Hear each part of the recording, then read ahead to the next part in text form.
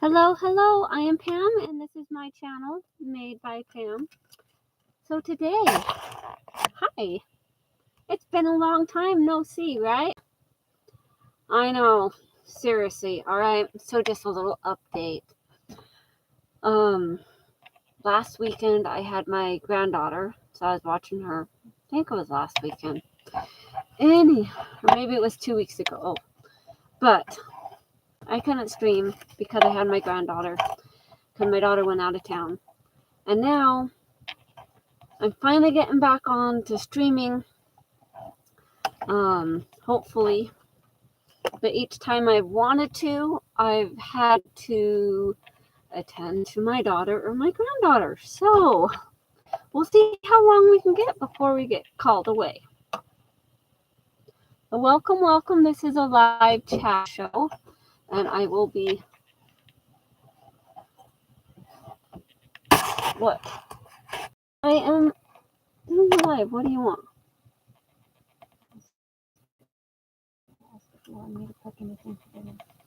I don't know. So I am decorating the top of some hammer rolls that I'm working on. I have these ones. She loves frogs. Just stop. So I have these ones all attached already. Just had to test it out and see. And then I still need to attach the pocket that I haven't done yet, but I will do that in a minute. And then on the back here, I have these glued down, but I don't have them sewn yet. So these are just like little pieces of the fabric that from the remnants of what I had left, that I cut out the little pictures that were pretty much whole. I've got some that aren't whole, but I was kind of thinking I would try to integrate that in somewhere where it's going to be hidden, but like the top part will be hidden by some fabric or whatever. So I'm trying. So how I glue these down. So this is backed by some craft fuse. So I put some backing on these because you can definitely tell the difference with the backing on. So I did the craft fuse, and then I just took some good old school glue, Elmer's school glue stick, and put that on the back of this and set it down. And then I took the hot iron and pressed it on there, and so it pretty much sticks on there. Isn't that awesome? All right. So I hope you guys are ready for this. And we're going to go ahead and get started. My daughter came down wondering if I wanted something to eat. And I'm like, not yet. I'm streaming. I'm not ready to eat. All right. So I've got my trusty machine here. So it's my Husqvarna Viking Topaz 40 that I have. And I like using this one at the moment. I do have my other ones too, but I need to adjust this real quick. The power cable was in the way a little bit. There we go. I want to get you close enough so you can see.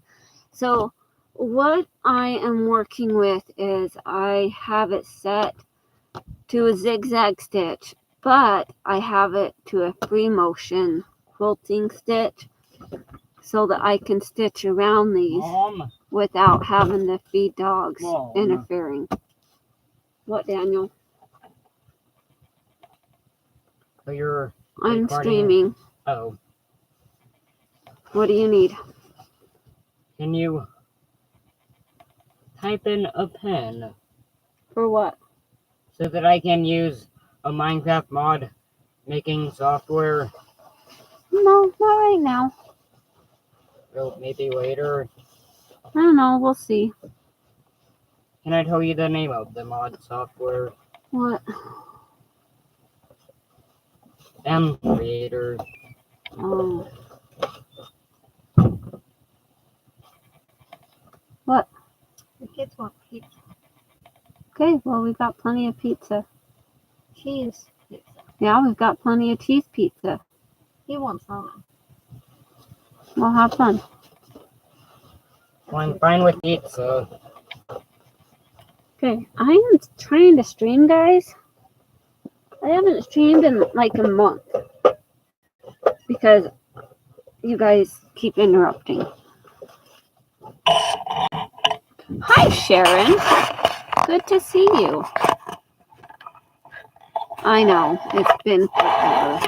I'm trying to make so you guys can see this well enough.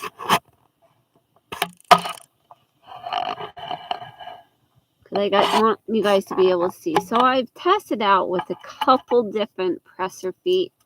I have this one. There's that little hole there. Then I had this one. But then I decided this is my embroidery foot also. And it's clear. And so it kind of gives a little more ability to see what I'm working with. Because I've noticed with the other ones, sometimes I'll miss a section. So we're going to go ahead and get started. I just kind of wanted to do this and show you guys. Because I love this so much. And it's been forever. I haven't been able to come on here forever. You want a pizza? No. You sure? Yeah, I'm not hungry right now. You just want me to make one for you just in case you No. No. I can make myself something later. But thank you. Hi, William. I know it's been forever. Yay. I've been trying. It just doesn't work with this crazy kids. I've been interrupted like 5 times already. Just from starting, and I've only been going for like 6 minutes. Of course they interrupt the moment I start to do it live. All right.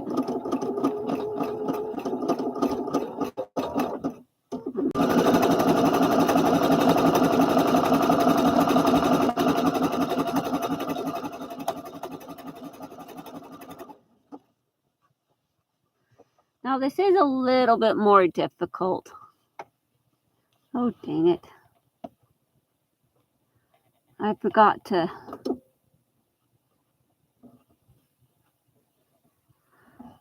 make sure my needle stayed down. Come on, stay down.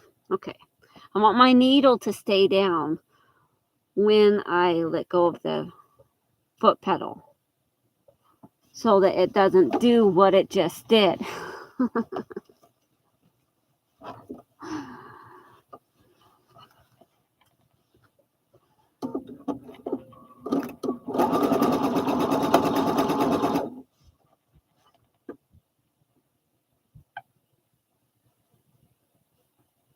But it has been forever.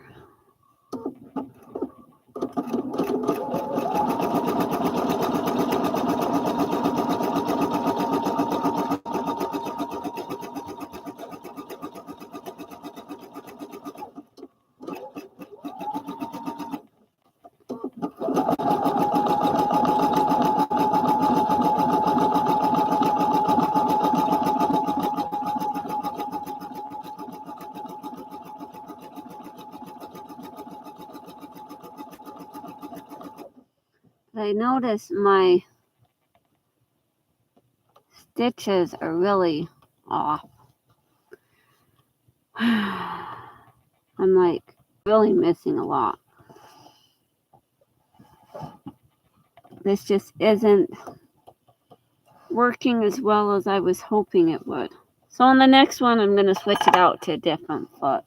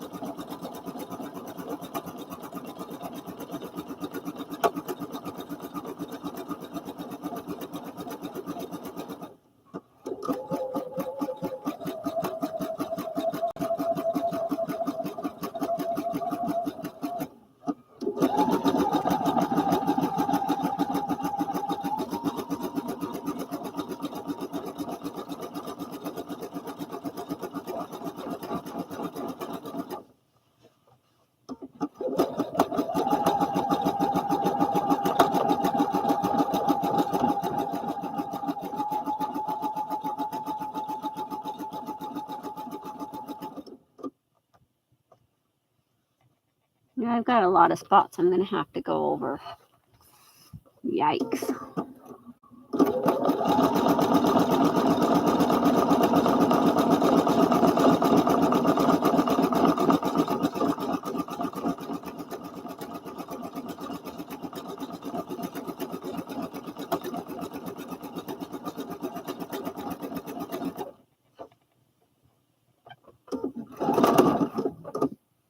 Okay.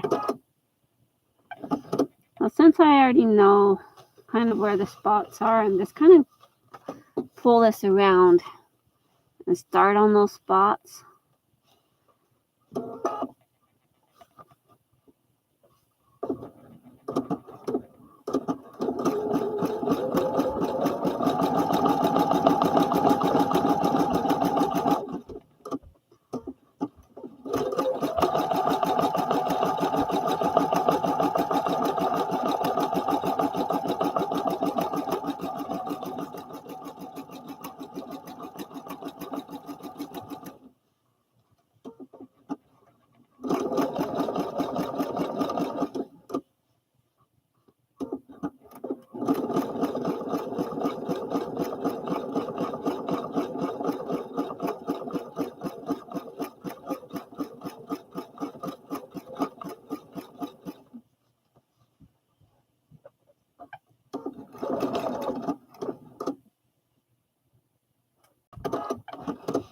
Okay.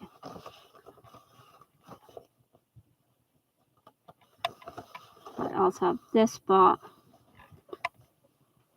that like I totally missed.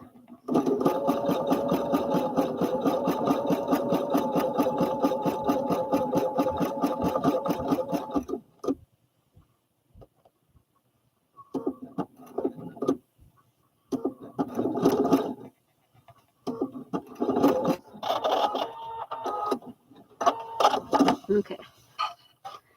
So to change foot, I just pull it off. And then I'm going to use this foot here. And then it just kind of slides on there like that. Voila. All right.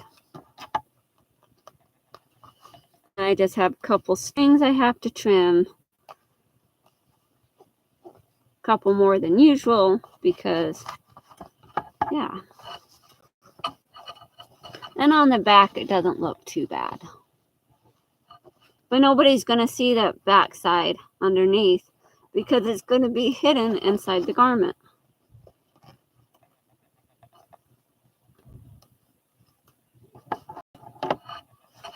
Okay. And this would be easier if I hadn't have sewn all of this together yet. But I did. And now I'm working around what we have.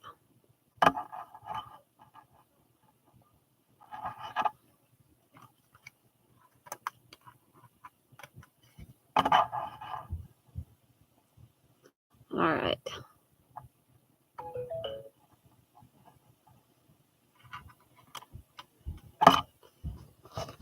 Now, we'll do the frog since it keeps trying to peek its head up. But I'm so glad you guys could join me tonight.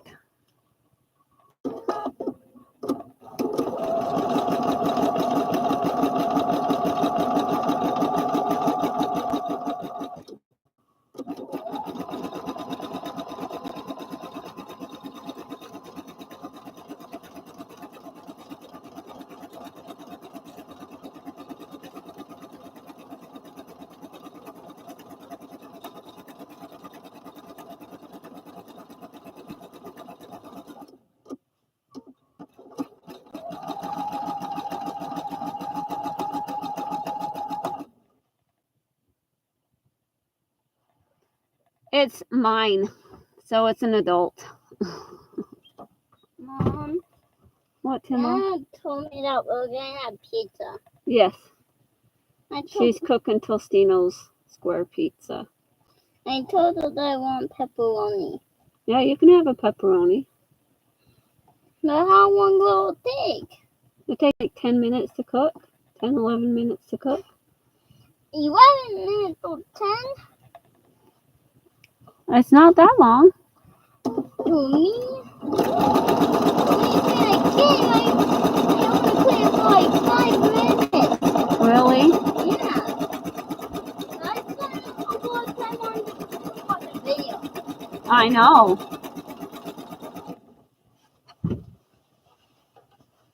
But yeah, this is an adult pair for myself.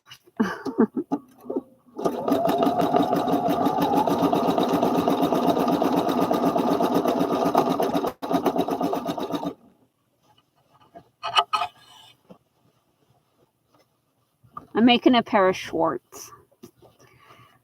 And I decided I wanted to decorate it with the pieces of picture of the fabrics.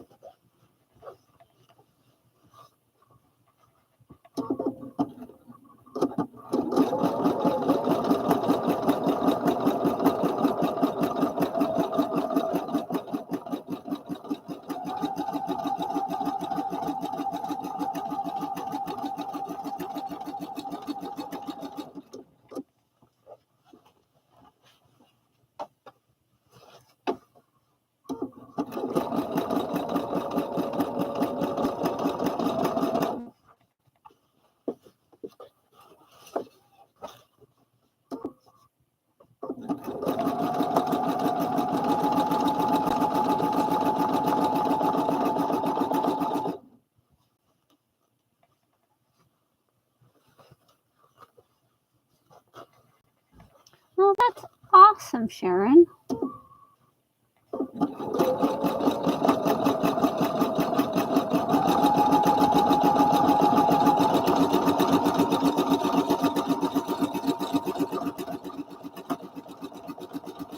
What pattern did you get?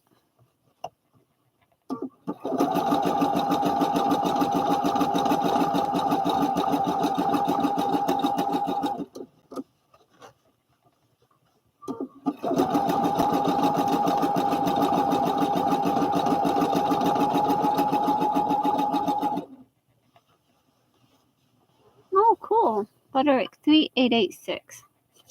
I'll have to look at which one that one is.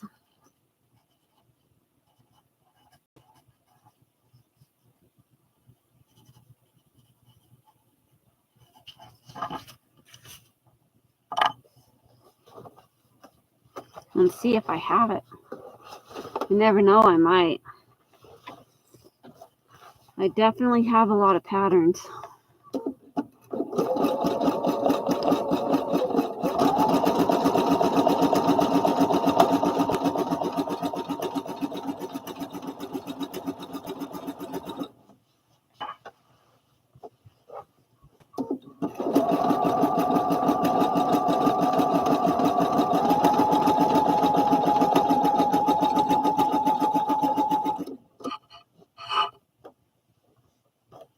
Hi, Joy. Welcome, welcome. Good to see you.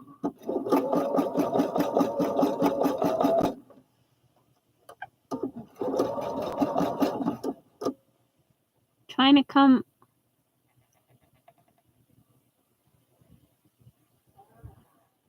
Okay, Sharon. I will see if I have it. I will look it up and see if I have it.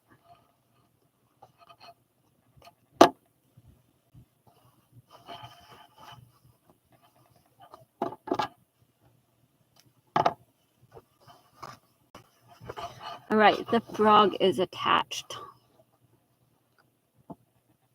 Kind of go around and kind of look.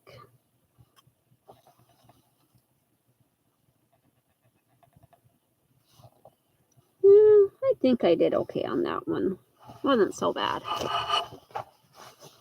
All right, now time for this little silly looking fly bug thing. So I have to kind of decide where I'm going to start it out at.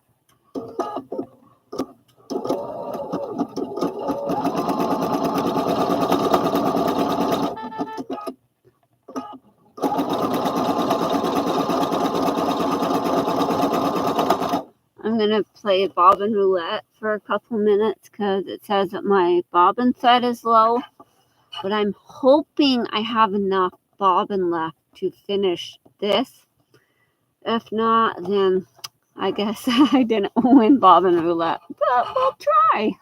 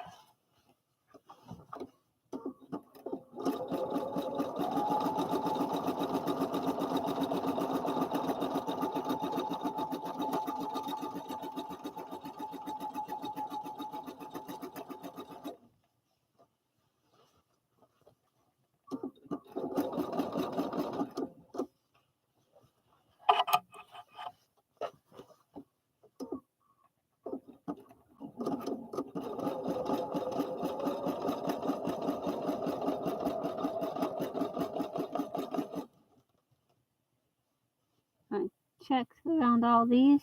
All looks okay.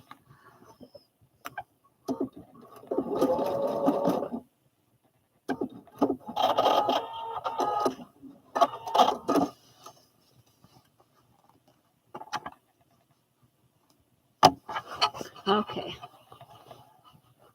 Got those all done. So what I'm thinking with this pair, okay, is that I want to make detachable straps. Okay, so I have my straps here. And I still need to finish attaching the pocket too. But I'm going to put a couple buttonholes, like for the front piece. This is going to be the front part of the strap. I'm going to put a couple buttonholes, like maybe 2 buttonholes on this part of the strap. And then on this back side, I still need to cut this off, and I will. I just haven't done it yet. But I'm going to put 1 buttonhole. And then, so there'll be detachable, reversible straps, because if I undo it, then I can reverse it the other way, depending on whether I want the frog showing that day or not. You know, it is what it is. I like to be fun. So, I still haven't, I was still debating whether I was going to do, because what I like to do is I like to sew this piece together, and I usually leave this top part undone until I decide how I want to do the straps. And then usually, let's just go like this. The straps would go in here like this. And see, I really don't have much room with the straps because I made the straps a little bit thicker. But they would normally go in there like that. And actually, the straps are supposed to come off of the side of the pants. So, how they have you making these is that the straps are going off the side, and this is just closed, so it's going off the edges. But so I am going to make detachable straps. So I still need to sew this closed that I haven't done yet. And then I'm going to attach a button to it. And then, or do I attach the button to the strap and make the buttonholes in this? I'm thinking I put the buttonholes in this back part and attach the button to the strap. No, that wouldn't work either, because if I attach the button to the strap, then it wouldn't work. What? I used pizza from the freezer in my room. Okay. Yeah, the freezer burned. So They were freezer burned. a little bit, yeah. Oh, I need to clean out my freezer. yep, I guess so. The ice piles are huge. One of the pizzas literally is gonna have to be cooked by itself on a separate tray. That's how Oh. bad it is. Okay. It is crap. So when I unplug my fridge and take it outside for a minute and scoop it, Yeah. Or when you get it ready, like maybe tomorrow, we can unplug it and take it outside in the front yard. We'll just have to clear some of the space so that we can get to it. All right. it's bad. Yep. That's really bad. The camera is going. Fine. What's your working on? What? What's your piece you're working on? The top piece? Those look like lily pads from this distance. What? The foggy piece looks like lily pads. Oh, okay. I have a baby. Bye, chat. All right, so I'm going to go ahead and sew on this.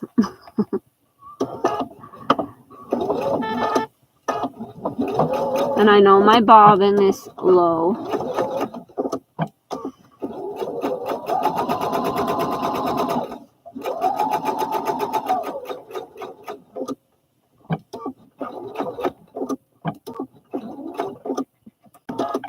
But I hate wasting bobbin thread. If I can use that bobbin up to the very last, I will. All right, so I have that piece sewed down. I do need to iron that piece before I top stitch all around.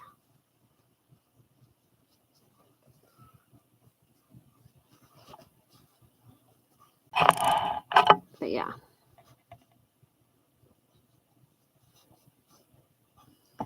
And then I can attach buttons on here. I think I'll just attach the buttons right on the...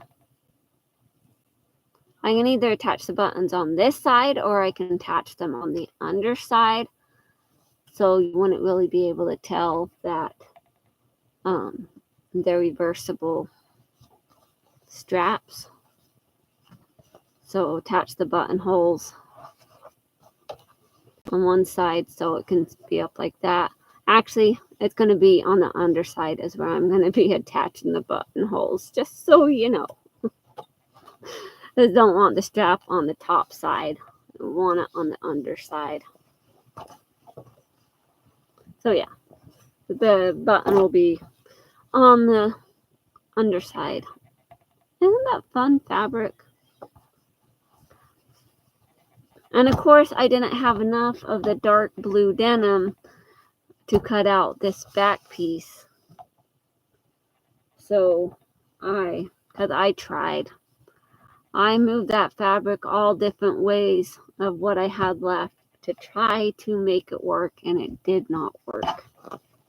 And then this, I'm going to have this folded down maybe. I'm still debating. It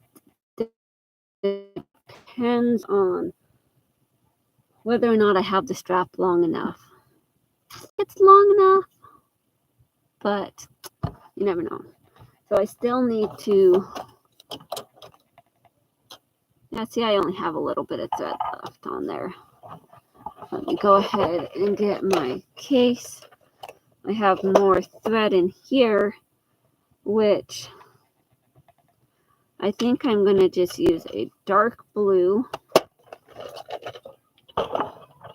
because this isn't going to show anyways, because I'm going to be doing a top stitch to stitch the pocket down, because I still got to stitch the pocket down so that I can continue on all this. And I'm going to stitch the pocket down so that it's not attached to this piece, which It probably should be attached just to hold it down more. But, you know, I like to do things weird. So, I'll back you up a little bit so you can see a little bit more here. I changed my bobbin to just a random available color. And change my stitch to like a triple straight stitch. It's for like stretch fabrics and whatnot, but it's like just a reinforced stitch.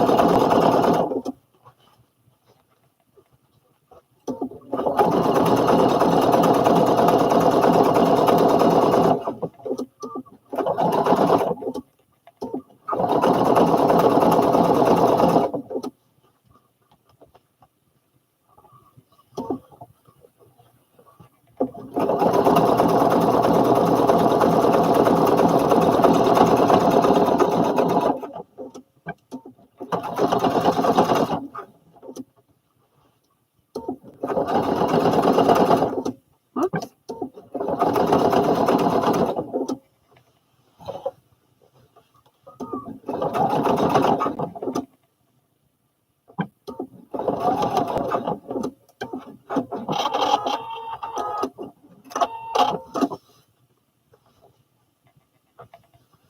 So I kind of did like a reinforcement on that top part. So I'm going to go ahead reinforcement over here too. So I'm doing like a partial triangle piece.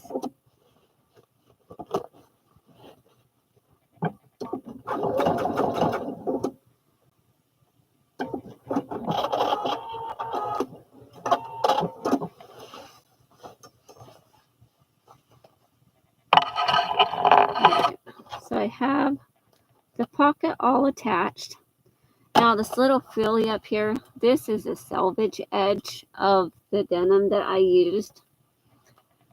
And I just thought it would be just too cute to have that little frill there.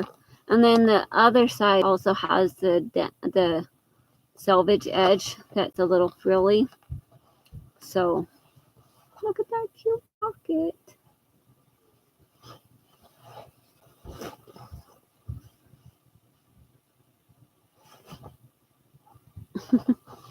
I love it. It makes me smile. Gotta clean up my pins. All right. I have that piece ready. And I kind of want that there.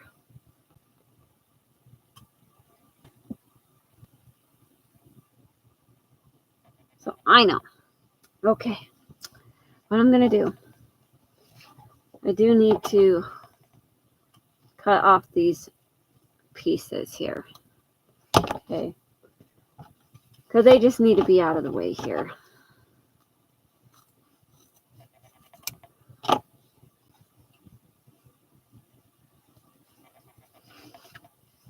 Then I'm just going to leave the edge raw on this just because I can and I want to.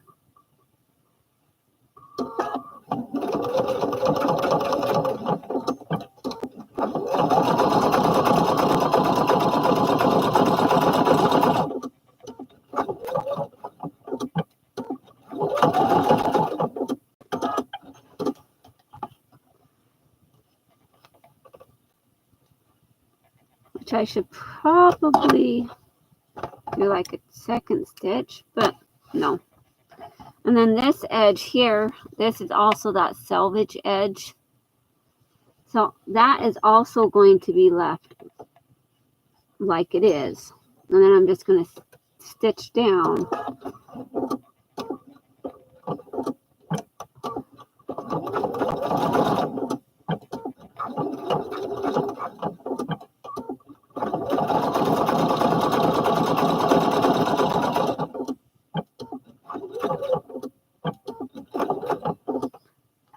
All right.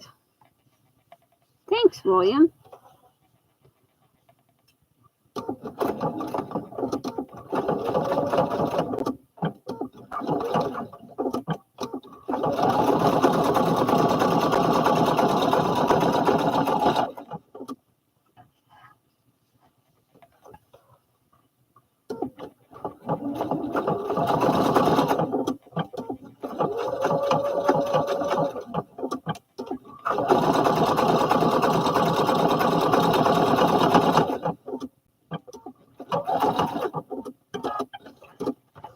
All right. Now, when I go to do the buttonholes, that will be something that has to be done on my other machine, because I have never been able to figure out how to get the buttonholer on this machine to work very well. And I would just rather not mess with it. All right, now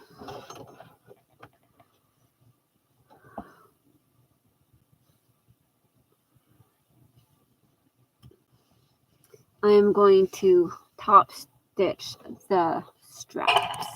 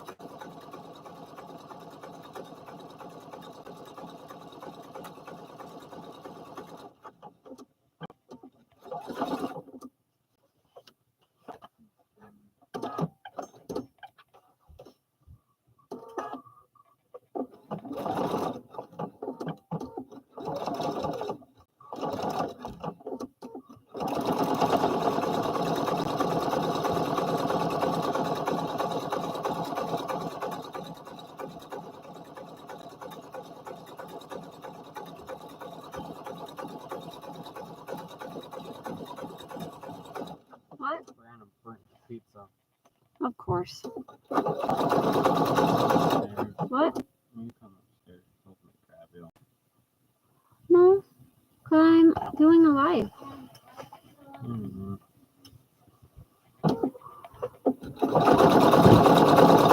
I guess they burnt the pizza.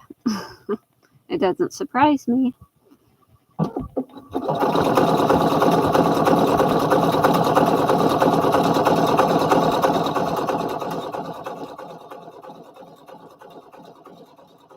I guess if it's too bad, she can give it to the dog, right?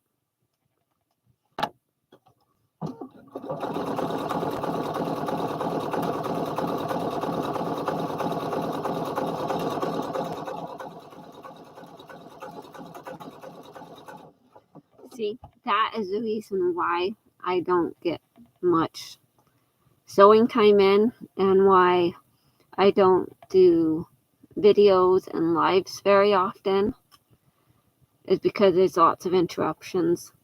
Like the video I did the other day of turning the strap. Okay, I got to one point and then I got interrupted. Like my phone was ringing and I had to go upstairs and because I was called upstairs. And then so it gave me a couple minutes to think about it, but I'd only push pause on the thing. And then I went back upstairs and They're extremely burnt. well, so you can always feed it to the dog and try again. No, she can't get them out. If you can't get them out. Yeah. She's struggling to get the back two out, and half of the pizza is black. It's Oh, completely burnt. Now she just needs to not cook.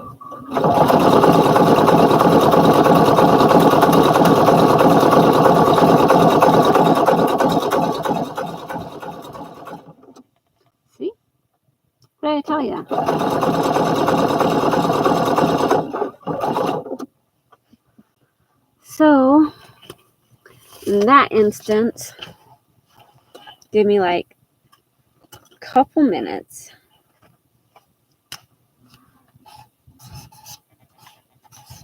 BRB. Okay. I'll go be right back.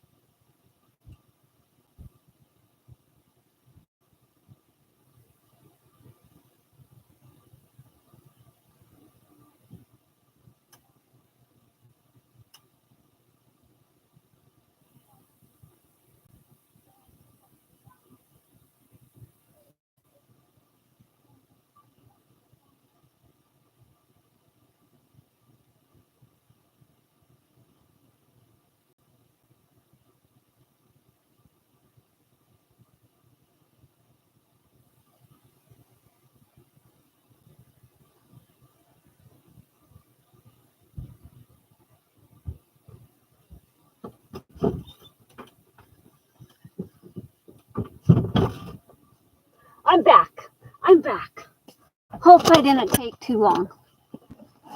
Joni, so glad to see you.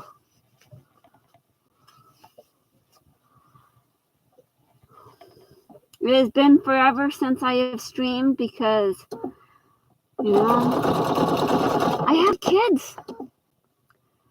And it's pretty much, I'm the only adult parent here because my husband is gone till next year. So yeah, just living it up.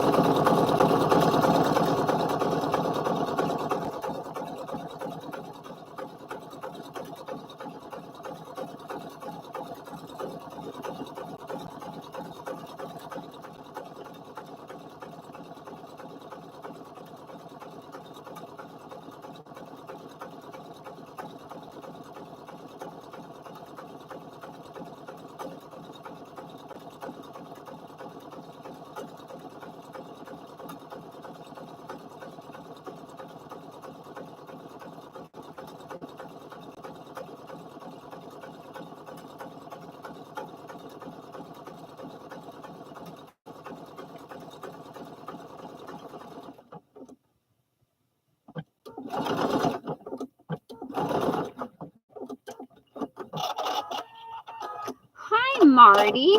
How's my big sis doing tonight? Hope all is well. I know it's been forever since I've streamed. Explained at the beginning that life just gets in the way.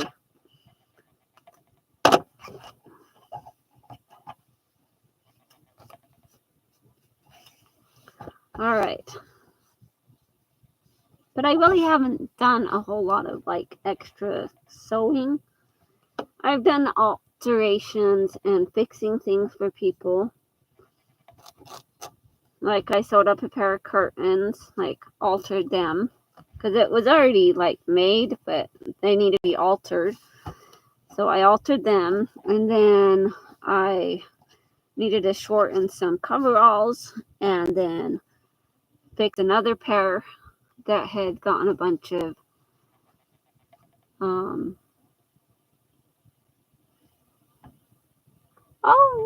no, that's no fun.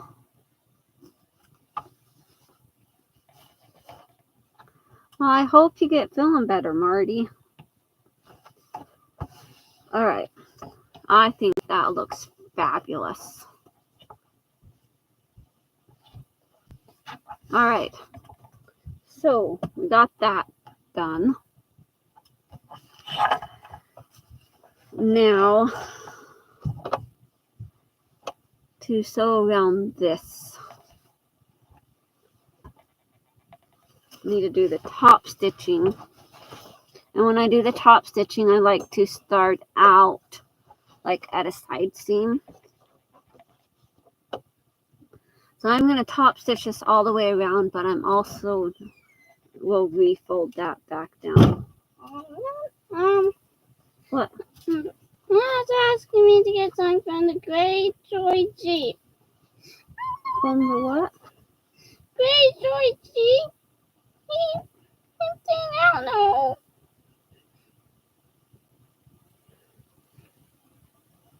I don't know what it is. The gray stores?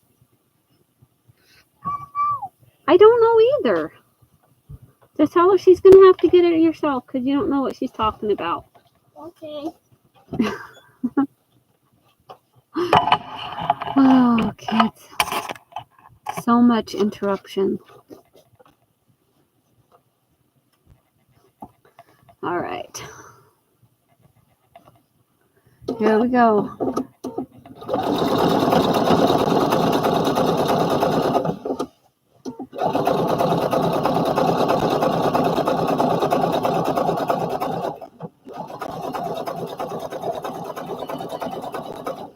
And I've made this pattern so many times that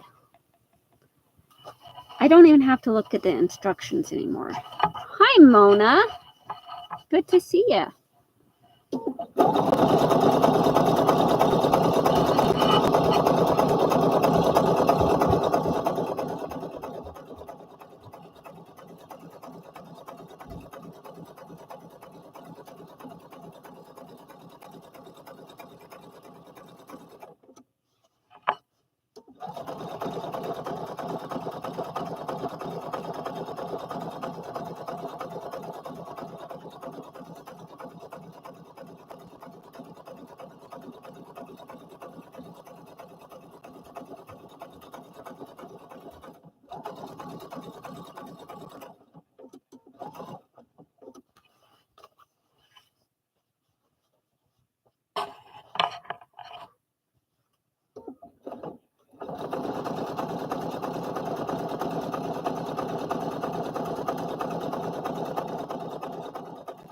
So last night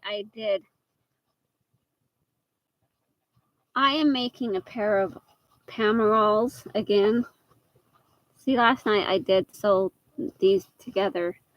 I decided I wanted to show you guys like my fun little designs and show you how I sew it together. Like, I'm wearing a pair right now that I've done. I just wanted to make another pair. I love them so much.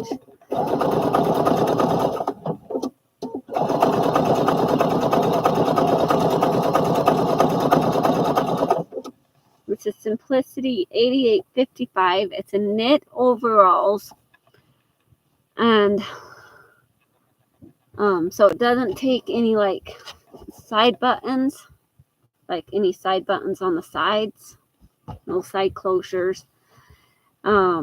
This one that I'm wearing is a size 14 because it doesn't, the fabric's non-stretch. But this one's a size 12 because the fabric is stretchy. So when I've got a stretch denim and I'm using stretchy fabric, I make a size 12. That's awesome, Joni.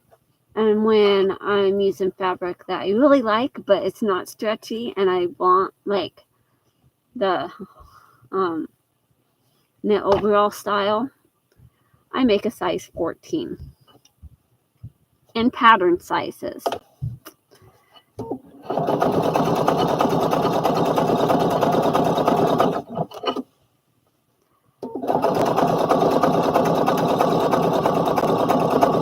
Which I think in the ready to wear is like considered like a size 8. I think.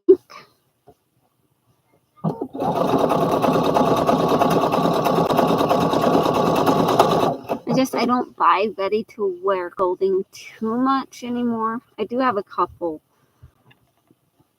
but like for pants and stuff, I only make my own overalls, cover Pamerals. Yeah.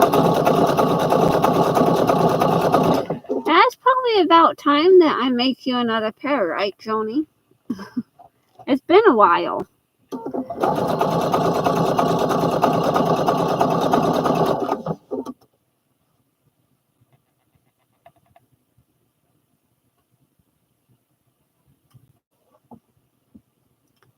No.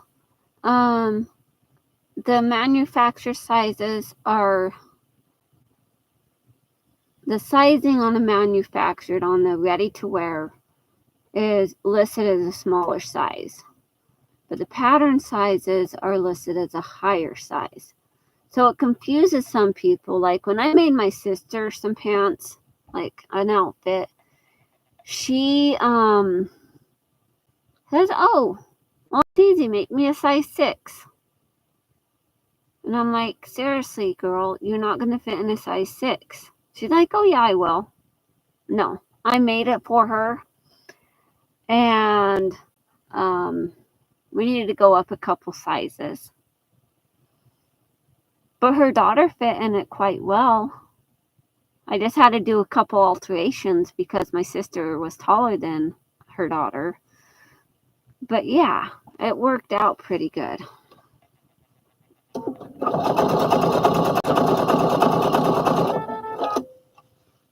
bobbin thread low already. Well, I can play bobbin roulette again and see how far I can get around this. I would hate to have to change bobbin collars in the middle of doing this.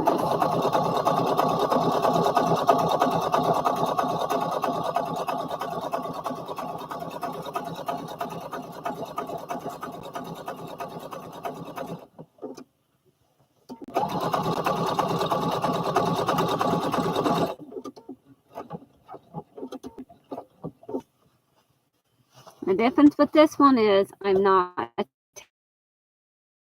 going to do a button strap.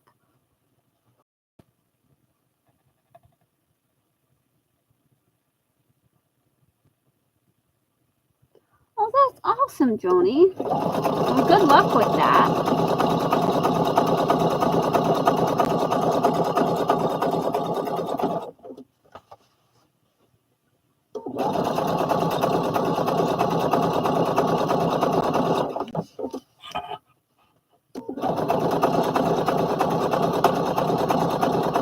Will the bobbin hold out until I get to the end?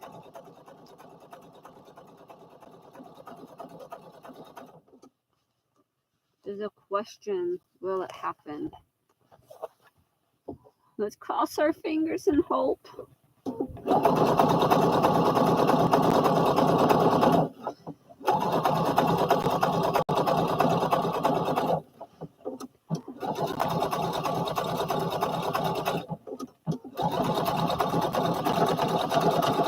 Dun, dun, dun.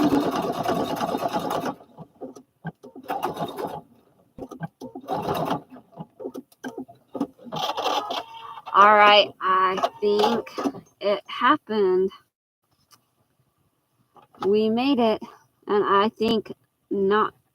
It had just enough to finish. Let me show you. See,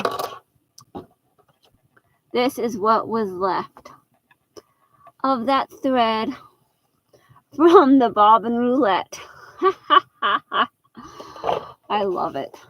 All right. So now I have some green thread. Should I use some dark green? We're just going to kind of go through and use what threads I have already wound and work it out that way. Because now I will be working on the one underneath. I will be working on decorating some more stuff.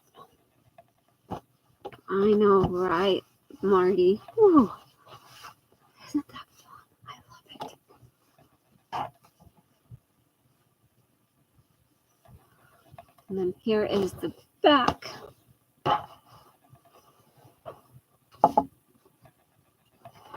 Isn't that cute? All right. So, next up, we have back pockets. Okay. So these are my pockets for my butt. I don't always add back pockets, but I'm going to because I have back pockets on these ones and I love it. And not only that, but they're decorated. See, I got decorations on my pockets. If you can see that. I know I'm not showing a very good view, but it's okay. All right, so decorations.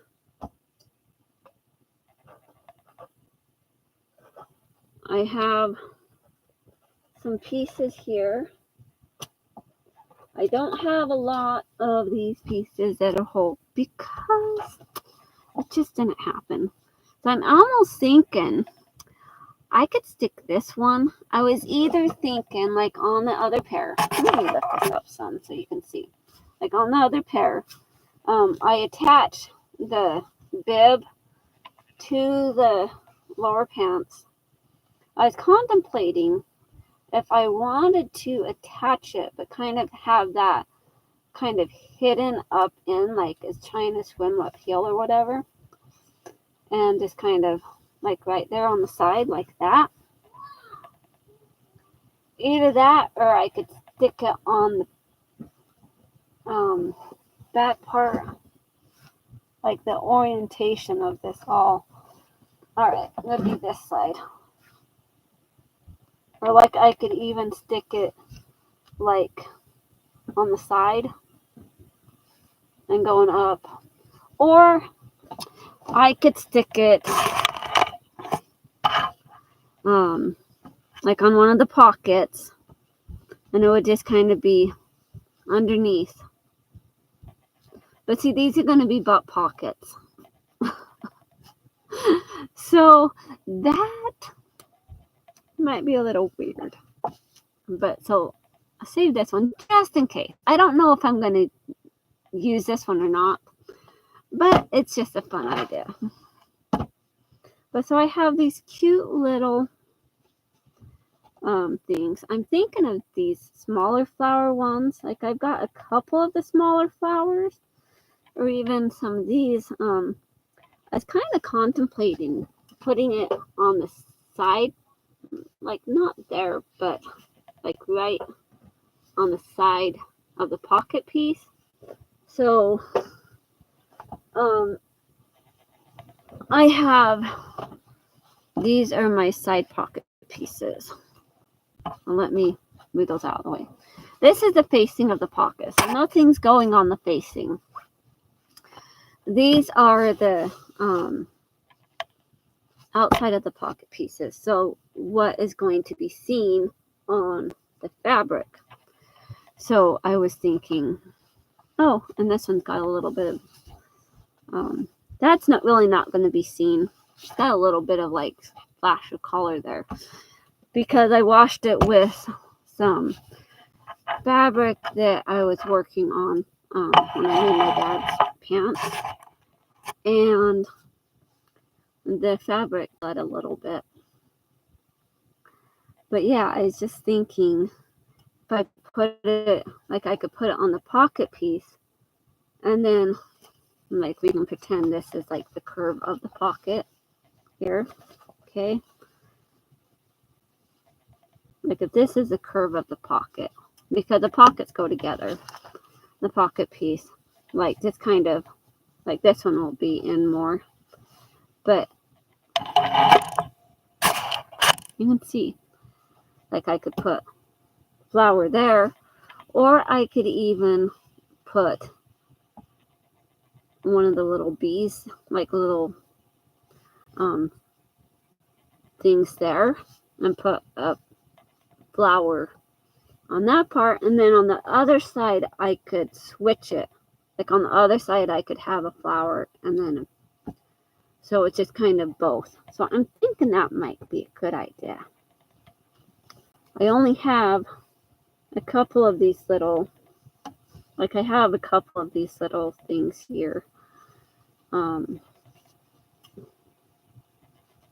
But yeah, and then I have them matching, so I might do the matchy because these ones match and these ones match, and I could do that on the pocket and the side pieces of the front. And then let's put that out of the way there. But that would be after, I would attach that after I got it attached to the other part of the pants. But so here I have these pocket pieces that I want to kind of decorate. So I was thinking maybe like that, and then that could be looking up at the little bug. Isn't that cute? Yeah, I do too, Marty.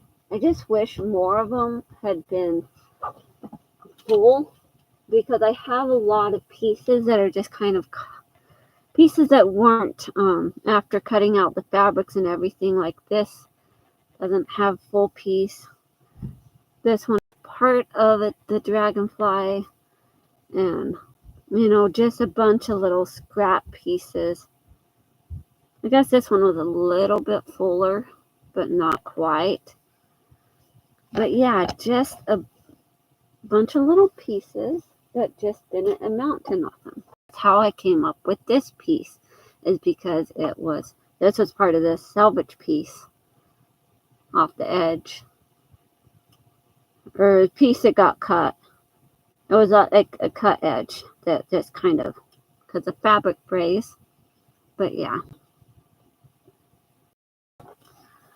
So thinking that would work.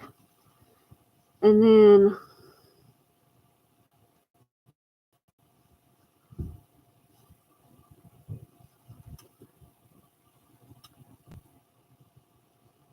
well, let's see. I could do that. No, it doesn't quite work.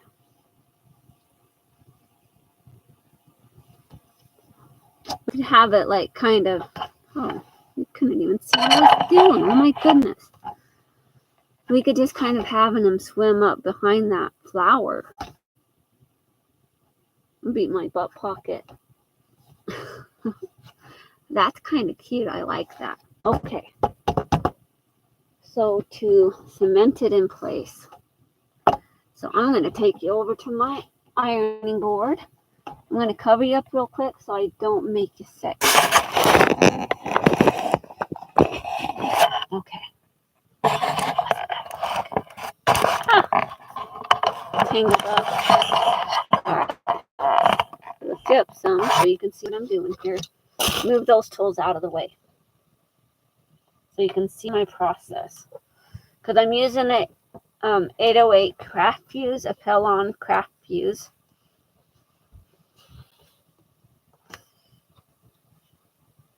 Let's pull you a little bit closer here. I tell you I don't want to make you sick, and then I just keep moving you around. I'm just going to see if we can make you a little seasick anyways. All right. So we're just going to stick this on there. I have made up my mind. The swimmer is going on the butt pocket. Just like that. Okay. And then I take my iron and iron it down because it kind of fuses it to the... I don't know where I saw it. I saw it on somebody's video, like a short or whatever that I watched, that they use like a little glue stick as a bonding agent for stuff like this. And then they cemented it in with the iron.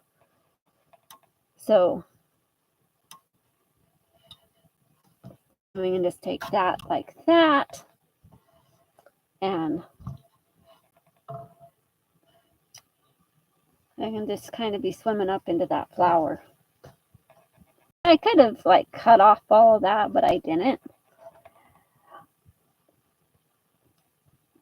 At one point, I thought about just having like partial, so you only see like the little back legs going up into something.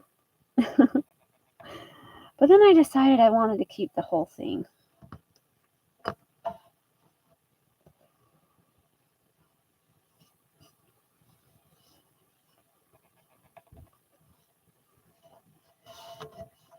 I think that'll look good. You can see part of the hand there. It's like swimming past that flower. But the flower is overtaking the picture. It's like swimming behind that flower. Look how cute. And then it's kind of just like cemented on there. And it's in place where it needs to be.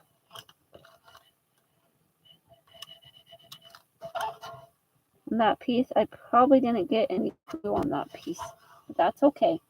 All right, next piece here. This is so much fun. We have this one. All right. I can actually tighten that down so it actually looks, yeah. So it looks like it's upright for you. Then you're not looking at it upside down. All right. And you can't even see what I'm doing here because I move stuff. All right.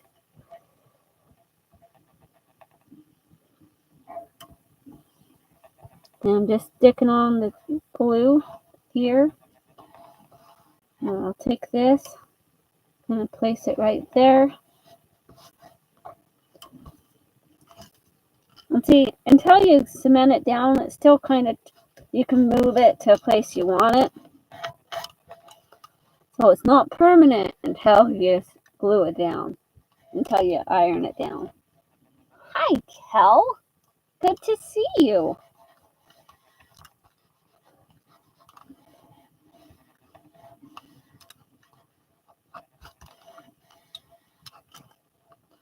And then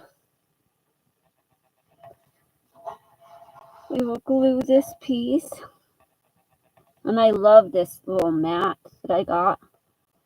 It has been awesome because then I can iron right on my table and I don't have to switch off to an ironing board. Which, look how much stuff I have now. I don't have room for an ironing board. Well, this little mat is perfect. Just like that, and it's looking up at the little bug. And it's like, what are you looking at?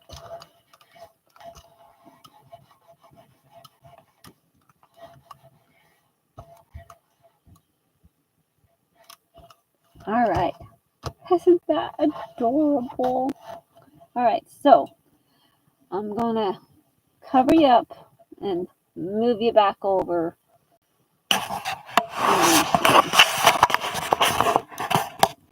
Switch that back around here. All right.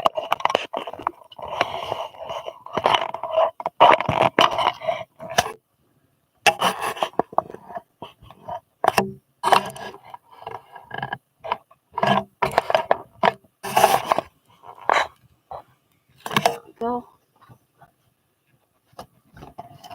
And then, yeah, I put green in there. Okay, that's right. Wanted to make sure I had thread in there. And then I'm going to switch it back over to my zigzag stitch and then put it on my free motion. And then we're just going to stitch around all of this.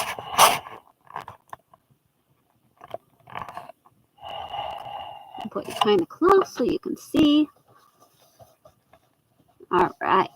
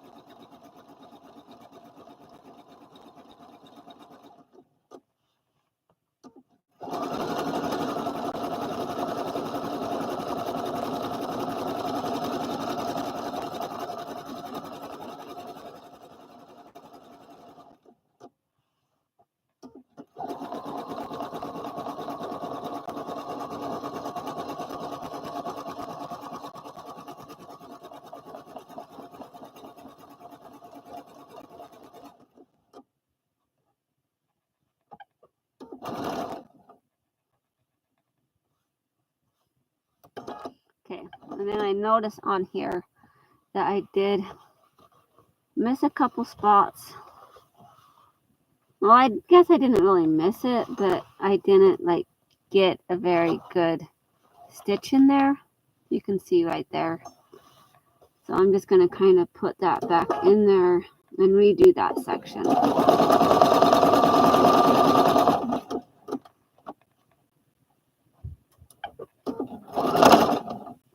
Okay. Now it looks perfect.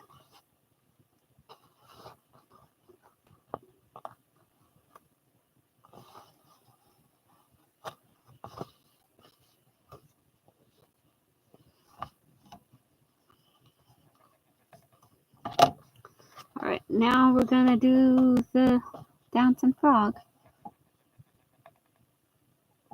Yeah, I'm using my zigzag stitch, and then I'm doing like a free motion. So basically, my feed dogs are down, and it makes so that this doesn't have a lot of pressure. It has some, but it's not going to press all the way down. So it gives me the free motion that I can move this around. Then I make sure that every time I stop, that my needle is down so that I'm not losing my place when I go to switch it. So my needle is down in my thing, if that makes any sense.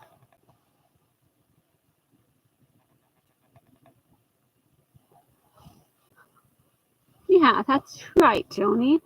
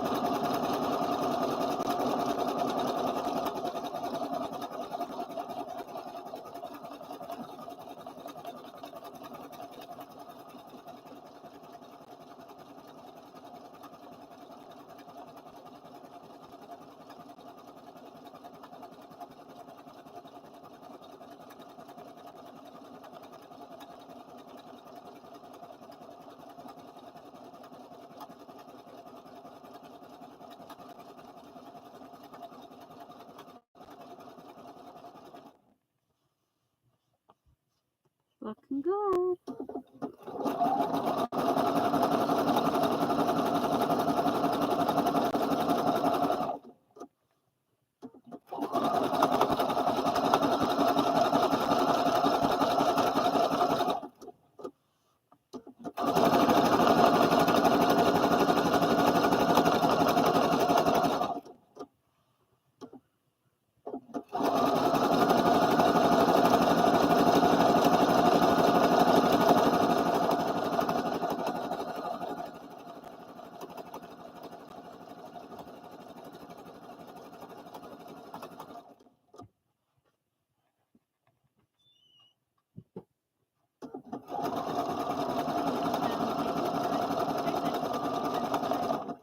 I wanted extra cheese on mine. So you're sharing with me.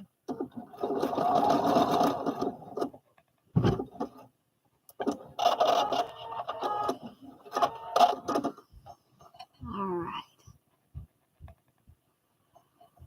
I don't know. Seems to be still be going on my end. I hope so.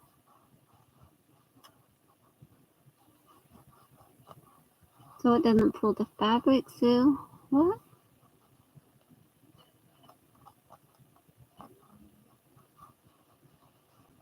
Yeah, something like that. I don't quite get your question there, Marty. Well, here's the back, and here's the front. Isn't that so pretty? All right. Next is to sew around this one, and it's just going to be one continuous. I will be top stitching around that.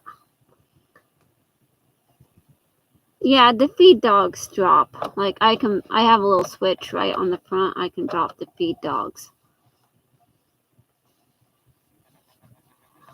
All right. Well, thank you for joining us, Joni. I appreciate it.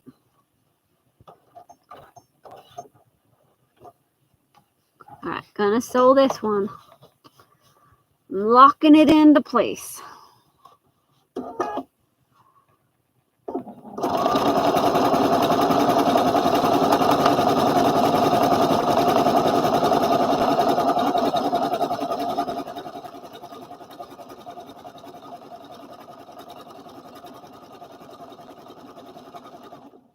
You know what I just realized is I should have started out along this section and then gone along, because now I'm going to have to after I get all the way around, I'm going to have to jump over to do this.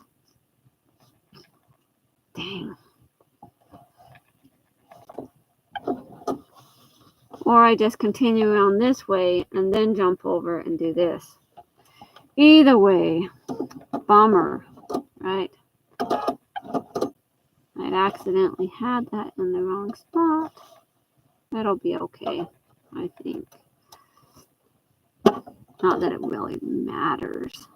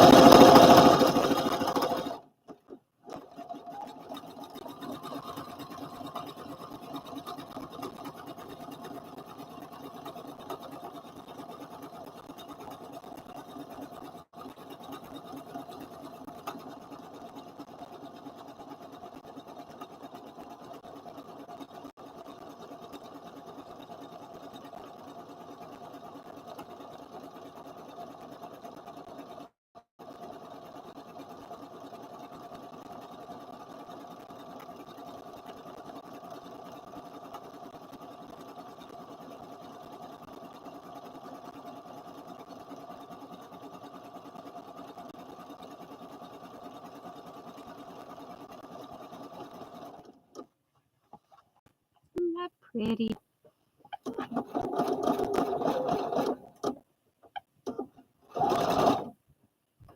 Alright. I got that. Now I have to jump over to this other section.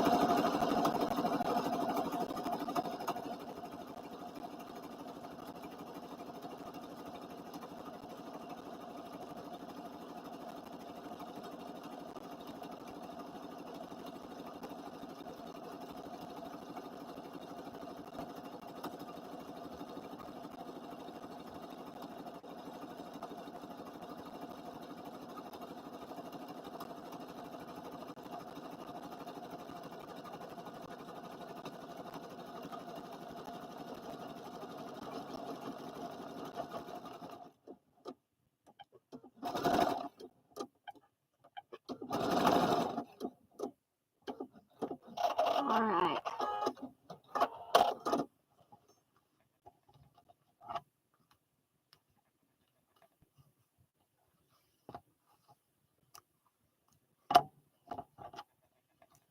See, on the back side it looks pretty cool. It almost kind of looks like a hand holding the little flower. But there. Got that piece done. Got that piece done. Now the next step is, although I accidentally lifted up to feed dogs instead of keeping them down because I played with it for a minute. I know, it's so cute. I love it. Right, now I need to switch it back over to regular stitching. Just mess with a couple stitches here because I'm going to do the attach the pocket pieces together.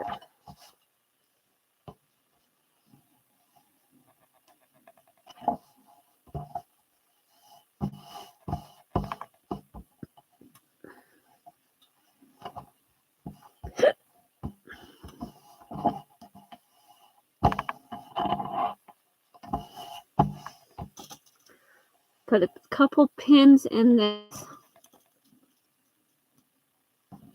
Oh, look at that.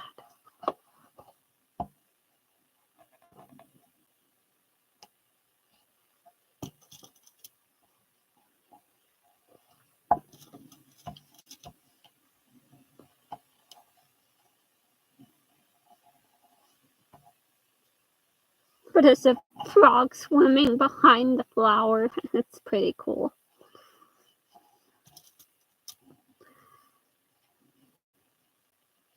Do that so that the fabric doesn't move out of place.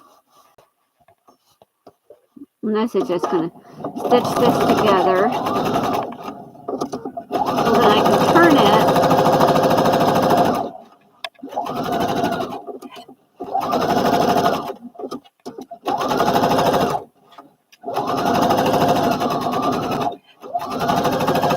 So usually the way I do the pockets is I would, God, this looks lumpus. I would like sew along the top, and then I would leave an opening on the side and then flip it. But being that I want this like this edge, the yeah, that edge to kind of show, I'm doing it a different way.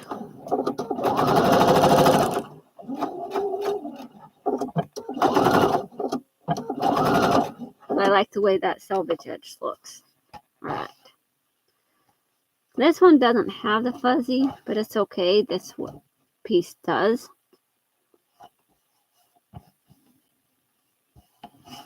And one of the pieces, it didn't like quite, like a little bit of cut off from it because I was running out of fabric.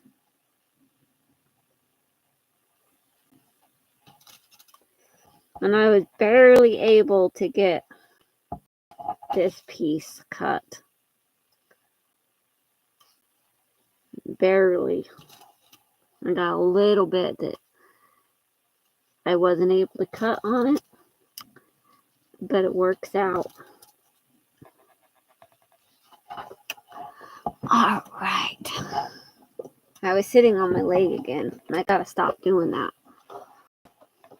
Because then my ankles start to hurt. Because I'm sitting on my foot, basically. I'll knock it off.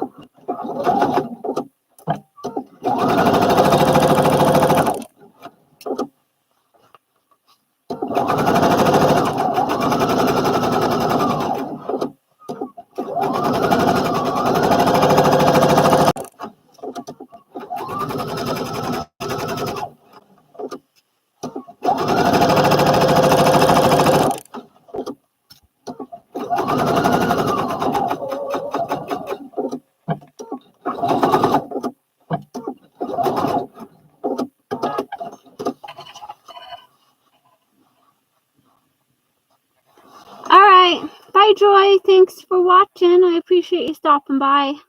Have a good night. Oh yeah, it's already like 10:21 where you guys are. Oh my goodness. Well, Joy maybe not. Hers, it might be the same time. But Marty, it's like 10:21. Didn't realize it was so late. Well, it's 8:21 here. But sometimes doing it at night is the only time I get. Alright, so I got this pocket. And on the last one, I did cut a couple snips just so it does sit easier when I'm turning. Because you do have that big curve.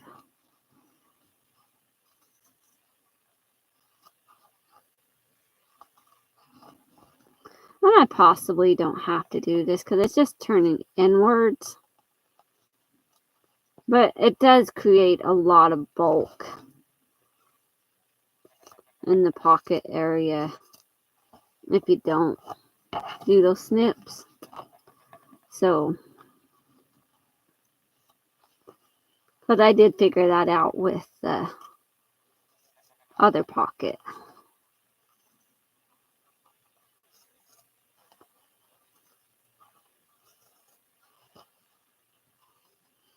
Because usually with the pockets, you only really cut in like one piece of fabric for the pocket type thing.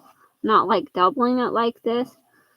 But I always like my I like to do my pockets double lined. Well, lined, but basically because it's going to automatically make that like it being turned in, so I don't have to fiddle with it and turn it in to, yeah. But I fully don't explain myself. But I'm sure you get the gist. Maybe. Just maybe. Oh, I should have changed laundry over earlier. And I didn't get it done. Because my sister brought laundry over to wash. Because her dryer is broken. And yes, I could fix her dryer. And she knows how to fix it too. She just needs to get a new belt for it. But neither one of us has done it yet.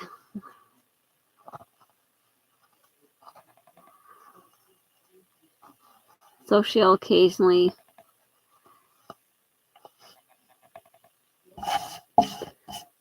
bring her laundry over here and do her laundry.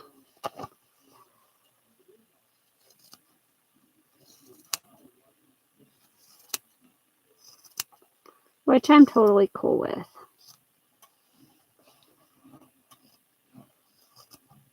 Alright. I'll just kind of trim that corner just a little bit there.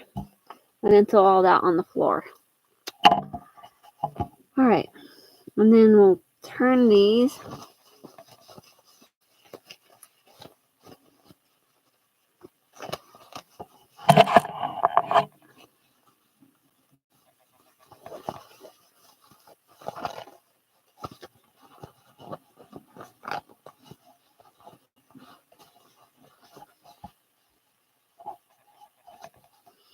Now I'll have to iron those pocket pieces. Oh, look how cute that is. I love it.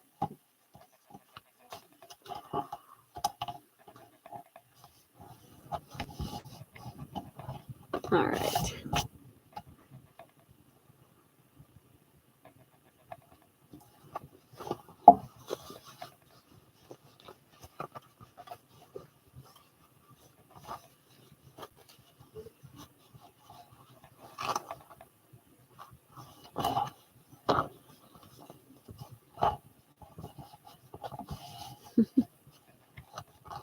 It's just adorable.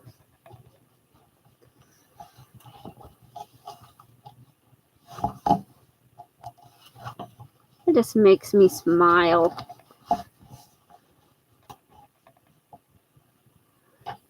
All right. My daughter brought down pizza. I told her I didn't want any, but she brought it down anyways.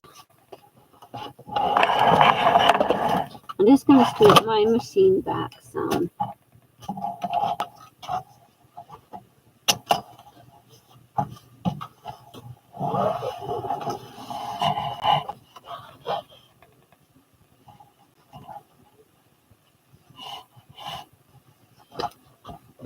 I can just move stuff around here. I'll lift you up so you can see what I'm doing.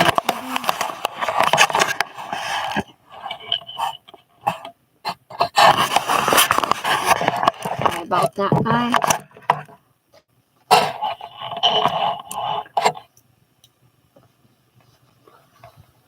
Did you like that little roller coaster there? Flip your screen around. Yeah, a little bit of turbulence. Hold on tight.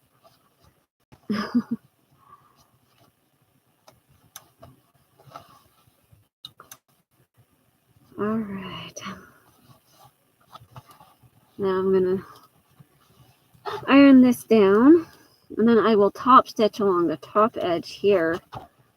And then we can sew that pocket down.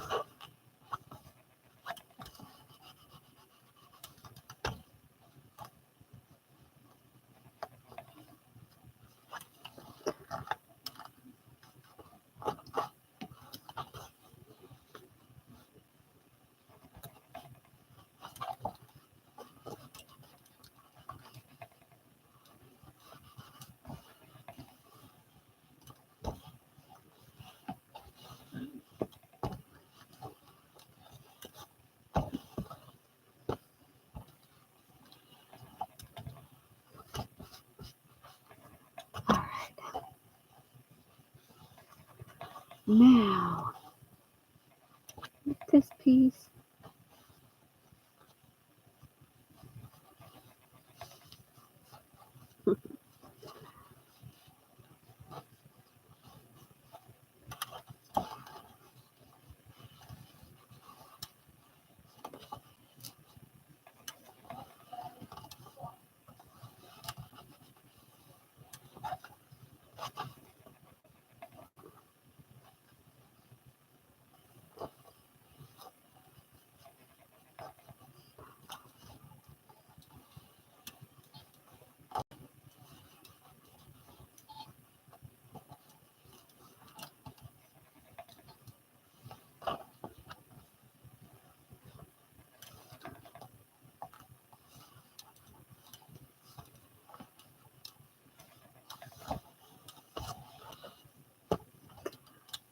Right.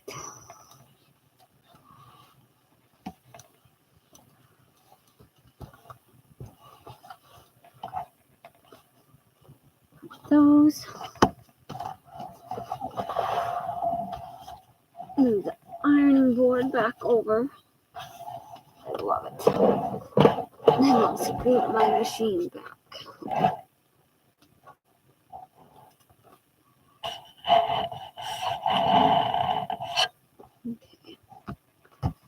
Now, well, I guess I do need to still measure what I need to place where the pockets go on the back here. Okay.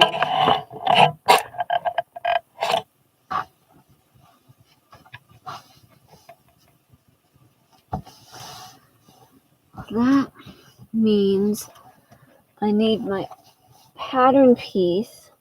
Okay.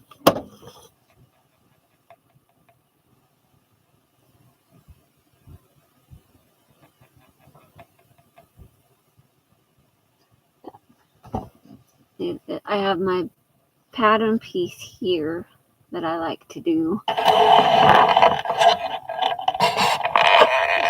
can see what I'm doing here. And I have marked on it, like I have little marks on it to where the pocket piece goes.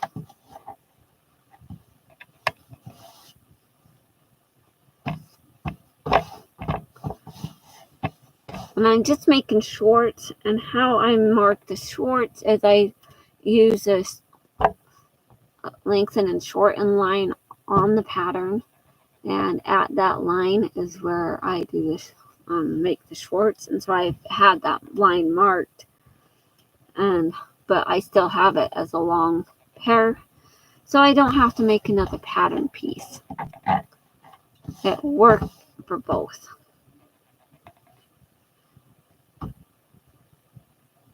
Well, this will be one side, so I'm thinking this one on this side because the crotch is that way. So, oh, but I still need to do my top stitching here.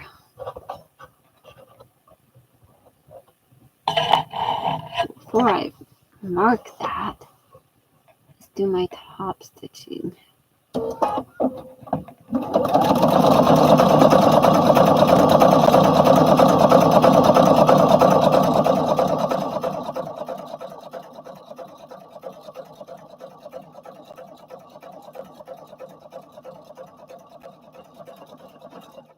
Got to close off the top of that pocket. Can't forget to do that.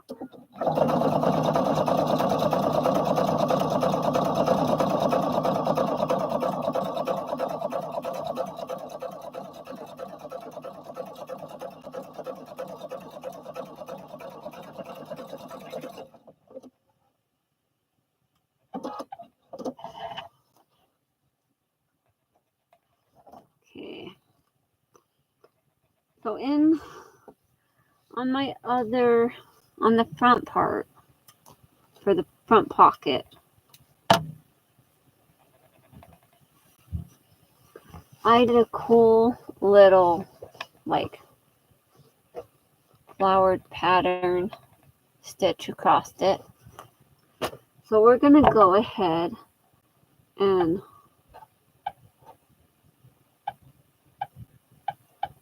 we will switch this to little flower.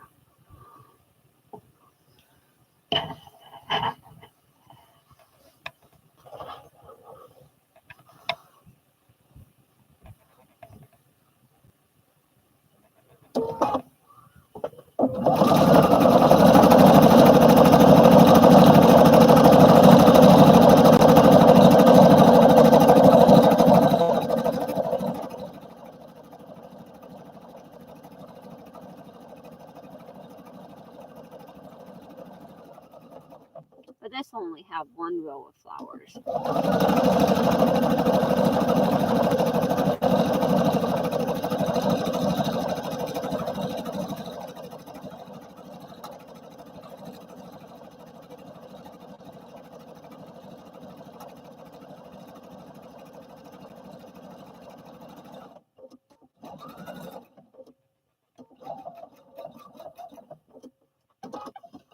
Okay. As easy as that.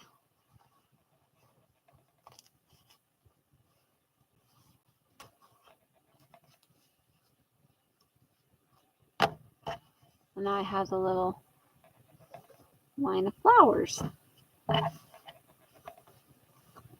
Now, since I have that top part stitched down,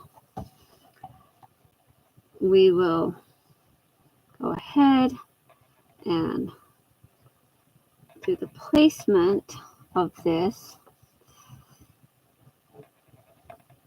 So the pocket is a little bit bigger than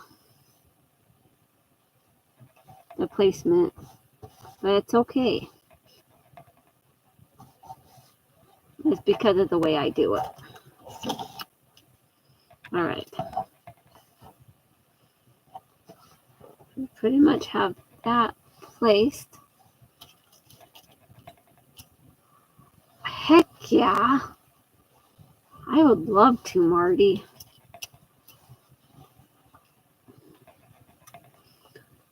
I'm gonna like wear them like all the time. Well, I guess not all the time because I gotta give my other ones attention too. But I definitely love wearing these statement pieces because I love it so much. Okay, so that pocket is in place. So when it's on, it's like he's swimming across and towards, and she's kind of running. She's looking up at but she has a flower, and she's kind of running this way, and she's running towards the frog that's swimming, and he's swimming towards her. Such a great story. All right. I love it.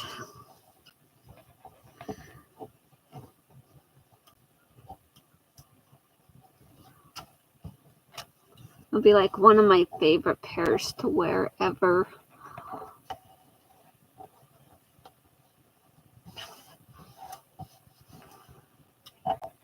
But I just love using fun fabrics.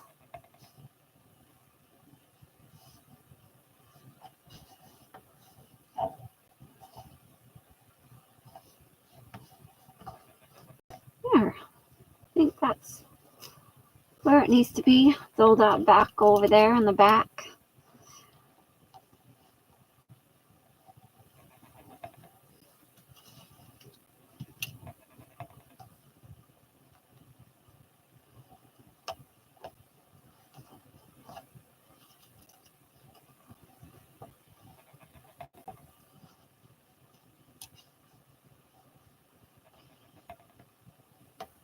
Like I could do this whole thing tonight live.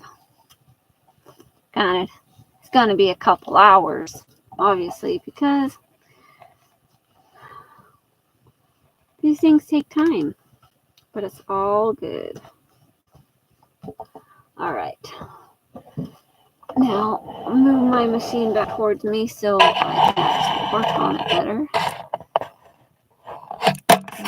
Down. Right. And we'll switch this back. All right. That was easy to switch. So I have it on the triple stitch. Well, it actually looks like a double stitch.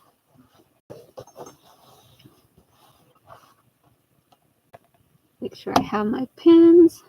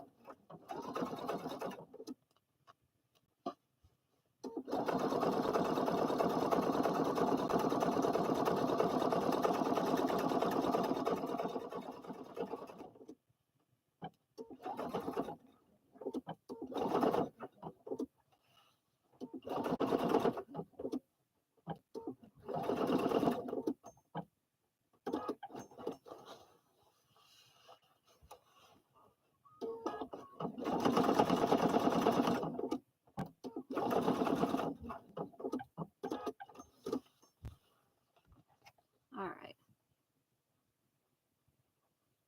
Oh, thank you, Kel. This one, on this one that I'm wearing. Yeah, I like it too.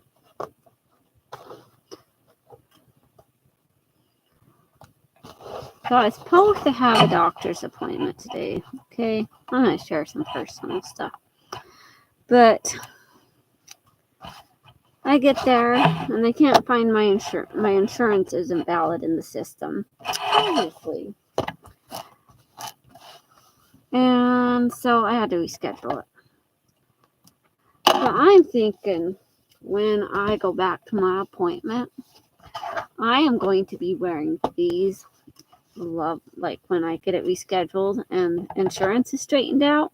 Because the insurance should be straightened out by next week. Because before they shipped out from Texas, they were supposed to have all the insurance stuff taken care of. And they did. They had it all approved. But somebody must have gone in and messed with things. And then it wasn't approved. Alright, got that pocket. Isn't that cute? Right. Now let's stitch this one down. And so I have to reschedule my appointment. And it's a lady appointment. And so I got to reschedule that. But you know, I was going to do it. But now I can wear a new pair of fun overalls when I go next time. I'm so excited.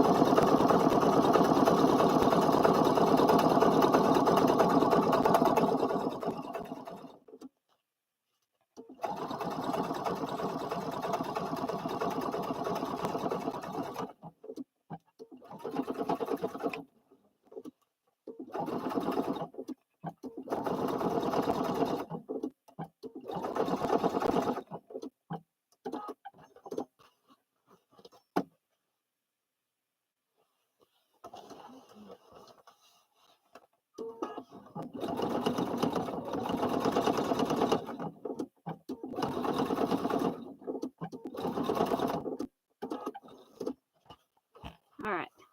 I just do that little diagonal thing there just to kind of reinforce that pocket piece. I don't use the back pockets a whole lot. Really what I use the back pockets for is if I want to stick my hand in my pocket on the back. But a lot of time I don't even use the back pocket. It's more just for decoration. And man, are these good decorations. All right. Now, move it this way, put that way. You can see more of the big picture here. We're going to attach these. Okay.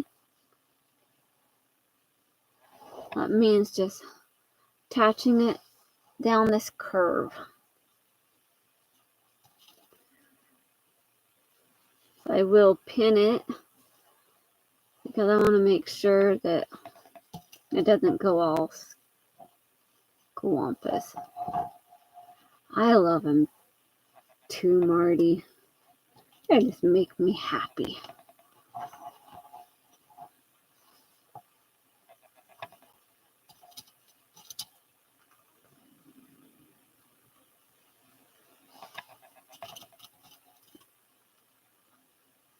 Notice in the picture you can kind of see some of my bruising. I don't know why.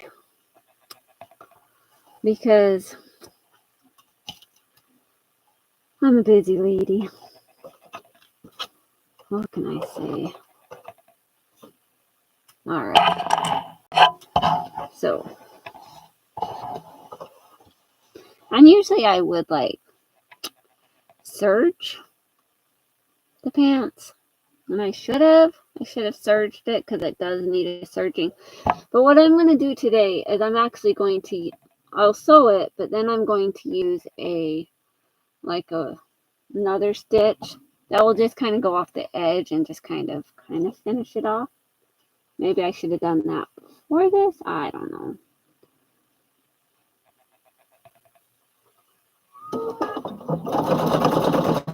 That's all good.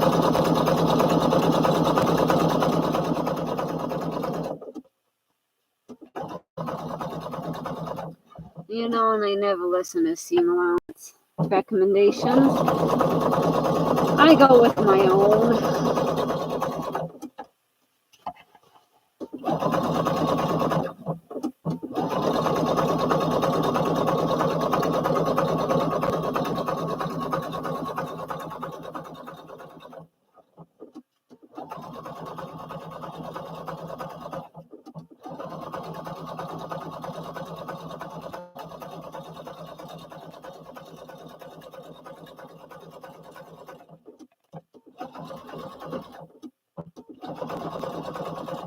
Okay.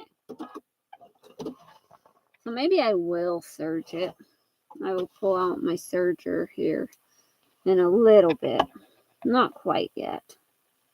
But I still got some other sewing I can do before I serge it. So here is goes the pants.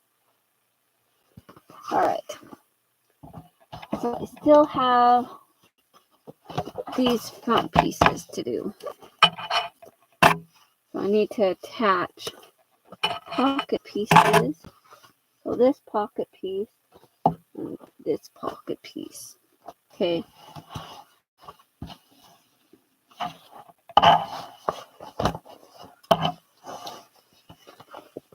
Put that out of the way.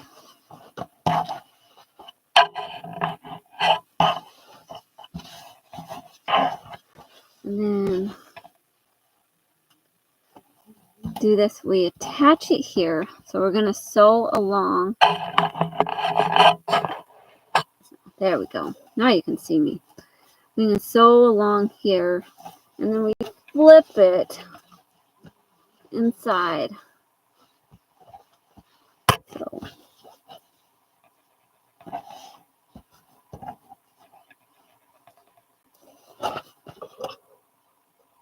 that one I can use just a regular stitch.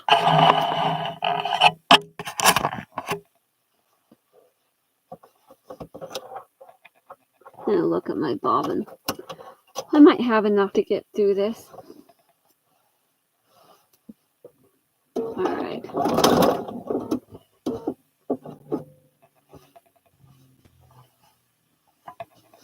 Sounded a little weird.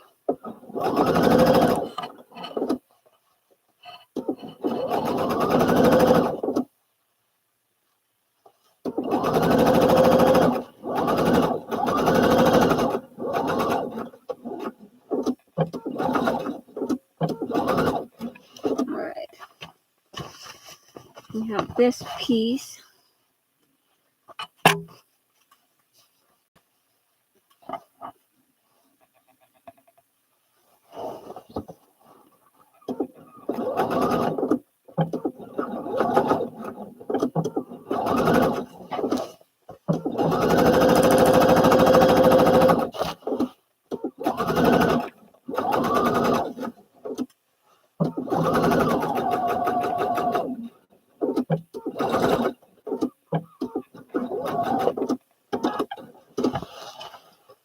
And I'm not even really changing out my top thread, and it's an embroidery thread. It's not really meant for like an all-purpose, but it's okay. Promise, it's okay. Alright, push that back. Yep, there's a lot of pushing and pulling. But that's because I got stuff I gotta do. Whoops. Well, I gotta get that needle out of the way. Alright. So, see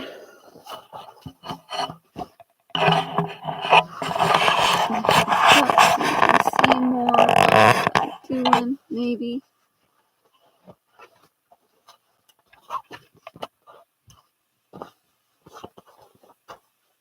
Oh, I gotta cut some threads. There we go. Just press that real quick. Alright. And I'm using the light blue on this because, of course, I ran out of fabric with the dark blue. Didn't even have enough to cut the pieces for the pockets.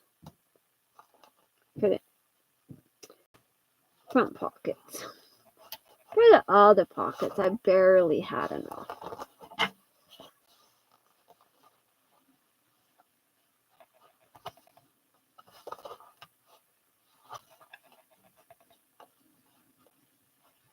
But the pockets were these pockets were kind of an afterthought.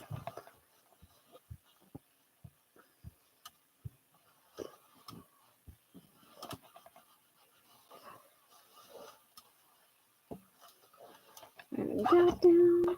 Look how beautiful.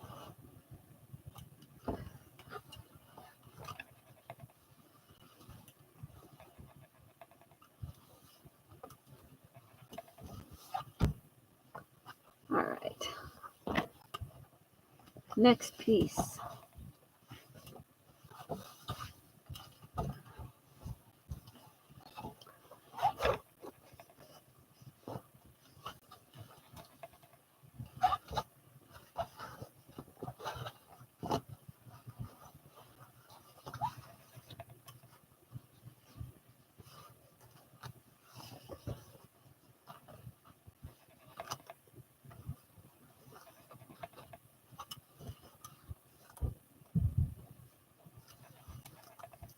See, I have another pair of pants I'm supposed to be working on.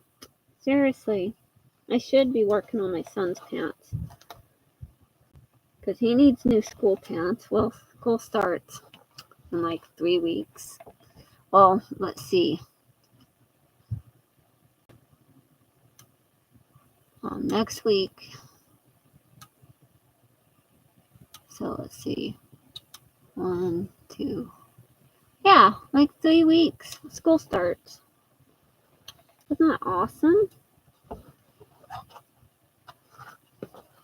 So I should be working on his pants. But I needed to do a little bit of fun for myself. And then I'll do his. But I have pattern M6222. It's a pair of pants I'm going to work on for my son. But the pockets are inseam pockets on the pattern. And what I did is I made them so the pockets like this. Because I can. I actually use the same pattern pieces that I use for these pockets. I use for his pockets. And I even use the curve of these pants as the curve for his. All right.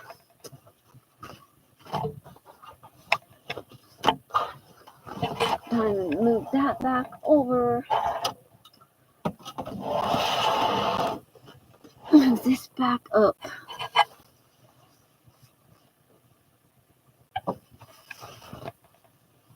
This will be a top stitch, so it will be like the double duty strength stitch.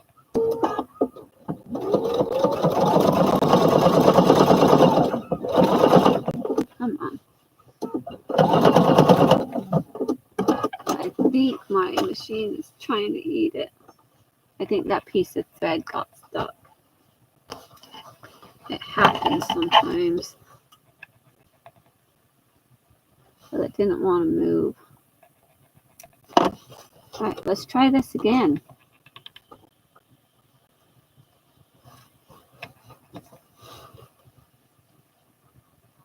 There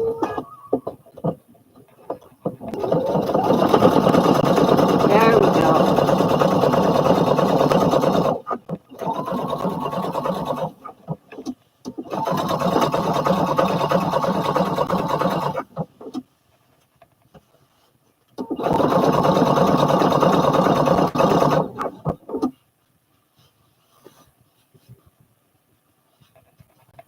Yeah, they do, Marty. Good night, Kel. Thank you for stopping in.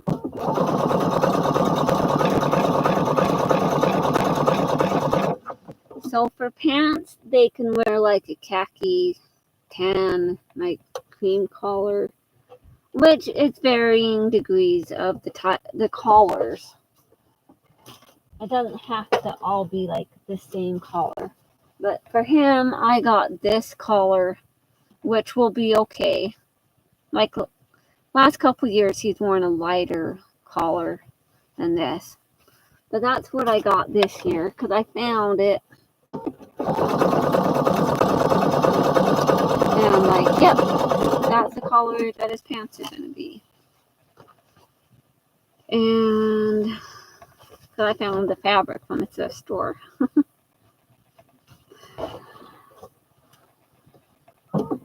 And then for shirts, oh, and then they can also wear navy blue pants. But it has to be like the, that type of fabric. Well, it could be different types of fabric. They just can't wear denim. Or knit. But they can wear navy blue or like the cream collar khaki pants.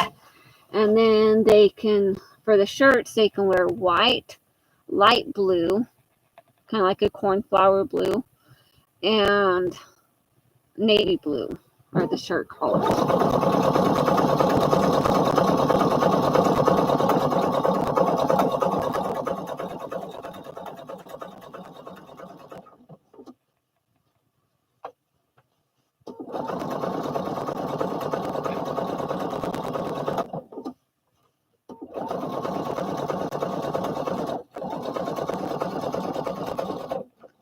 And then about once a month this year. So last year they did like 2 times a month. They could go to school in just regular clothes, not school clothes, They could just go in like their play clothes. So it didn't have to be uniform day. So they had like 2 days, like 2 days a month last year, like every other month, like every other Wednesday. Oh, this year they're doing one Wednesday each month. So the first Wednesday of each month, except for August, of course, they can wear like regular everyday clothes.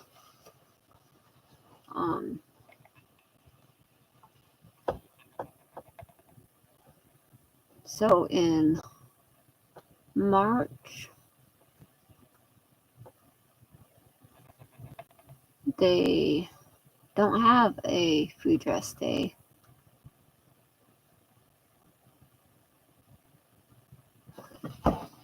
Not unless they don't have a free dress day in March. Go figure. But all the other months they do. But they can change that too. Alright, so that all done. Because I do have a calendar that sits right up above me there. So I have my pieces right here. I'm going to switch that back to regular stitches. I'm going to stitch around this pocket.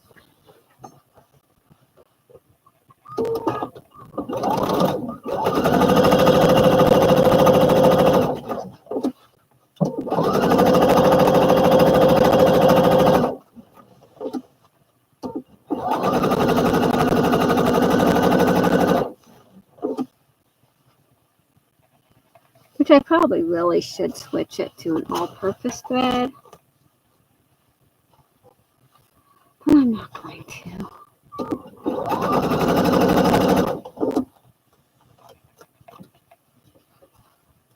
Maybe I should have, like...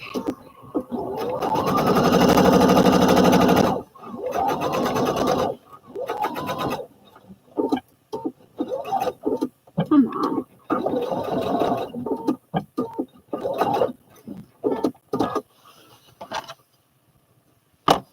Alright, so got that all stitched. Which I can go over that with the serger too. This edge, which I probably will. But it wasn't time for that serger yet.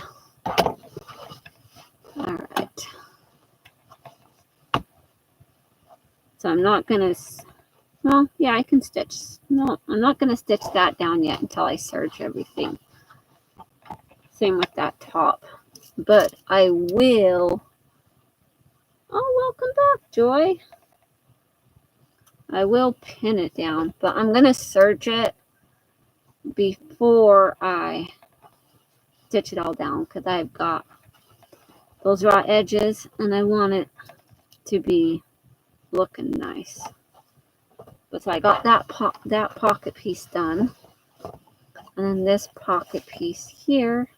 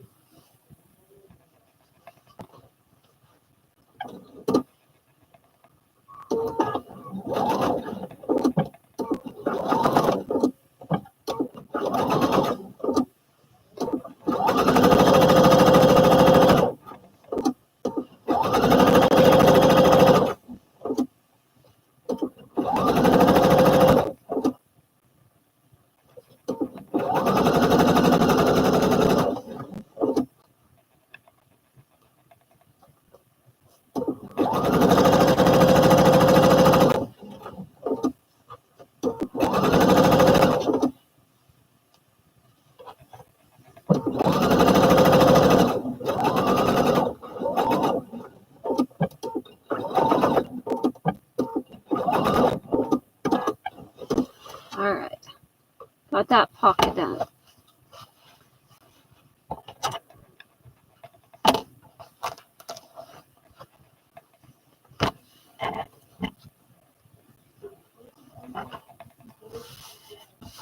Looks so pretty.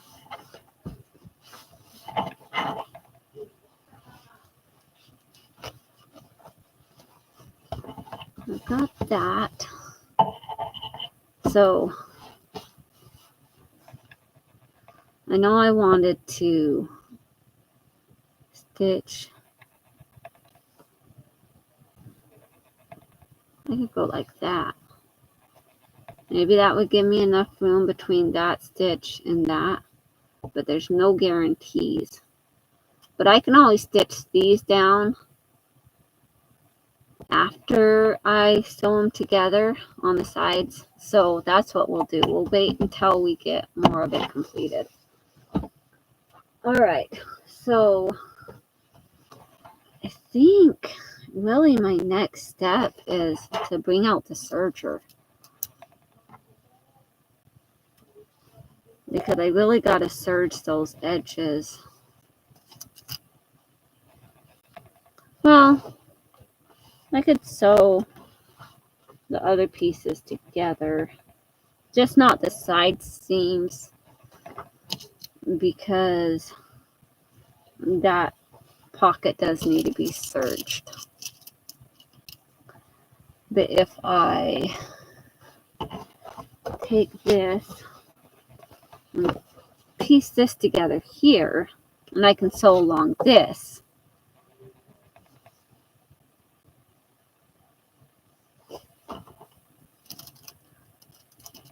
that will be perfect, because then I can serge that.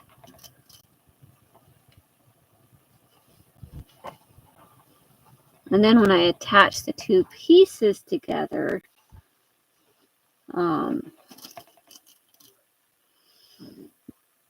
can attach them together and then serge it, because I don't want to attach them together until I get this serge, because you don't want to mess up that seam. Right. All right.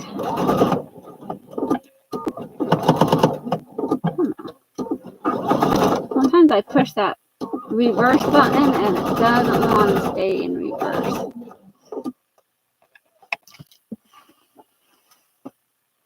And this one I did need to do that double stitch because it is an inside seam.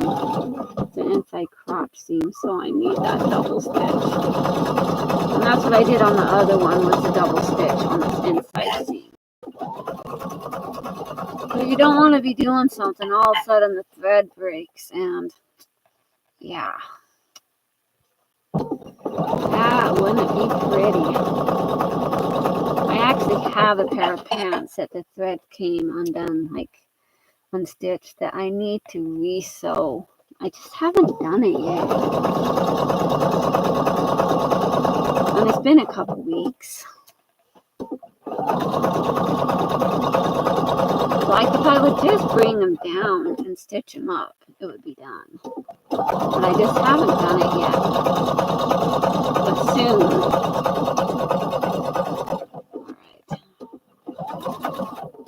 Alright. Much better.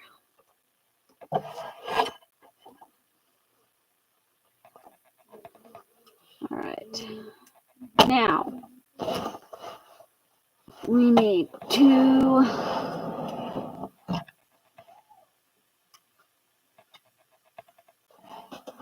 use the serger. So let me go ahead and grab that. It's behind my magic curtain here.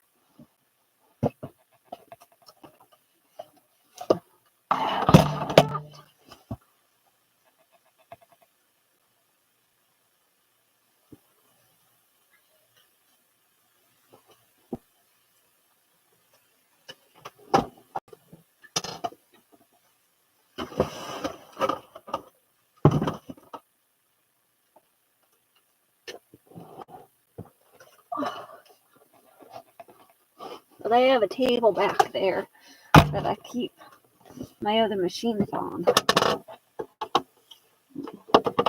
Plug it in.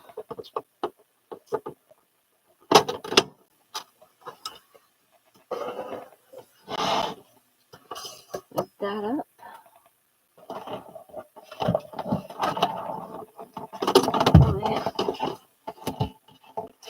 Foot pedal on the floor after I untangle it.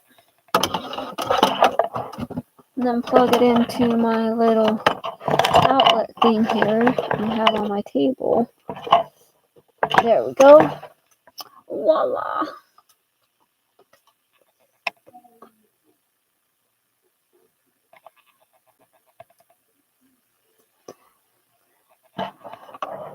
Oops.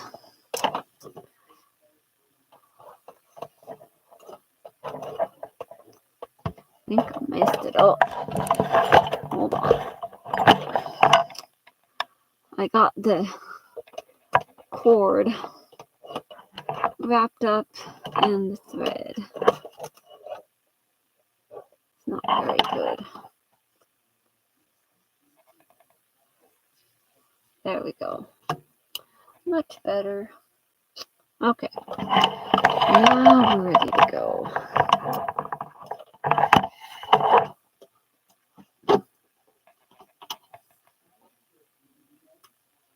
I just have gray thread in my machine.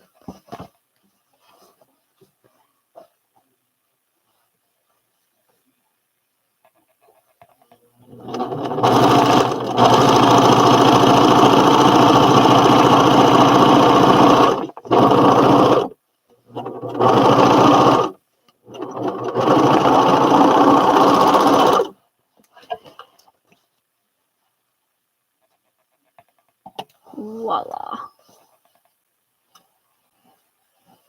And I have gray thread in my machine because I was working on the curtains that I worked on for my friend. And the best way to do it was to have gray thread and serge some of those edges before I turned it over.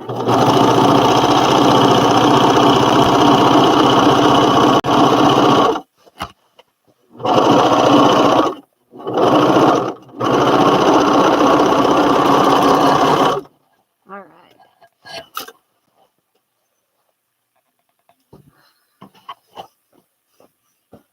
That one. Now we need to serge the pocket piece.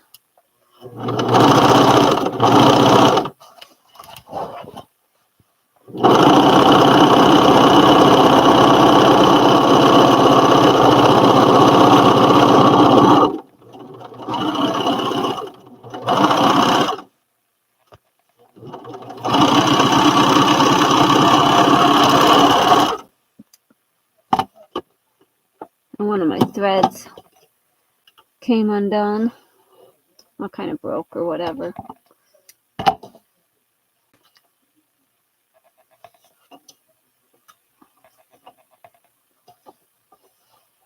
Just gotta rethread it really quick.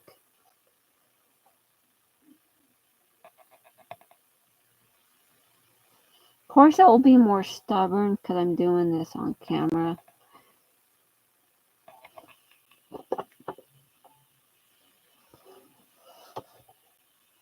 If I wasn't doing it on camera, it'd be so quick.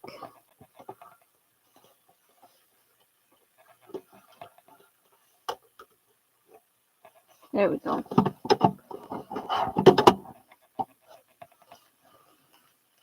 Got that all serged.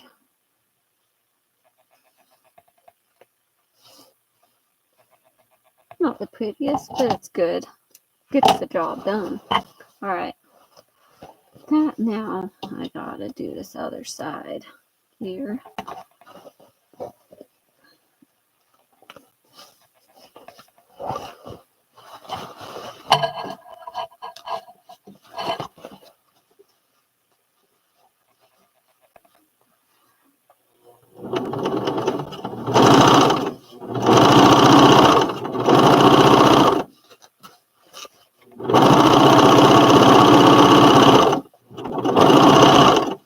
Oops, I kind of overlapped a little bit on the stitching.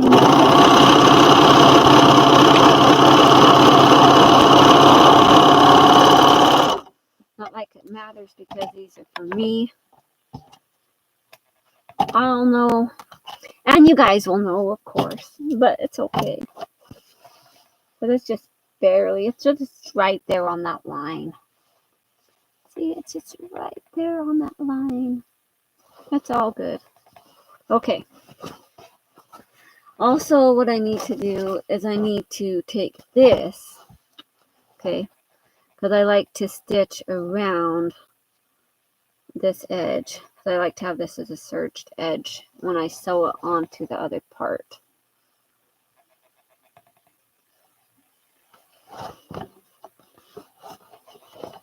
So this is perfect.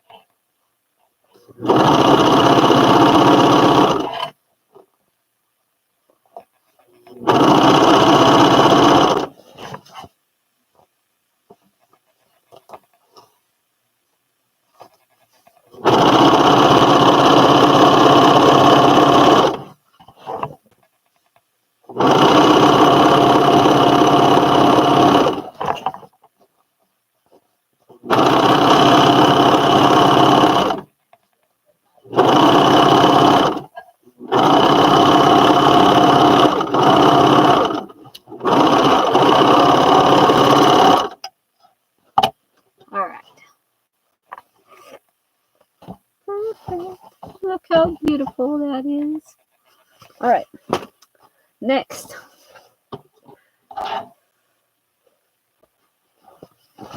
I do need to stitch the other part now. That just means setting that off to the side there and moving this back up.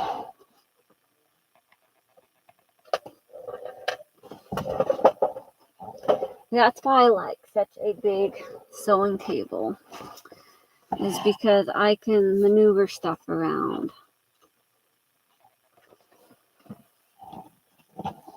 I'm thinking, because I really just need to really be using my other thread.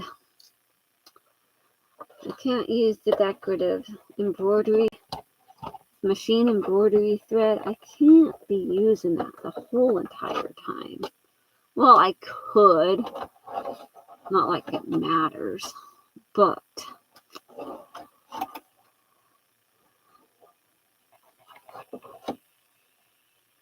it's such a pretty collar.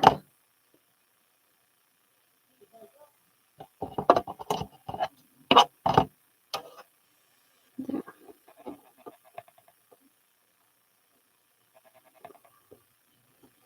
And yes, it has a needle threader, but I don't like this needle threader. It doesn't work very well. Oh, thank you, Troy. Well, now we're going to sew the sides together.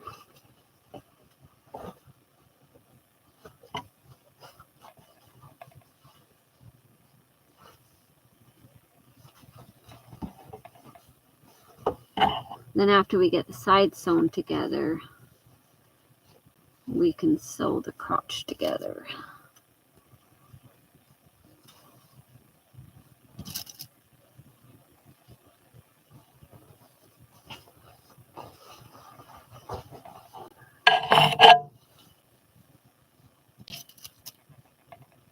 We'll put a pinning along here because I like it to stay in place where it needs to be. Because this is like stretchy fabric. Well, actually, the blue is the one that's super stretchy, the light blue. The dark blue, it's got the stretch, which is pretty stretchy. See, going this way, it's not as stretchy, but going this way, it's super stretchy. The light blue, it's got stretch going both of the ways. So it's got like a 4-way stretch type thing.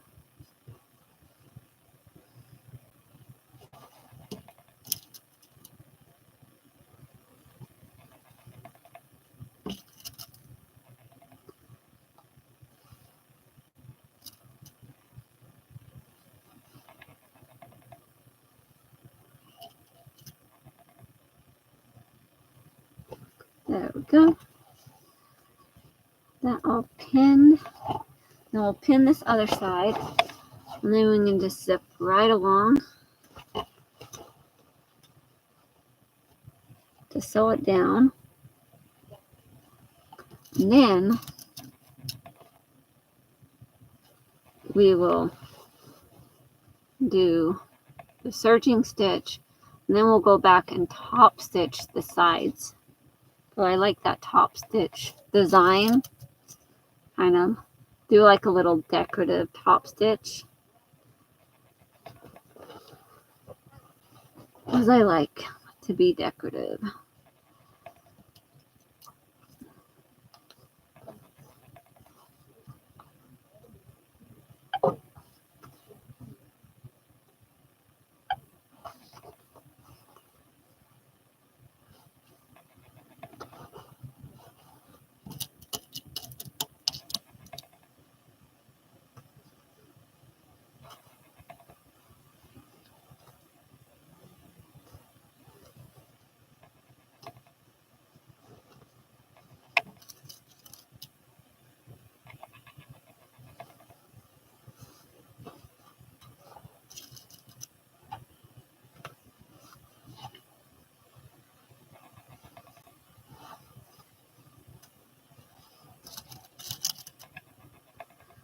Right.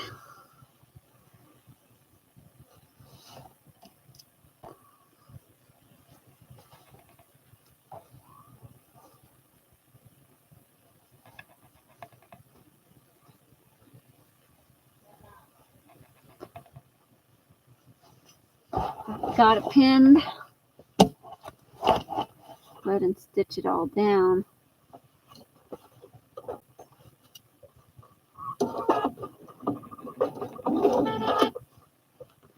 Oh, bobbin thread is low again. Should we try to do the side stitch? Should we? Yeah, let's play bobbin roulette. Everybody, how far can we get?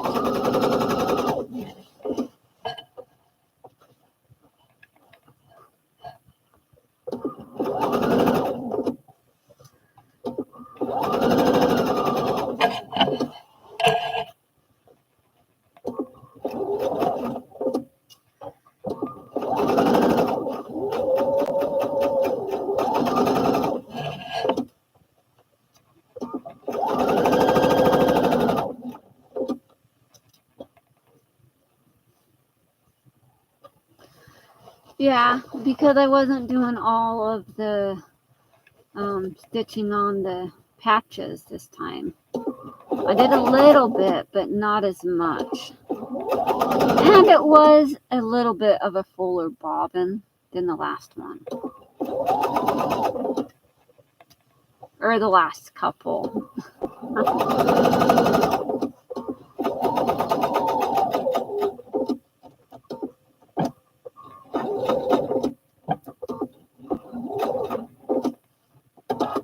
Well, see, I won that match.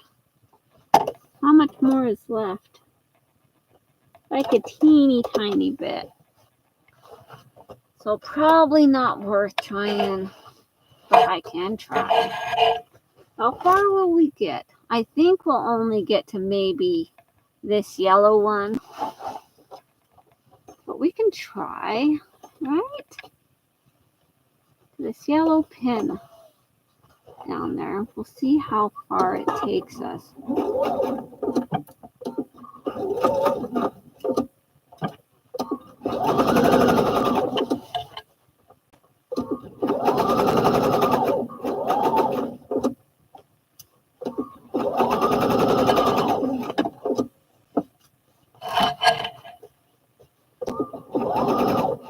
Well, made it a little bit further than I expected.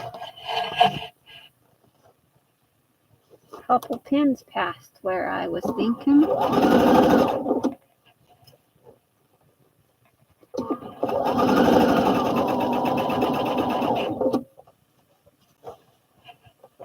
Okay, it's out. Well, I guess I misspoke.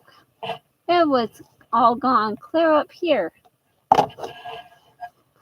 So it was pretty much just to the yellow one, because it's just right there. Or just barely past the yellow.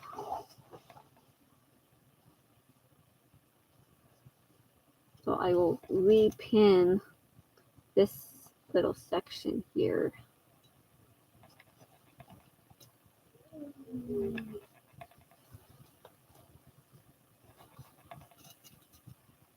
Okay.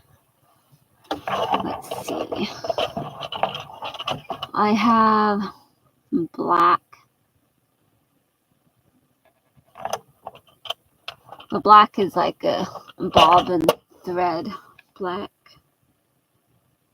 It looks like the embroidery thread, but I think it's a bobbin thread. And I have my 2 empty bobbins.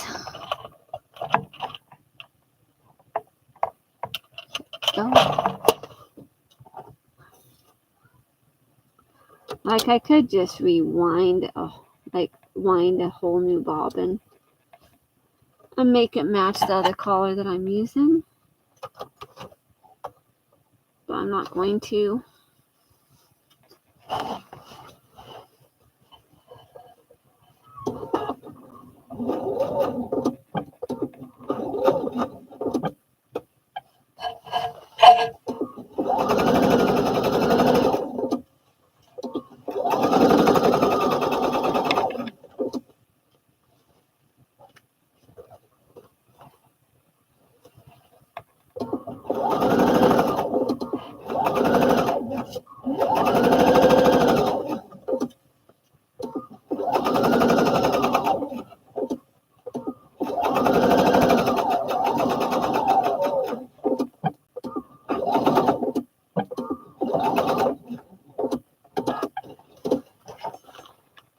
Alright.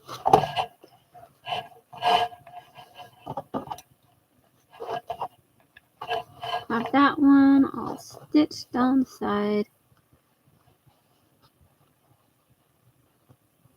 The next step now, I think also,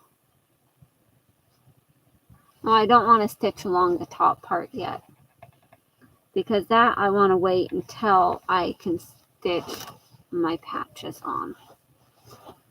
Alright, so we'll move that back. There's some rearranging here. Move my other machine over.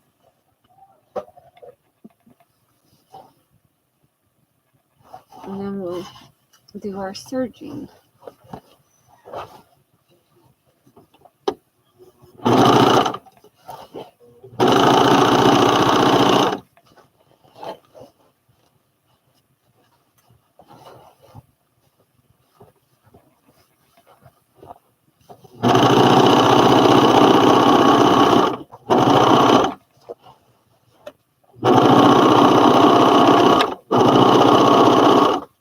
Like I have another serger that would do this straight stitch and the serge at the same time. So I wouldn't have to use both machines. But I'm just not going to use that one. Then I'd have to change out foot pedals from both machines. But I use the same foot pedal for the Topaz 40 as I do the serger. And the serger foot pedal is so much nicer than the original foot pedal that the Topaz came with.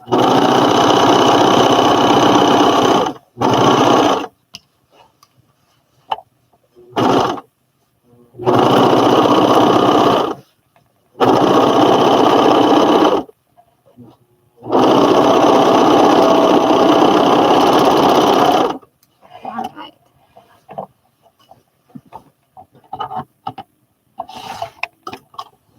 Got that.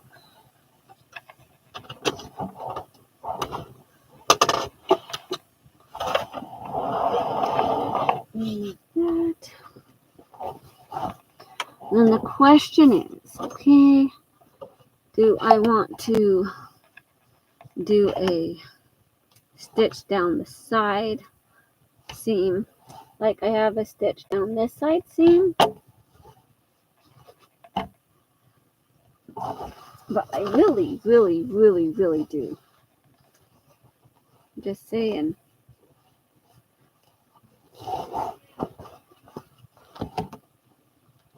Really just want to do that stitch down that side seam. So that's what I'm going to do. But that means changing my thread again. Because I gotta have the pretty blue threads for my top stitch. Because it's so beautiful.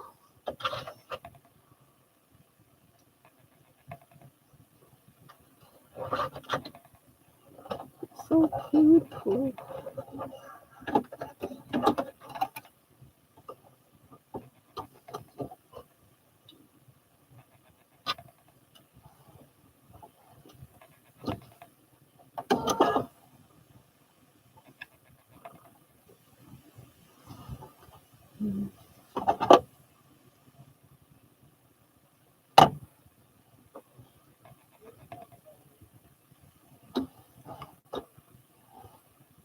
Yes, I just got the thread wet with my mouth. You all saw that, right? All right. But I had to. The thread was splitting. I didn't like it. So I want to do like a decorative stitch. So I do the same decorative stitch that I did for the pockets. Yes. Yes, yes, yes. So it'll be a little flower. There we go. It's so awesome.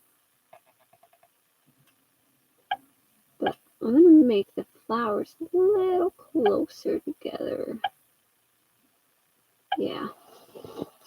So I adjusted it just a little bit.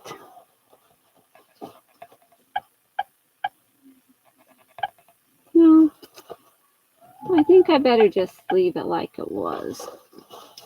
Okay. So as I go along this, all right, let me show you here. Down. See, I don't want to cooperate. So on my presser foot, I just got this little line there. I'm just going to line that up. And that'll just kind of be my guide. Because I am using a smaller seam allowance than I probably should. But it's all good.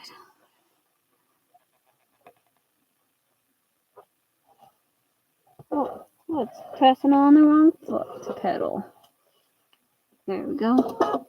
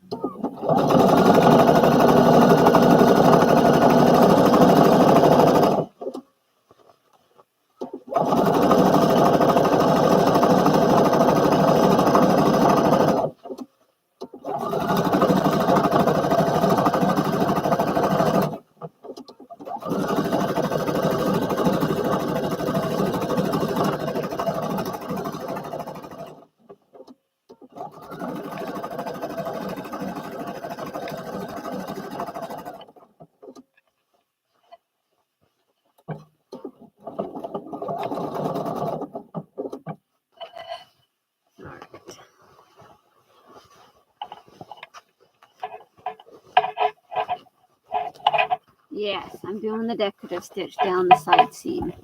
The little flowers that I did on the pockets. That one's a little messed up. I guess some of them are kind of messed up. Oh well. It's all good.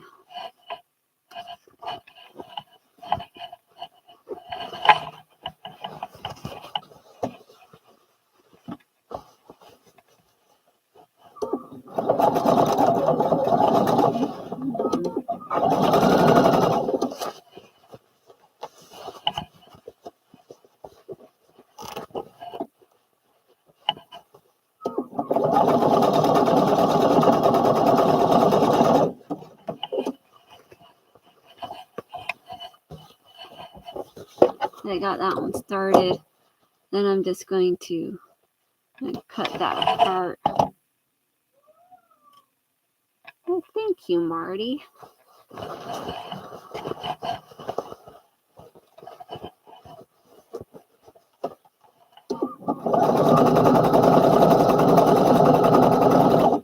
kind of tried to get one that kind of went along with the flowers of the other fabric. And this one was the closest I could come to.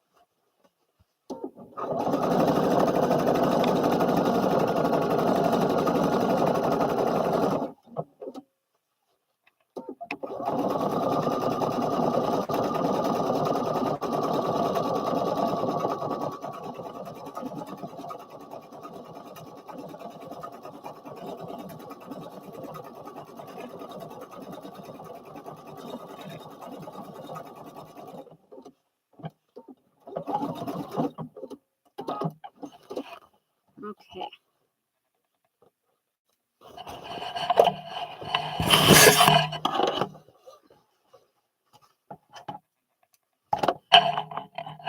That piece is finished. Side seam is all sewn. Now,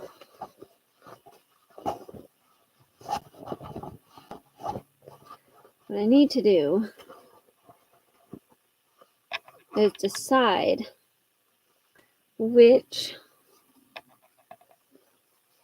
Now I'm going to do the patches for the pockets.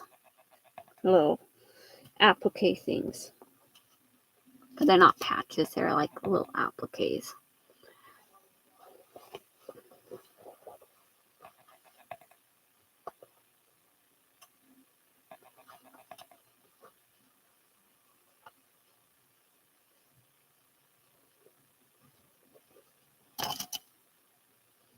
But yeah.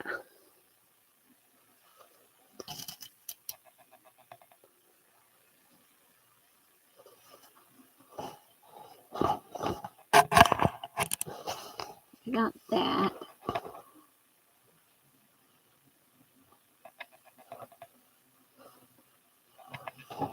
Here's the back. It turned out so cute. Now, I've got to decide. And I gotta trim some threads. Push this back, because I know it's gonna have to be pushed back.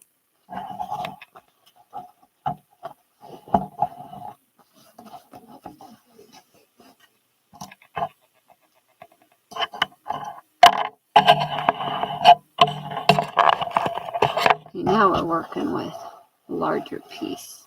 There we go. So,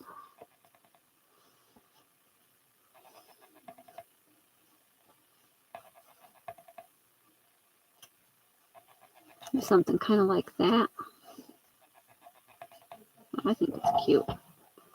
Something like that. And then over here, we can do something like this. So it just kind of is different. The orientation always gets me. But yeah, isn't that cute? I think that would look good. Okay. So,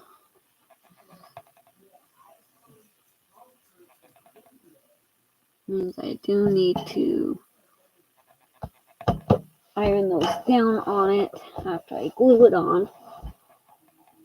So I need to move my serger off the table. I'm just going to set it. Oh, I'm set it down on the floor here. Okay.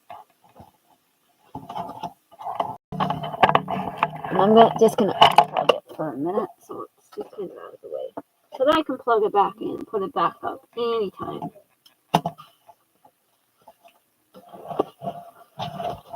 And then I'll move this back over and grab my glue.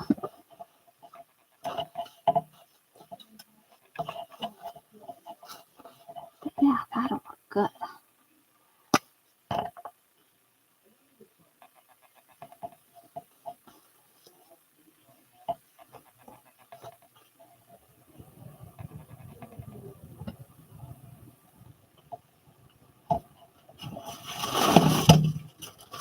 Got some paper inside that.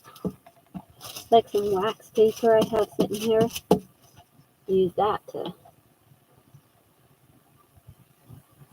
glue like that. And then we'll do that with this flower.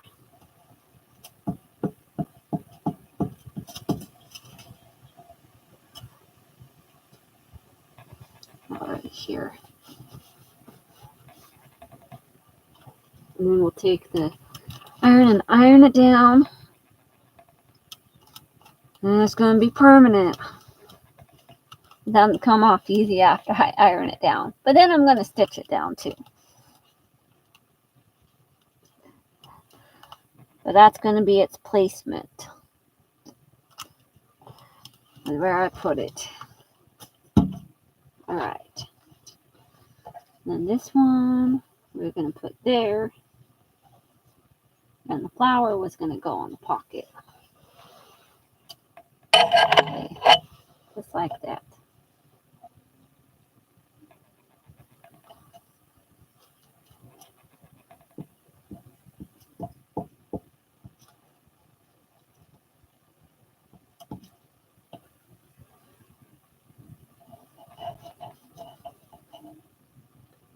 And we've got the flower.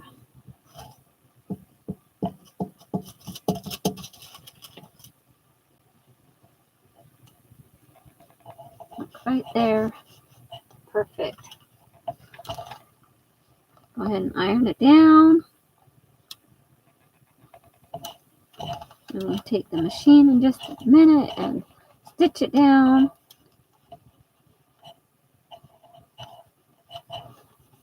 Be awesome. And then I still have 2 flowers left. I still have 2 flowers left. So I'm thinking maybe one down here, and then I'm gonna do one down there, and then maybe one down there. Yeah. Will be perfect.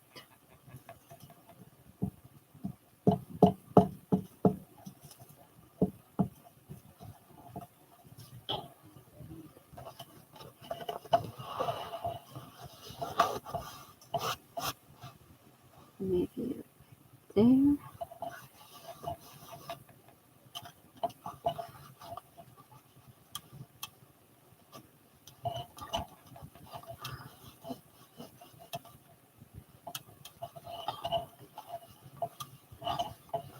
Oh, it looks so pretty. Alright. Now I gotta glue this one down.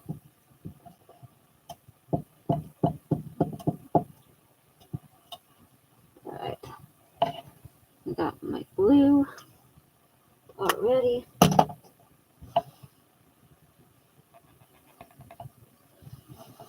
Right there.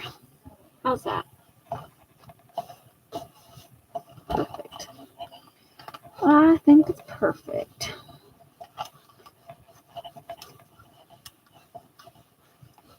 And all of my little applique things are all used that I cut and prepped.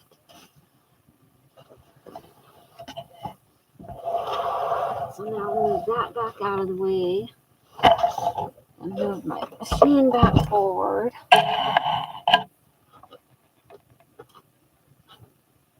And then a zigzag, and then a free motion, floating. There we go. All right. We got that ready.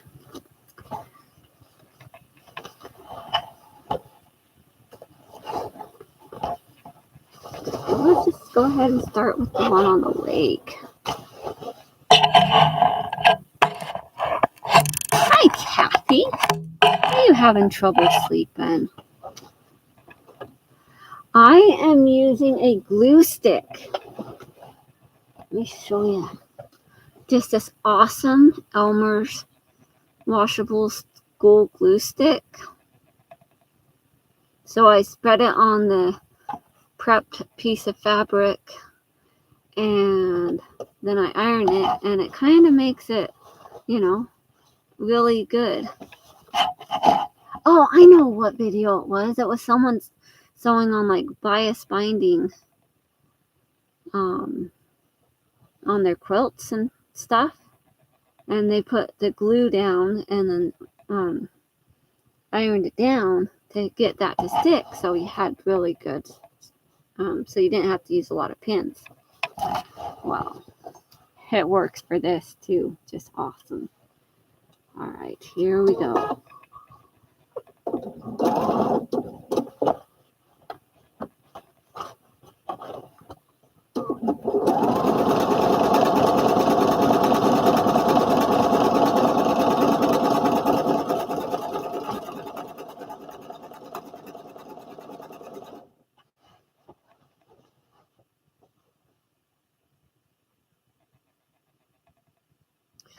Nope.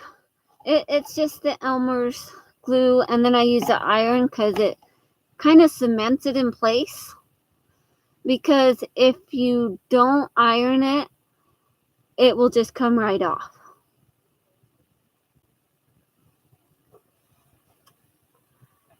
Because if you don't iron it, it's still movable. You can still move it around. So if you iron it, it's kind of adhering that glue and the fabric together.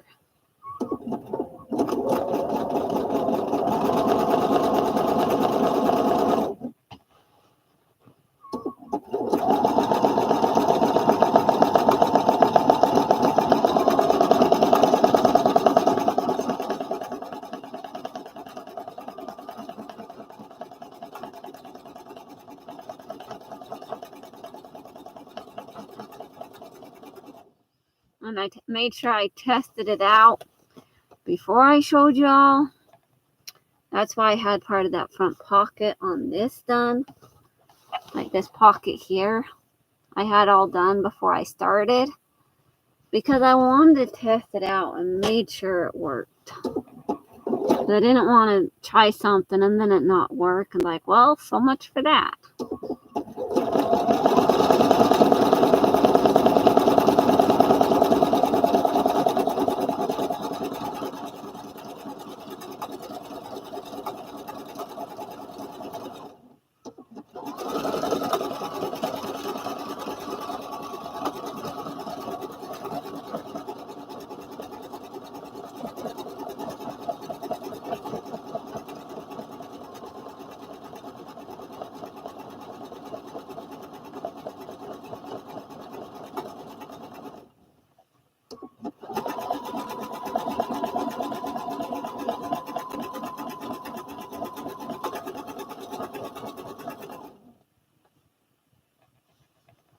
All right.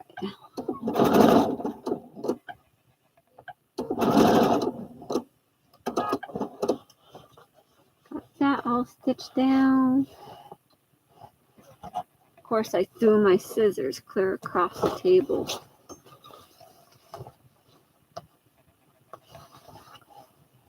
You see, doesn't look too bad. The back side looks pretty good.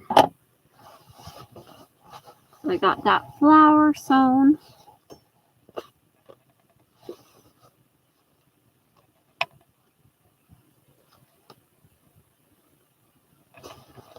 Some of the stitching wasn't wanting to stay. All right. Now time for this. I am using a zigzag stitch and I have my feed dogs down, and I'm on my machine. I have the option of doing like a free motion quilting option. So I have it a free motion quilting option with the zigzag stitch, so I can kind of make it look like a satin stitch as I'm stitching around.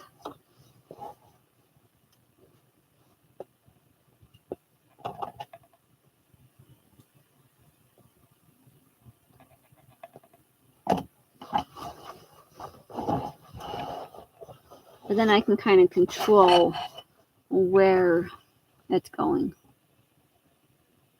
Oh yeah, I dropped my feed dogs because I have a little feed dog drop thing here that I was able to drop.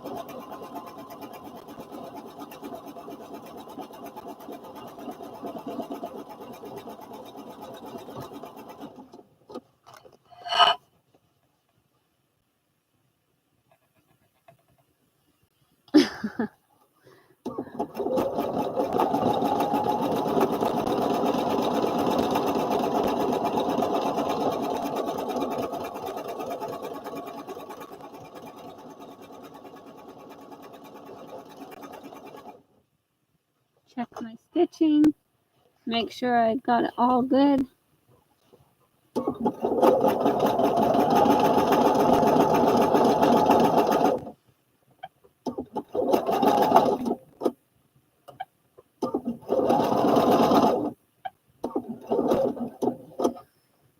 All right.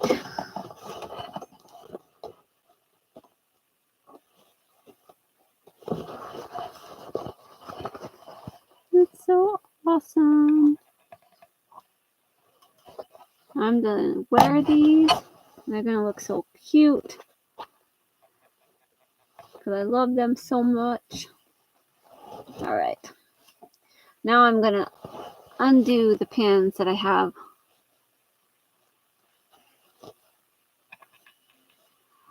Yep. All right.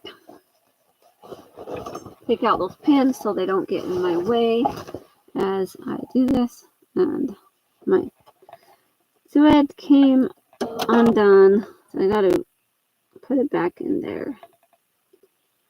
And I've got lint and stuff all over my fingertip. See? It's because I was using glue. And so the lint sticks to my fingers. All right.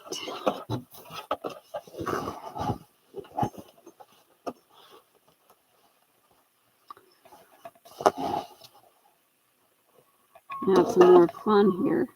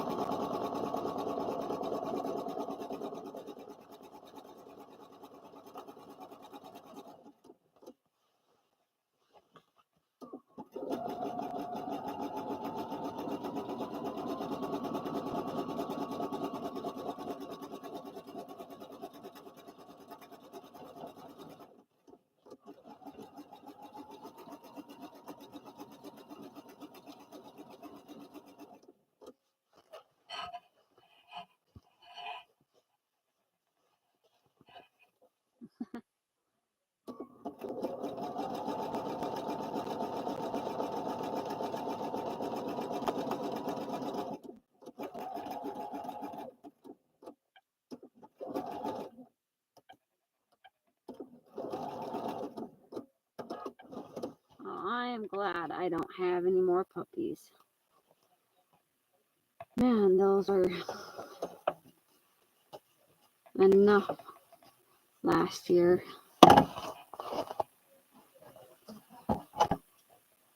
All right.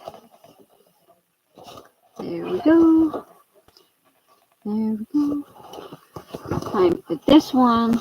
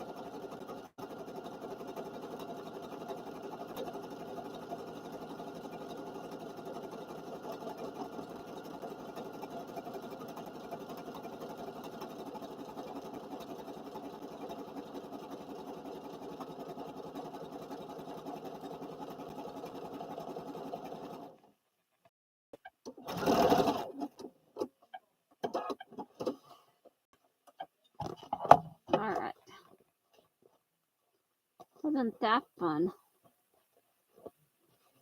The little speed demon here.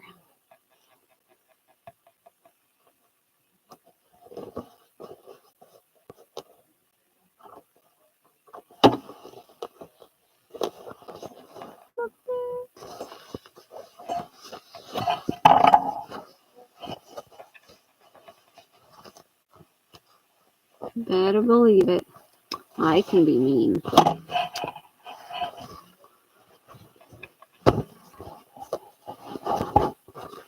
Alright. Now time for this other side.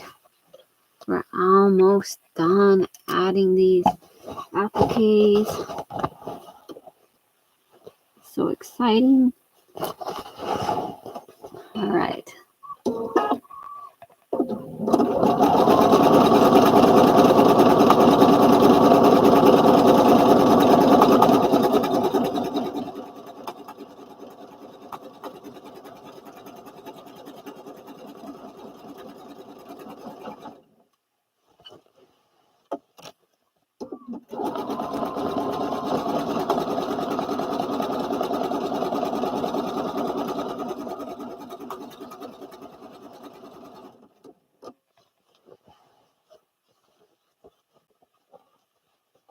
Yep, I'm making Pameralls.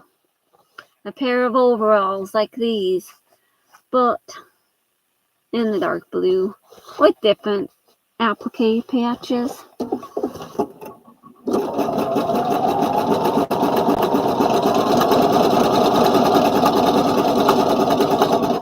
With removable, reversible straps.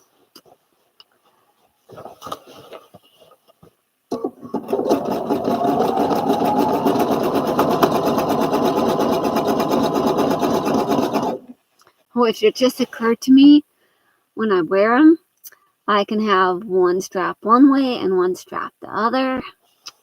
So I like mismatch. That's be so cool.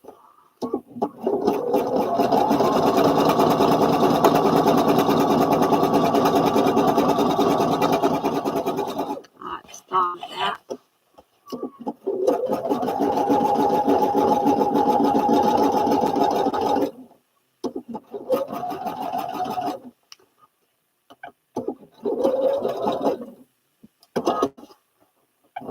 I'm so excited for those reversible straps. And these little straps that I showed in my little video that took me 10 minutes to turn one strap. But that's because it was causing me trouble.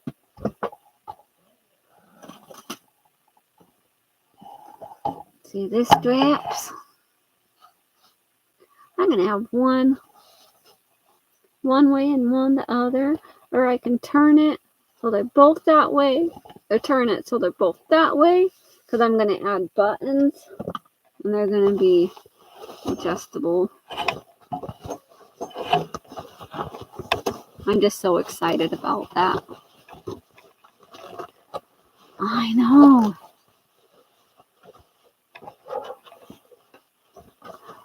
Oh wow, 30 scrunchies. Oh my. That's fun.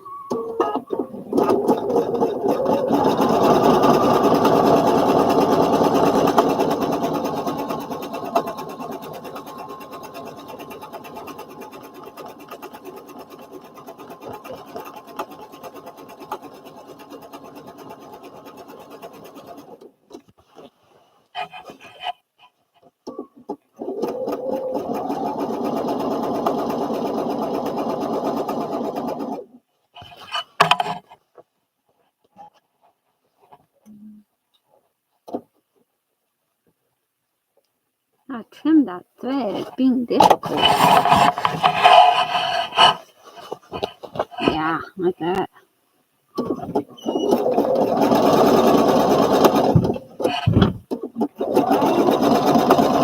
What, Elizabeth? It looks like you're doing a string. Yep, I am. Where can you make me some chicken strips? We don't have any more chicken strips. Because it all got eaten yesterday. I'd have to go back to the store to get more chicken strips. We can do that tomorrow. I don't know. I'll think about it. Today's. Or when we use more food in the freezer, then maybe I can go get some more chicken strips. But we got chicken nuggets. You can use the rest of those. I just bought a brand new package of chicken nuggets. But there should be some chicken nuggets up in the freezer upstairs. That's where I put the other packet. How many do you have been eaten? Like, how many chicken nuggets have been eaten? I don't know.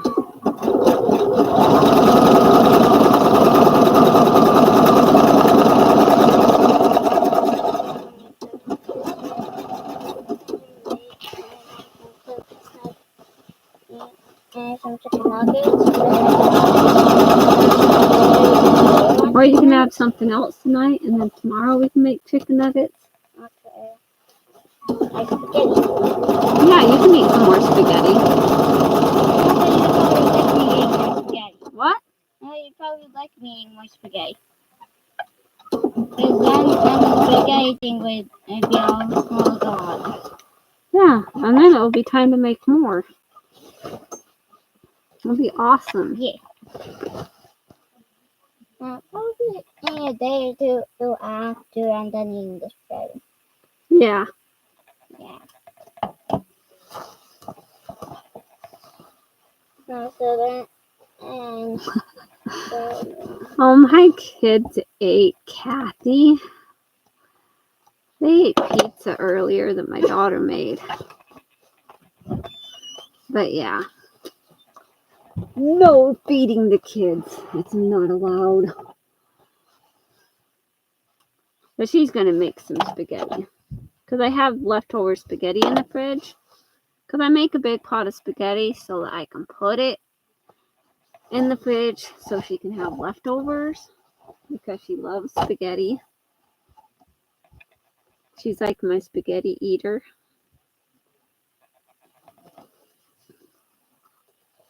Alright. So I have all those little appliques sewn on. Yes. That was Elizabeth.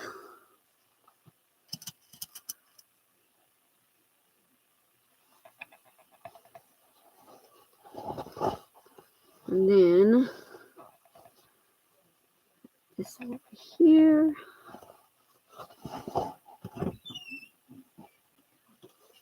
And she is back. Mom, I heard crickets chirping outside. Yeah, because it's nighttime and that's what crickets do. Yep. So I thought that was nice. I saw Sue and it was close to the cat. So I put him downstairs. Oh, And the okay. door is closed. Oh, good job. Thank you. Now I'm gonna go grab the rest of the cats. Oh, But good Dana, idea. I will try to scare down here. Yeah. Cause I heard that she, like one time when I was here back that time, and I heard that she beat Brianna and Chester. So I wanted to scare That's so nice. Tina I down. love it. All right. Enough of that. Now, I'm going to have to sew around the top like serge it. But before I do that, okay, we are going to go turn it inside out. And we are going to take this and line those up. We got to finish that inseam.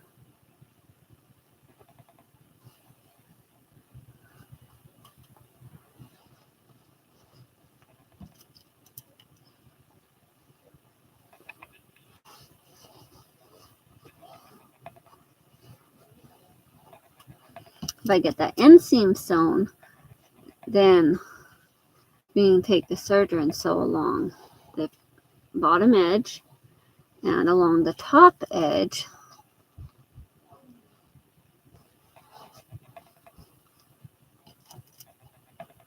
nest together. Oh, this? Yeah. One turns one way and one turns the other. Then when I serge the top edge, I will make sure that I have them facing the right way.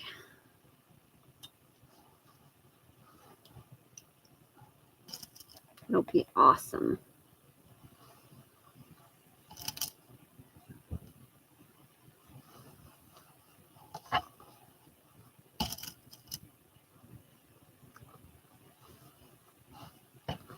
All right, now this one up here. So we'll just put a little pin on the top here, kind of indicate where that is. And down here, put the, ouch, I just poked my finger.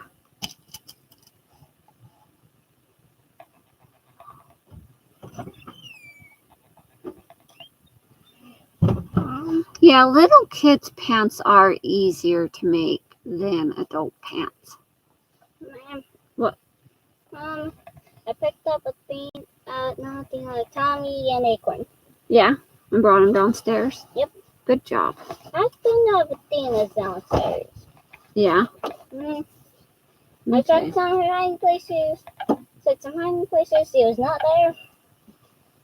So she might be in the evening, or she might still be upstairs. Yeah. I checked upstairs one time, before.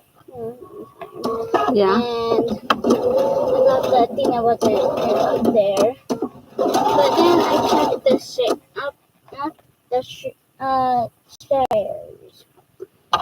And she was hiding I on got the my stairs. thread stuck. So if you're ever putting a cat downstairs, and then you don't know what Tina is, always check like the upstairs stairs. Yeah. Okay. They might be hiding underneath them or on top of them.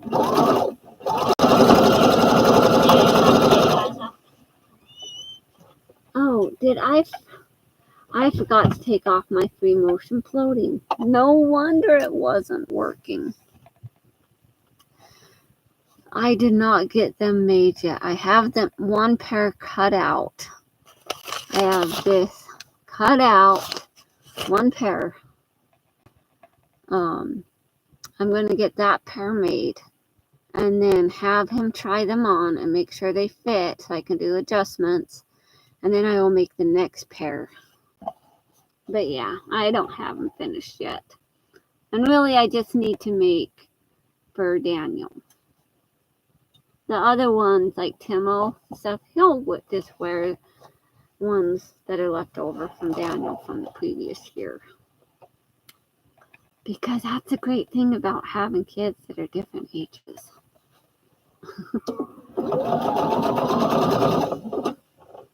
See, I better go back to the start of this. Since the start, I totally spaced taken off that free motion thing. Alright, well, let's start back here at the beginning. I was wondering why it wasn't going very well.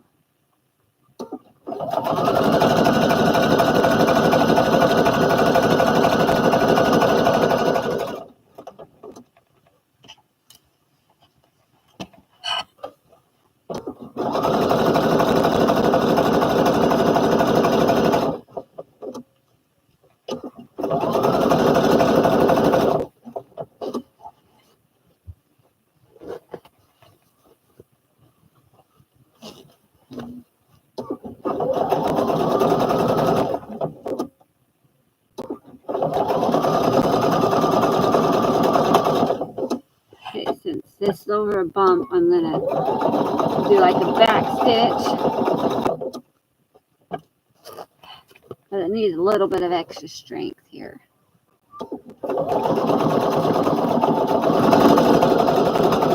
Now, usually with these, I usually would sew the front and back together on the inseam and the outseam, and then I would nest them together and then sew around like the top part of the crotch area, like the back seam and the front seam. I'd sewed that around in like a U shape, but I didn't do it that way this time. But it's okay. Either way works.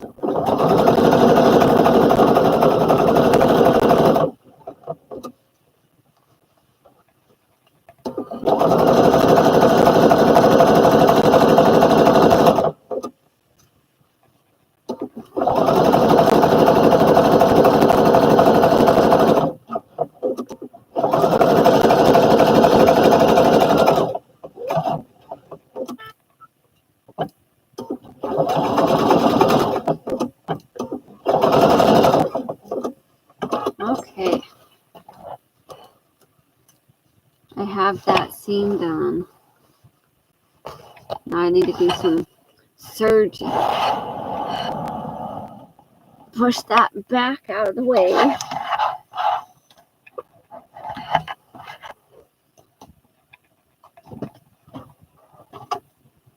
Pick the serger back up off the floor because I just had to throw it down there. And get my cord all tangled up. Okay.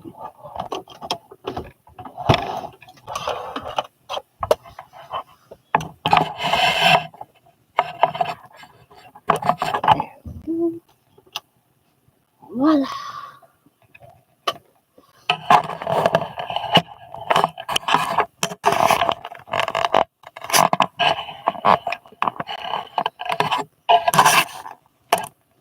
All right. Now, ouch. Just snagged myself with a pin. All right, we gotta take care of this top part first, or I'm gonna end up hurting myself with these pins.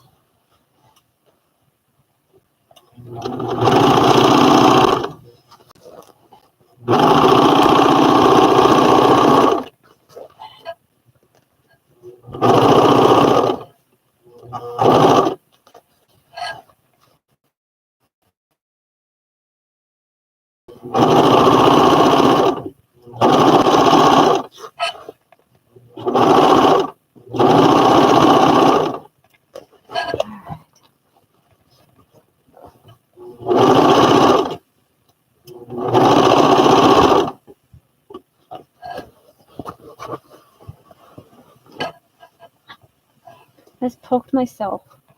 Jeez.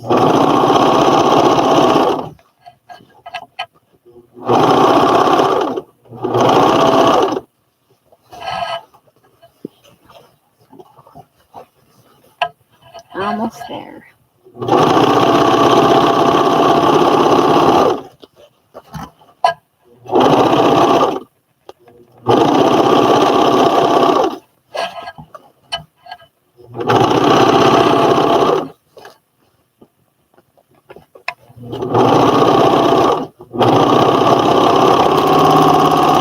Okay, no more pins in the pants to snag me. All right.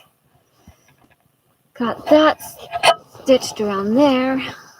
Time to serge this seam.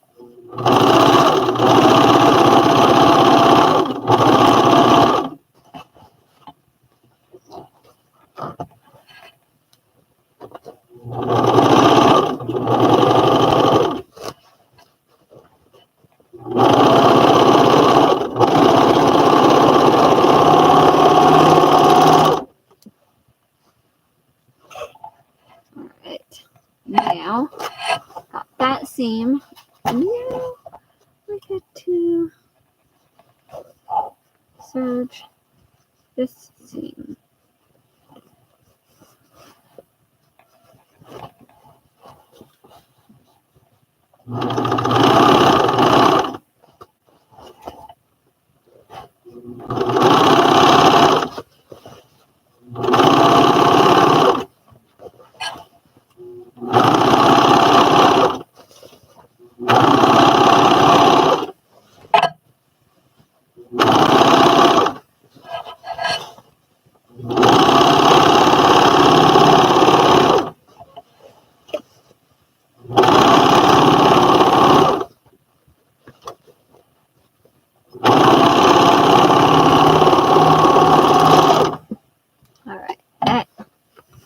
leg is done.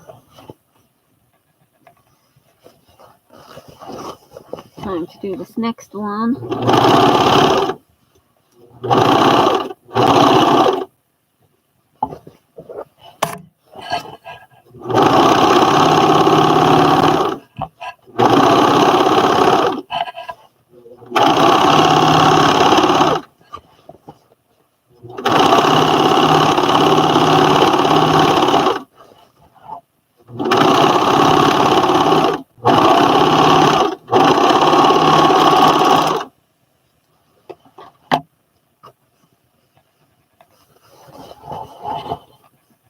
And I have a raw edge here. Yeah, it's awesome, isn't it, Marty? I love the excitement of watching them come together.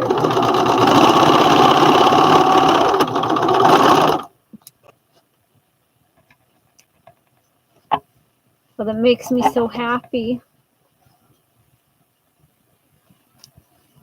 They're so pretty.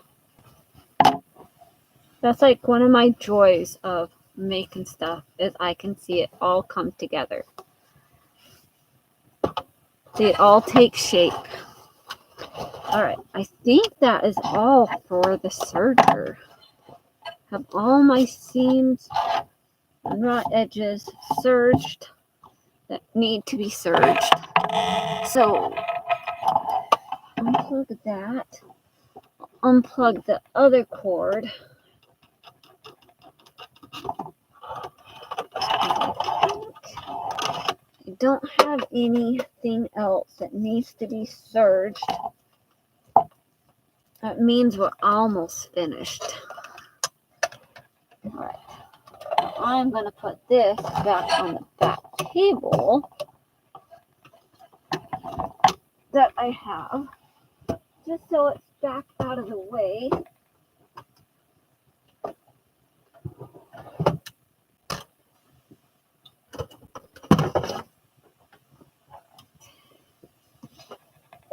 Cord away. Alright. That is put away. Now time to put this back up. And time for some action. Want some magic here. Okay. Abracadabra. So this way.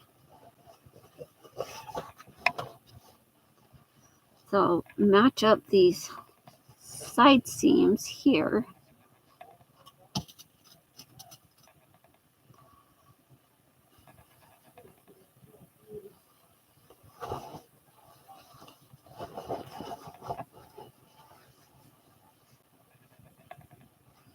I had someone watch my video of me putting together Pamerals, and they got a little bit confused. So I tried to help them as much as I could. So maybe this will help too, but I don't know.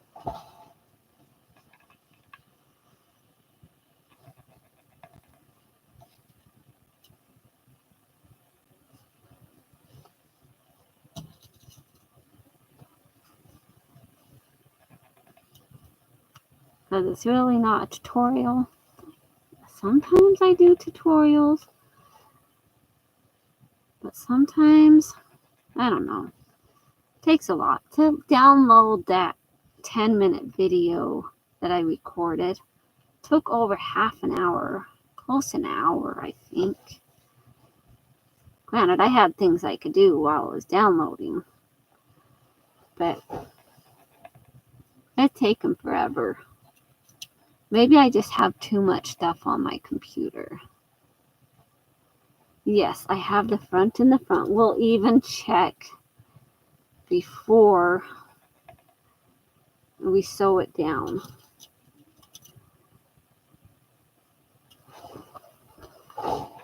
We will finish pinning it.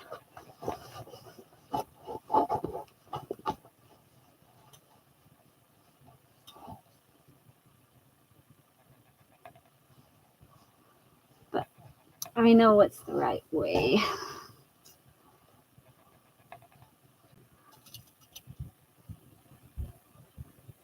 But I'll show you in just a second. Let me pin it.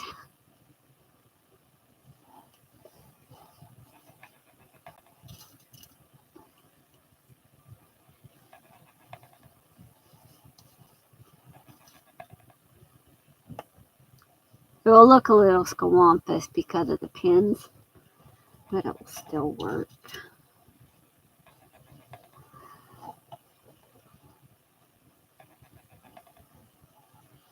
It will still work.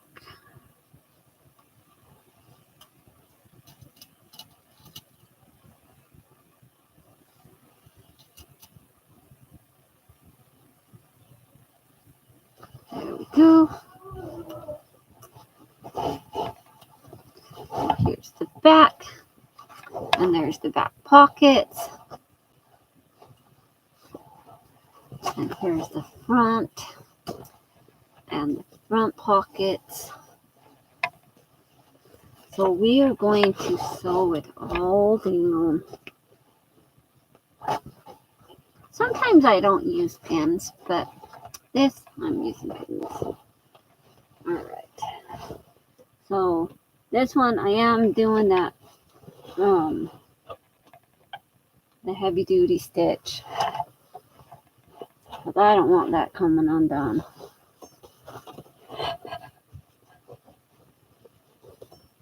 Oh, good.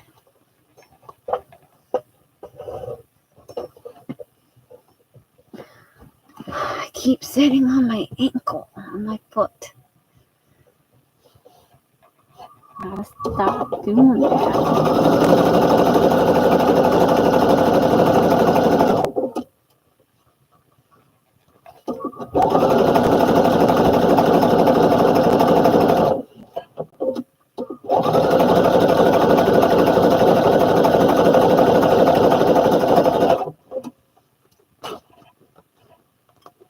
You still have odd threads. I should be using the other thread.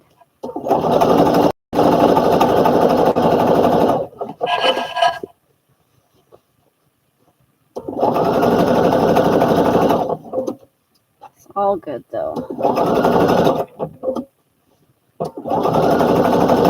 Nobody's gonna know but me and you. You guys will know. Well, like all the people that watch my videos will know. And I will know. The people like going out and about, they're not gonna know.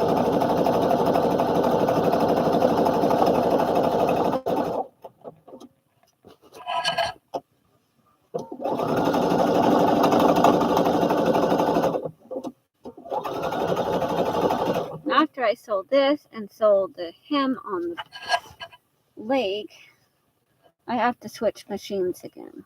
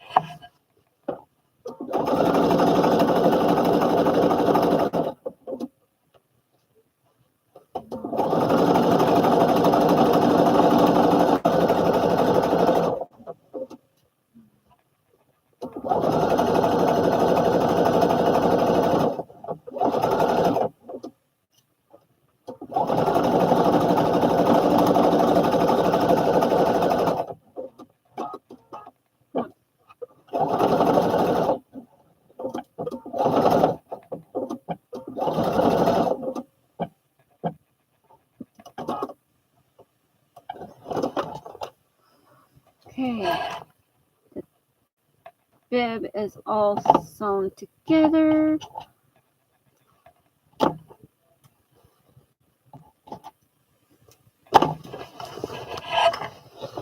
All right.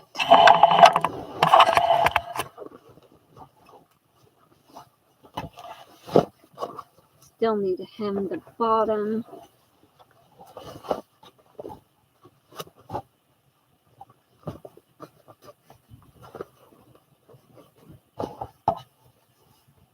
Look at that. Isn't that so pretty?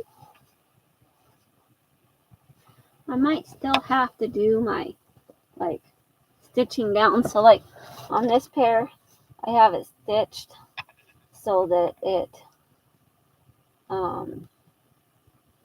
like the seam points down.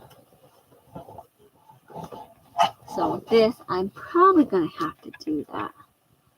But to get it to kind of be in place, I'm going to have to iron it down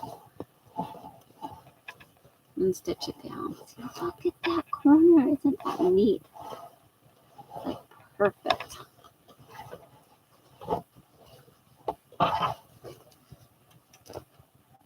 It makes me so happy. But I still need to stitch these down.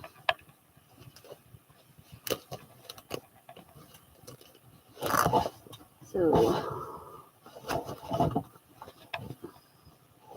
but I'm going to flip it back the other way. Yeah, I've been going like over 3 hours, like 3 3/4 of an hour. Yeah.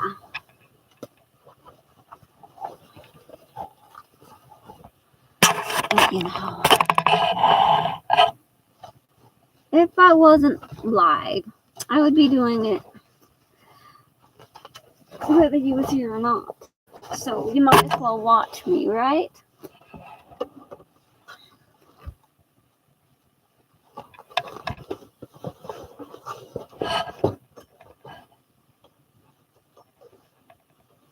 So we'll just kind of wing it here.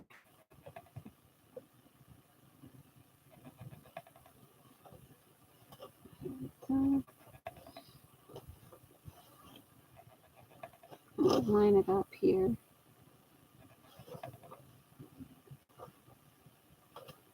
Okay.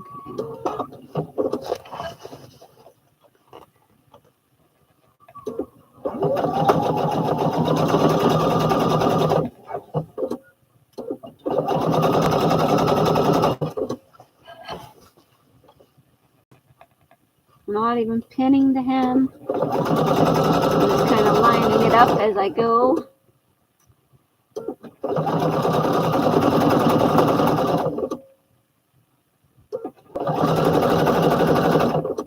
Although on the front it's going to be black. Maybe if I switch that, I'm going to switch it to a different stitch and then I'm going to go over it on the top. No, I'll keep it the stitch I had it. And then I'll go over it on the top with the flower stitch around the hem on the other side. How's that sound?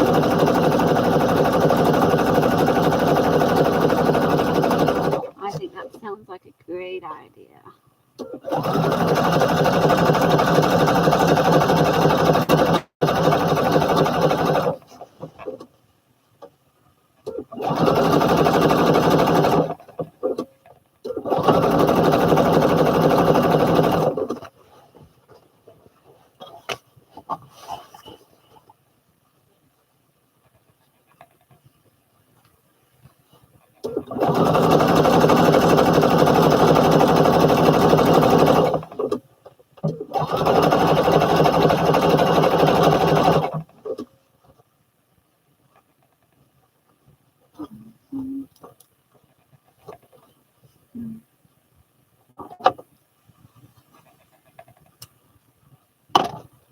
I have to unsnip that for a minute. I need to kind of nest that seam so it's not so bulky.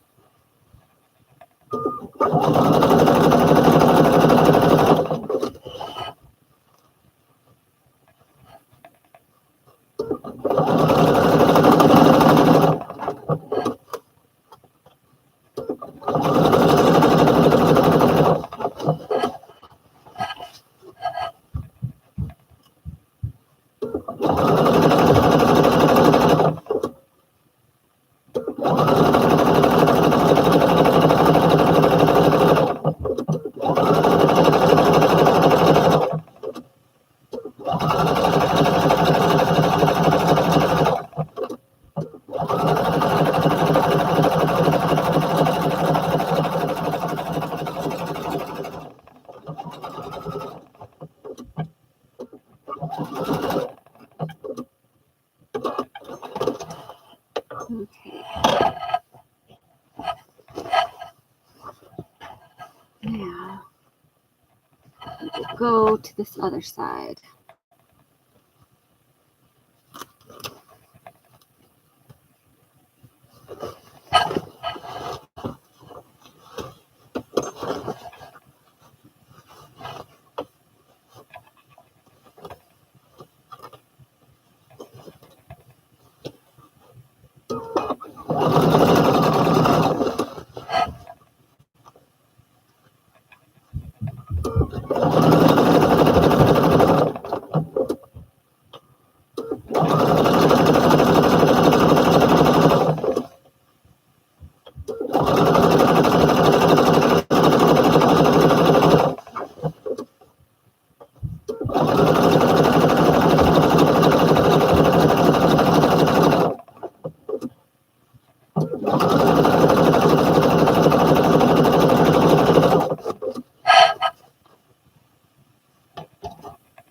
And yeah, I stitched this seam down like with the serger, and now I'm like unstitching it because I realized I kind of want to like nest that seam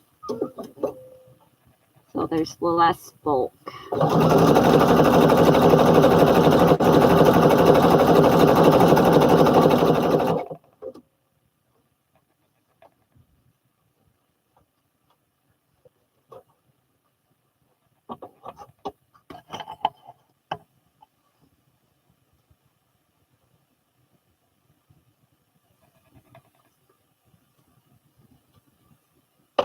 Yeah, maybe.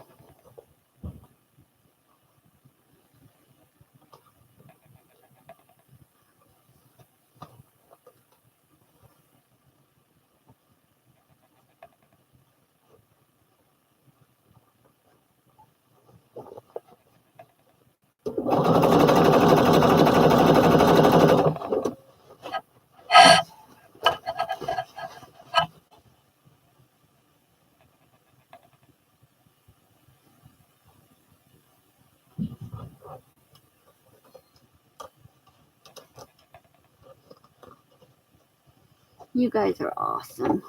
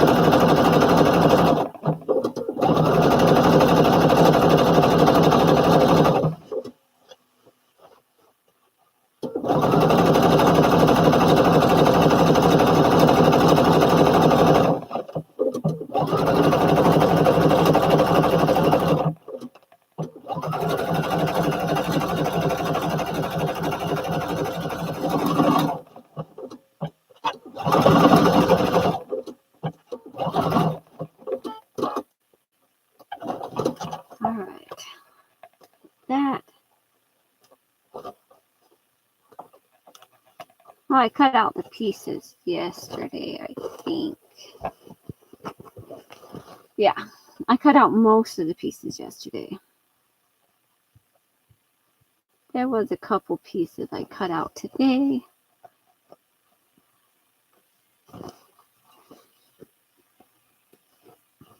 All right, got that. And then I'm gonna switch my pattern back over to that floral pattern that I had. Because I want to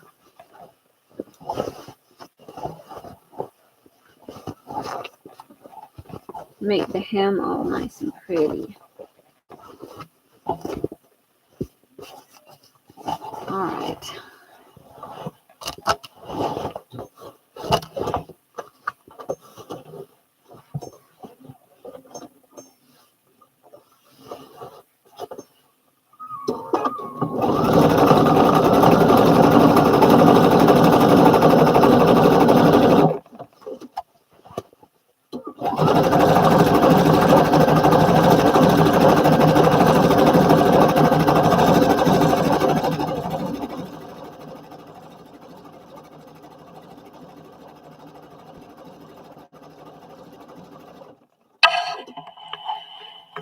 So you can see what it's doing.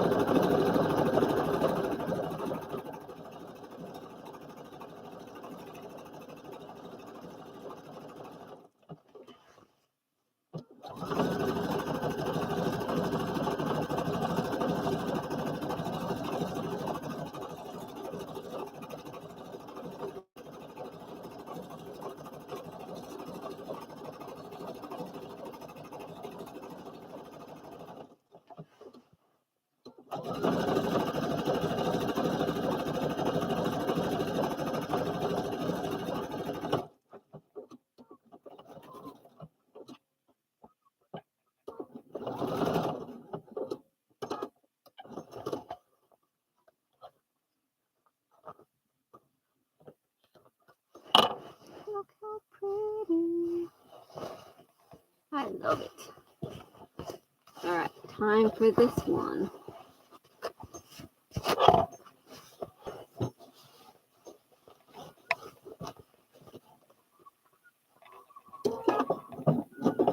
See, I was going to work on my son's pants first, but here's the story. I had to get out my Pamerals pattern so I could get out the pocket pieces to cut for his pants. Because his pants come with inseam pockets, and I wanted pockets like what these have. So I had to get that pattern out so I could use the pocket piece. And while I had it out, I decided I had to cut myself a pair of Pamerals and make them before I sew up his. I already have his cut out, but before I sew them up, I have to make myself something fun. Alright, enough of that soapbox.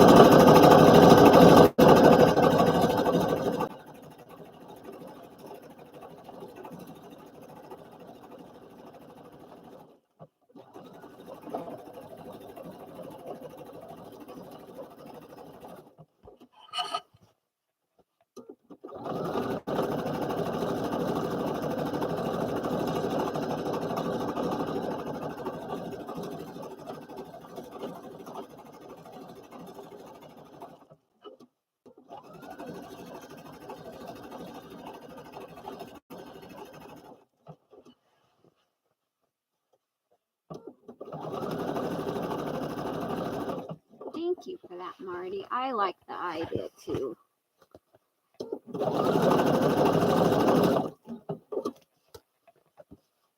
And I guess if it ever came down to it, I could always make a set of interchangeable straps. If I decide one day I want to wear pink straps, I could wear pink straps or yellow straps or polka dot straps. I know, it's kind of silly. I love it though.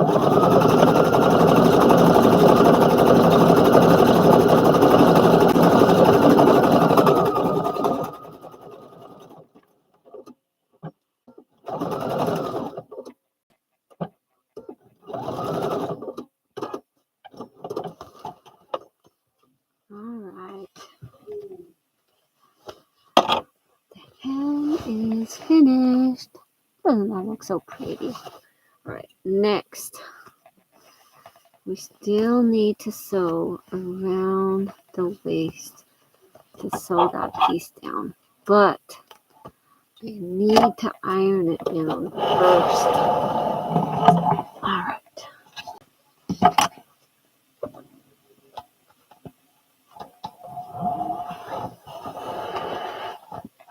See, these are my straps, Kathy. Aren't they just gorgeous? I like it. So, this over here. You see, my ironing board thing has gotten a lot of use. Lots and lots. So I'm also just going to iron this hem a little bit here. Since I got it all sewn, I should probably iron it down a little bit.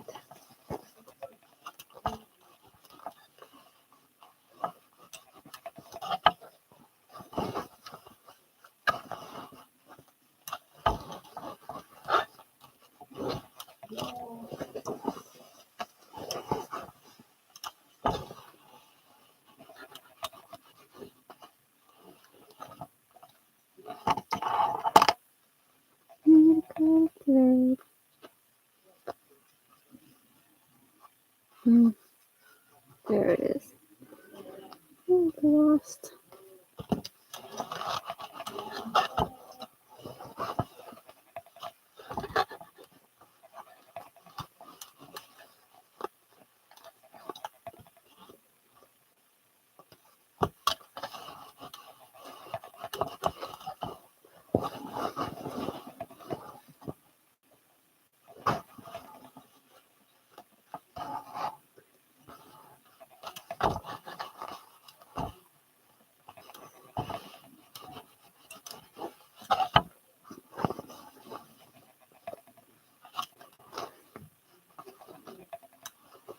You know, I've never done removable straps before, but man, I'm excited. All right. So, I'm going to turn it back inside out, okay? Because then it'll be easier to iron that section down.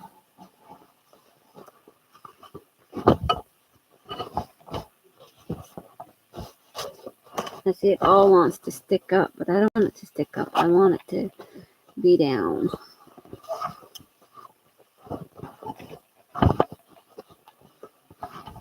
Okay.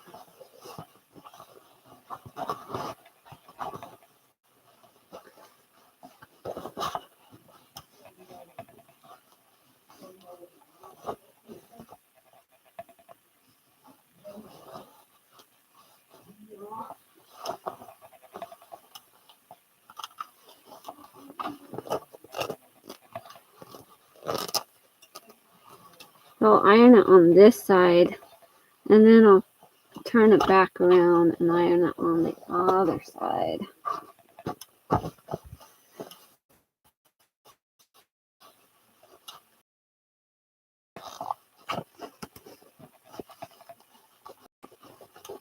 Usually I would have like my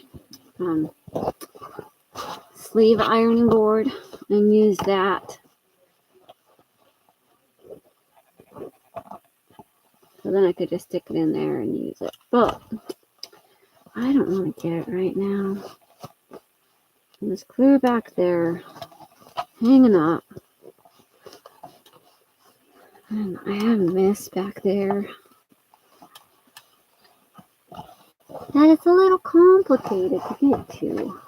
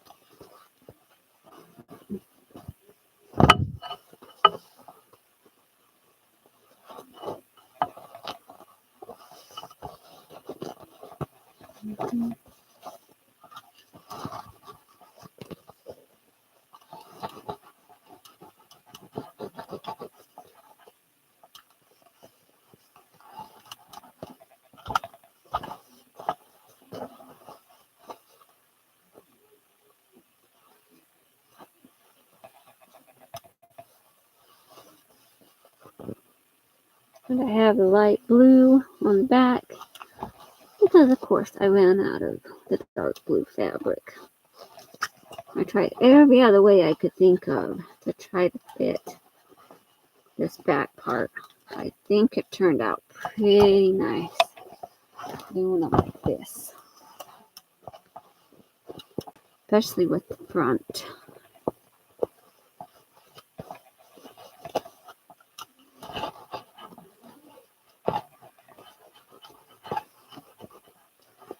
But it's just the cutest thing ever.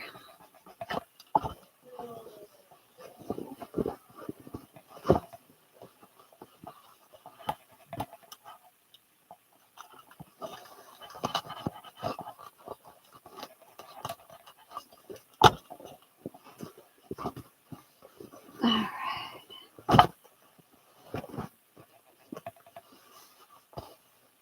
I think I'm almost ready to stitch it down. And I should just do the flower stitch around the front too, huh? Make it so cute.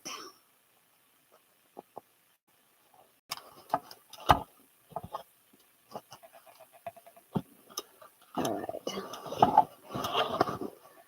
Let's see what I can do here.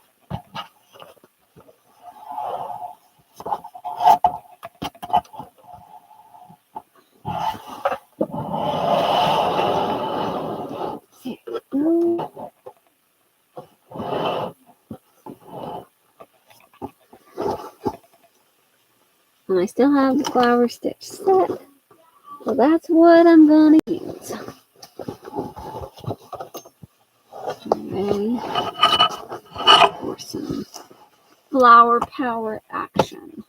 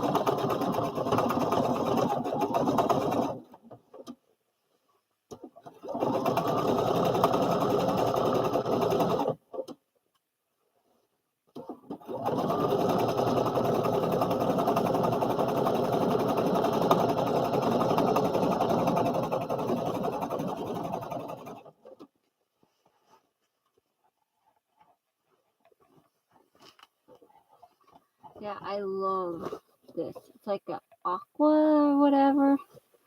It's just so pretty. I chose it because it kind of matches the apple base.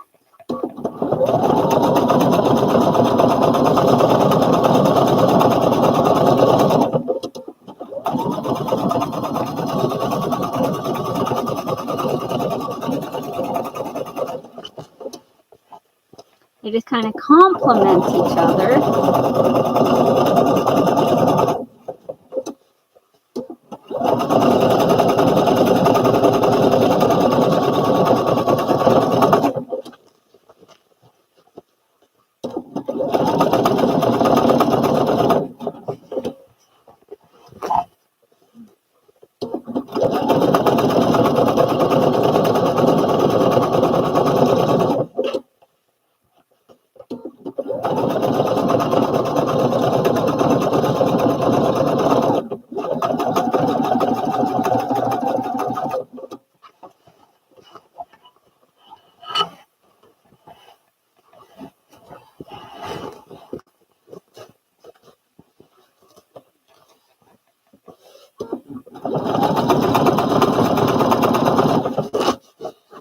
I'm pretty lucky that the thread hasn't shredded.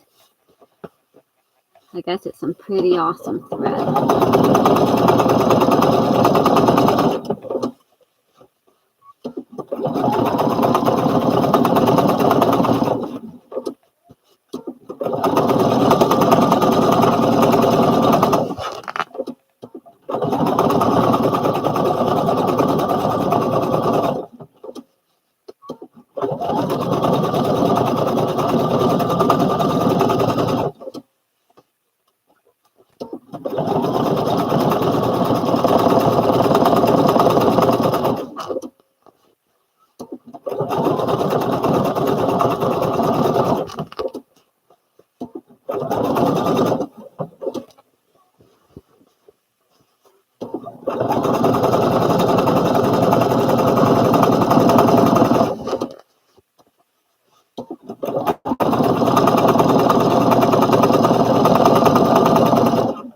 Almost there to the end.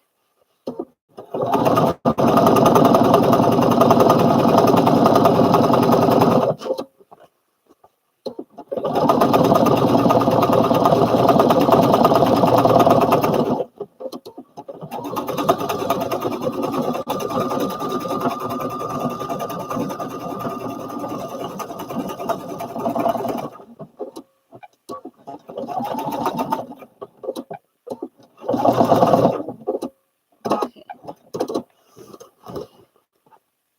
Woohoo! That part is done.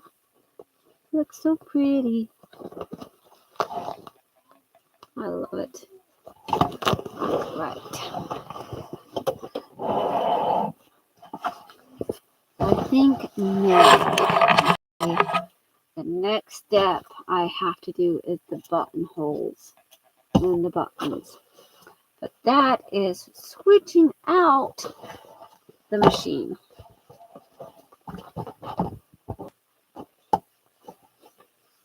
And here is pants. Look how cute. Here's the back. All right. So then this part will probably be folded down so that it looks like that. But I have to get out my other machine. That means turning off this machine. I'm taking out my blue thread because I need that. Okay. Push the machine back. I won't put it all away because I'm going to need it later.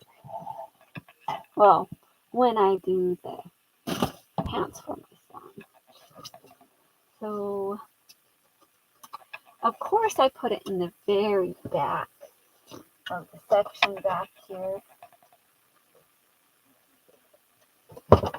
because I didn't need it for a day or two. because I was using that machine. Right there. So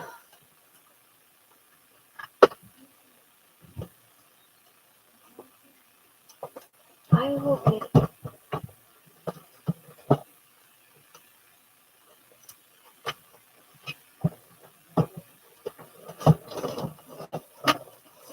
There we go. I got it. Look. Got it.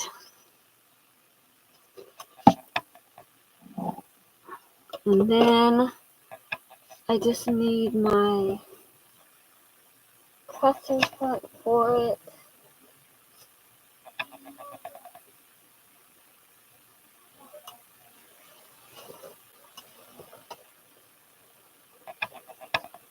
Which is here somewhere.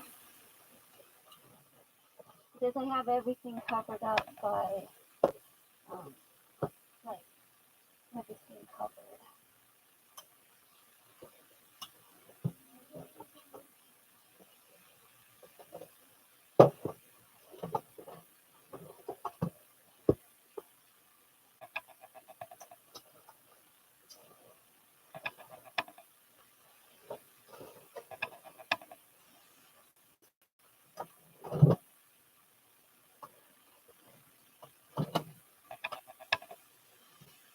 Where did I put it? I guess I don't. Actually, I don't need the presser foot. I can do this without it because it works. But I do need the power cord. So I unplug it from my biking and plug it into my brother because I use the same exact power cords. Voila. And then just take this and thread the machine.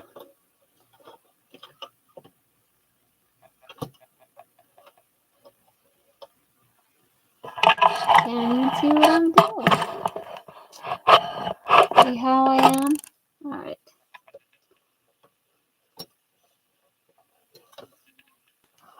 You can hear what I'm doing, but you can't see. Just keeping you in the dark. Alright. Got that. Now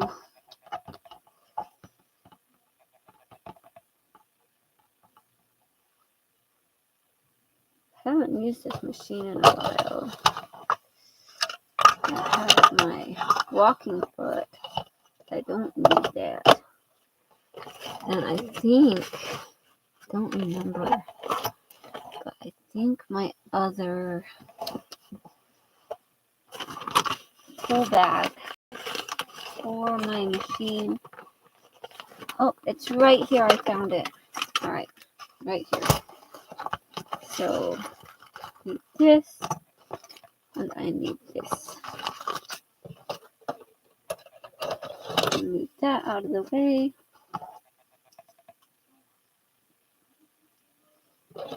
Well, granted, I still have to do that, but I gotta do the buttonholes first before I can. But I gotta make sure that it will fit before I fold down that top edge. Because if it's not gonna fit with the top edge sewn down, the top edge just won't be sewn down. So now I need the size of the button. I have a whole bag of buttons, but I gotta get it because I have the buttons all in the big bag.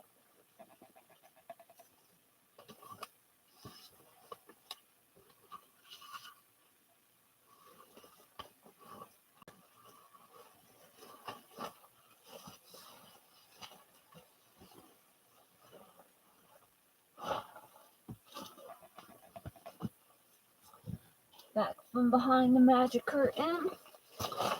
Alright. So got this whole bag of buttons.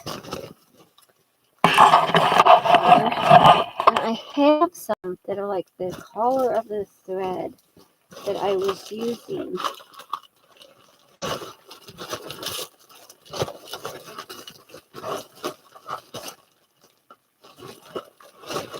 But I have lots and lots and lots of buttons. And I see those buttons. Regular button connoisseur here. I have those buttons. And all those buttons. And all those fun shape buttons. Try to move those out of the way to get to the fabulous buttons. These ones right here are like the size. All right, good night, Sharon. Thanks for staying so long. Appreciate it. Right, I got 2 buttons. Oh, I need 2 more because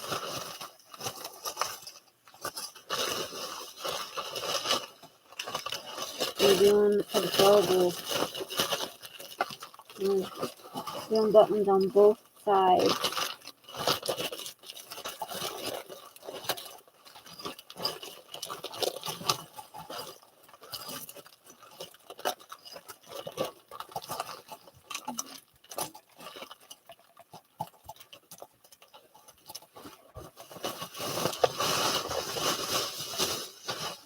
There we go. 1 more. Voila. We got 4 magic buttons. So pretty much this is going to go to the longest length it possibly can go on. And it will make the buttons tight, but it will work. So all these buttons back in this magic bag. My button bag. And I have a button tote and a button tower, but that's my button bag. I love buttons. All right. So here's my straps.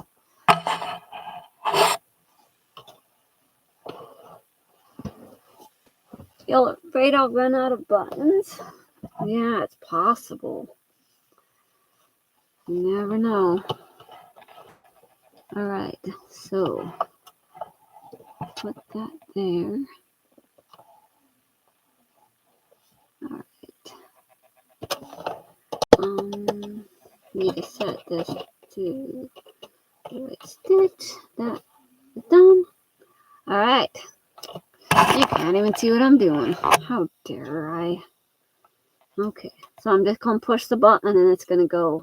Look at that.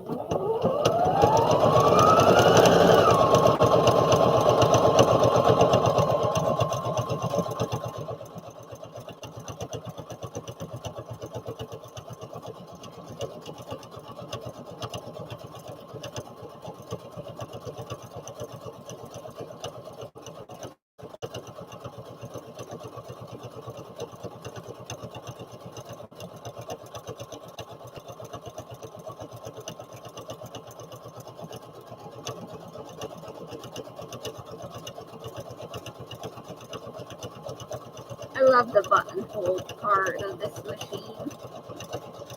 It works so beautifully. Just as easy as that. All right. Look at that beautiful buttonhole. Problem is, I have green thread on the back. I guess that's not really a problem. You're not really gonna see the buttonholes when they're done up.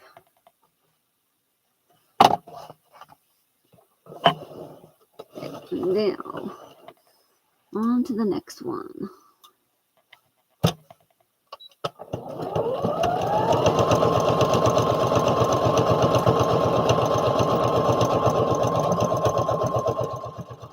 I can't even figure out out how to get the Topaz to do the buttonholes.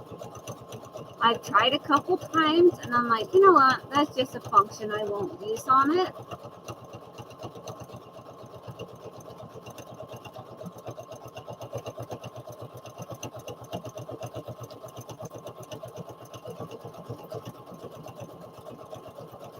But this machine works pretty good.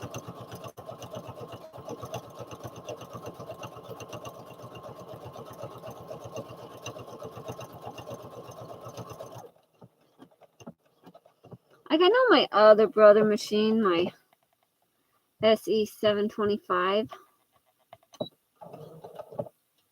that one would probably do pretty good buttonholes too. Thing is, and that one was in front of this one.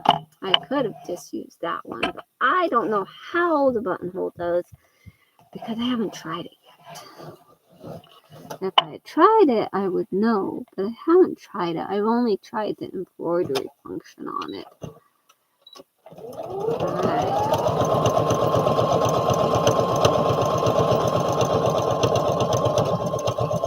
And I like this machine, but I don't have to have the foot pedal.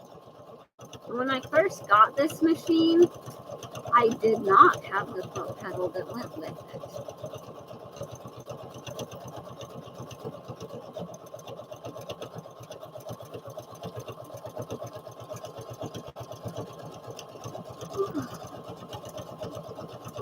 Getting kind of tired.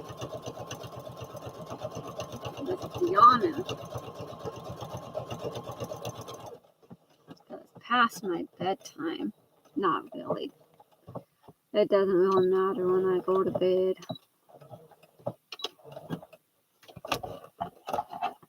Like I don't really have anything planned.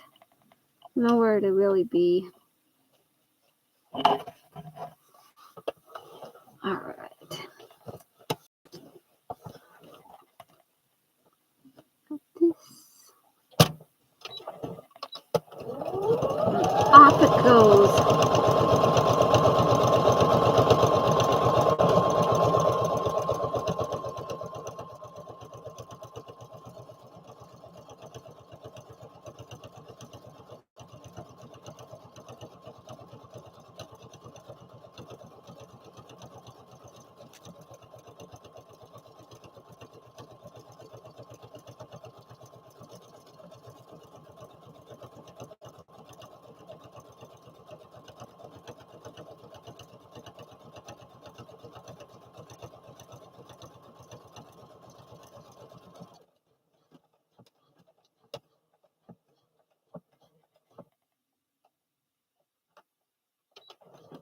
You never use the foot pedal?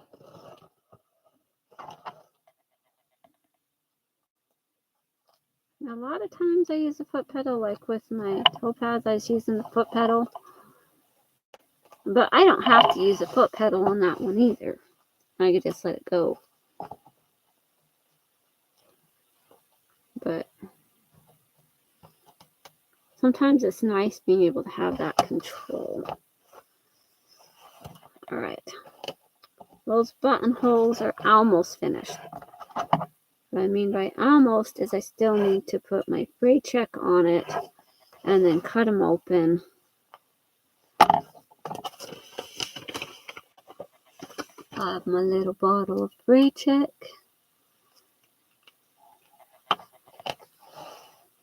And then I will just put that on there.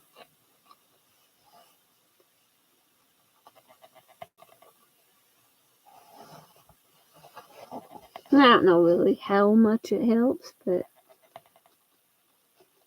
probably helps some.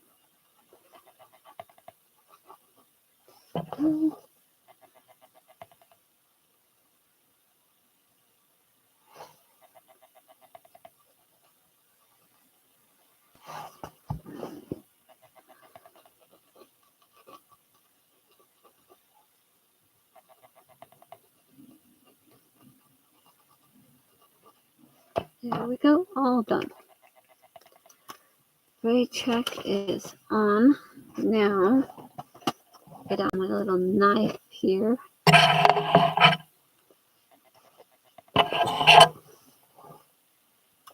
Set those aside. That thing.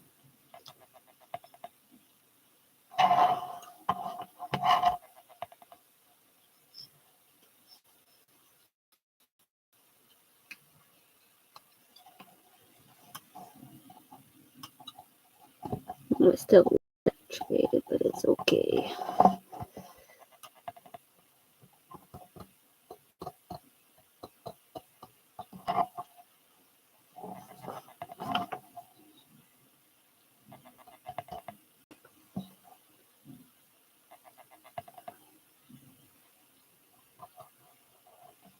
I was trying to come untwisted.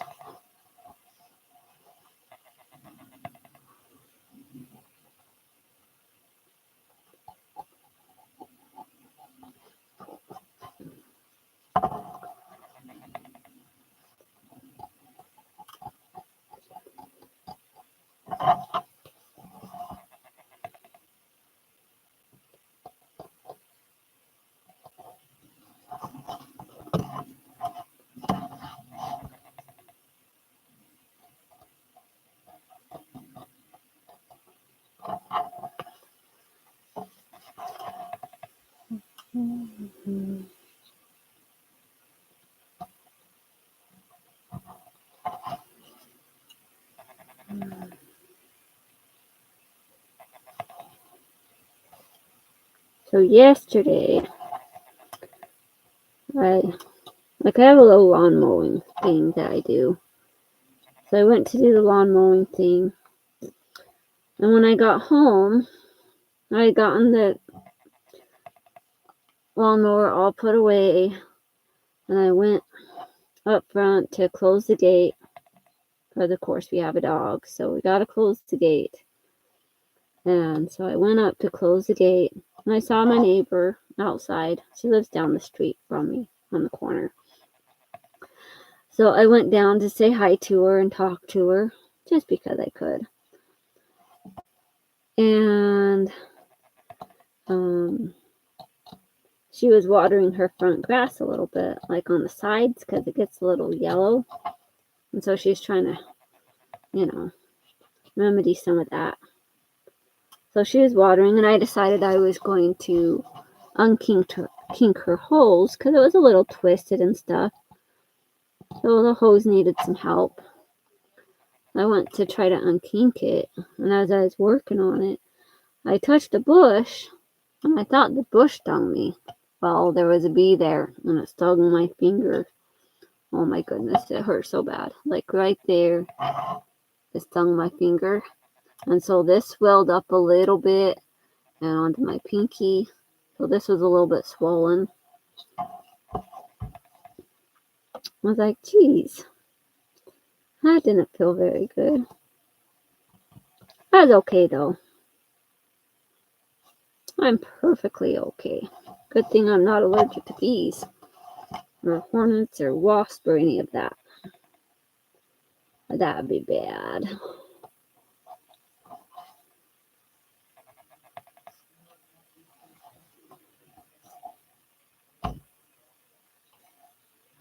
And it was one that doesn't lose its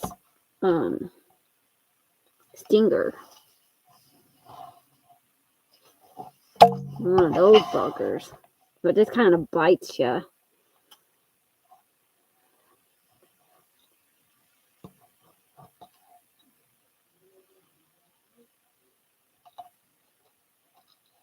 It definitely still had its stinger. It wasn't in me. Like the other day, my son got stung by one on his leg. He cried. And then my daughter's allergic to all that.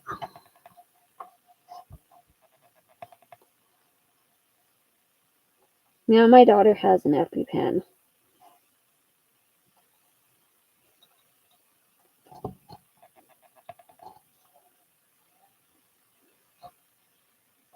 So if I did have an allergic reaction and something bad started happening, I would be okay because I could come home, or my neighbor could go down here to my house and ask my daughter for an EpiPen if I became like something bad happened. Alright, look, got buttonholes.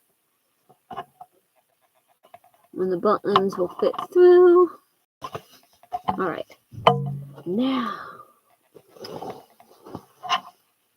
let's sew some buttons on. I bet this is going to be so exciting. And then I switch it over to the zigzag quilt stitch. And then I got a little switch right here on the back that I switch over to drop the bead dogs. Because I don't want the bead dogs making that button move. Alright. We got some buttons. Look like little pies. How cute.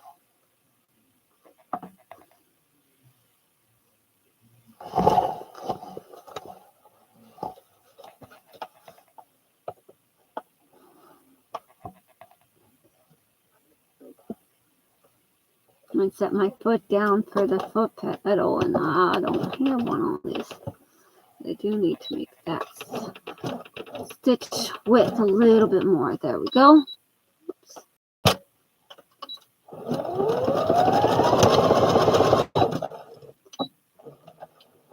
Like my SE machines.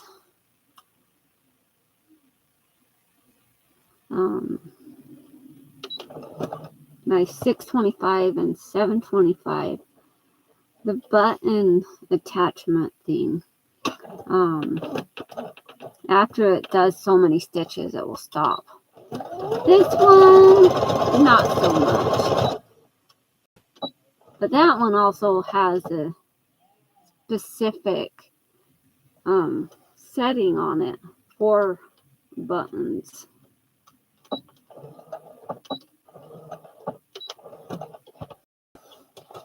And this machine doesn't. Alright. Look at that. Let's get this little knobby there. Now to add the next one. It's so exciting.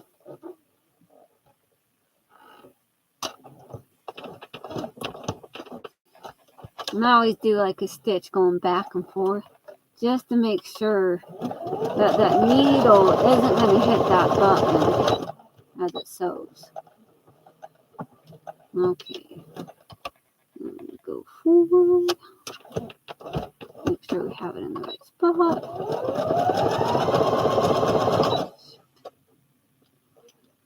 Okay, unthread it a little bit. That wasn't good.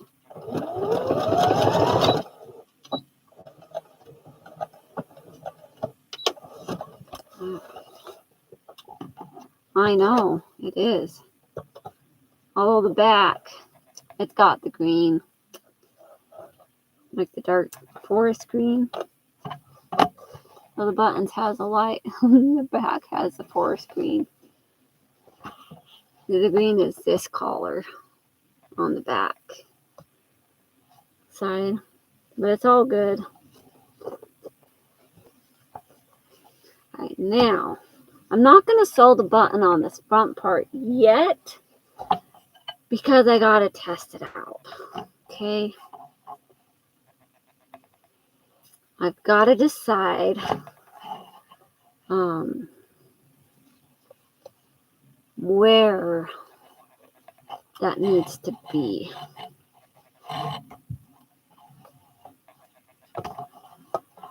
Before I sew it on, because I need to know if I can fold down the edge or if it doesn't get folded down. Hi, Mom. Hi. What's up? I finished the spaghetti. You finished your spaghetti? Yeah. Awesome.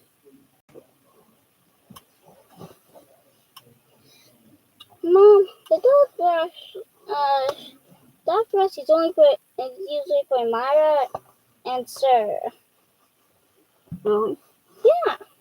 Who said that? Yeah. Like I think so because Mara and Sir are the only animals inside the house. They have the long fur. Yep, and double coats. Statically. Yeah. Yeah. Alright, so I'm just putting it on over the top.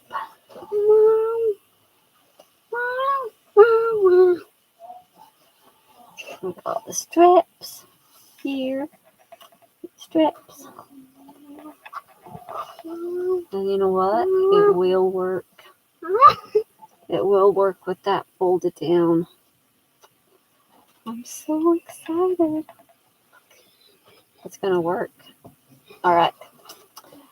So let's get that top sewn down and buttons sewn on. Alright. Zach Honda did a little fashion show, right? Yeah. I just did it over what I already had on. Mom, you can make a doll fashion show again. Yeah? Yeah. I think you can make Take the button thing out just for a minute. some small Barbie clothes again. I will. And you can try to make the same design as that. I Just think do you that. can make it the same design. That will not be copyright technically. And because technically you made that, and you'd be technically making another one, so it won't be copyright. Mm. I protect it. And I've made Alright, now getting different colors from I'm going to straight stitch across. design. Now the design finish. Down.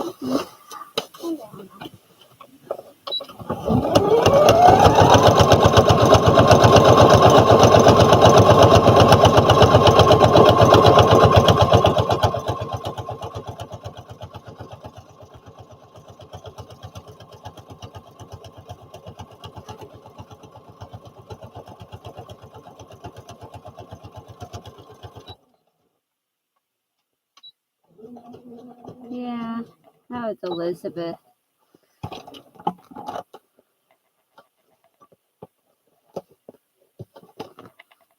Alright.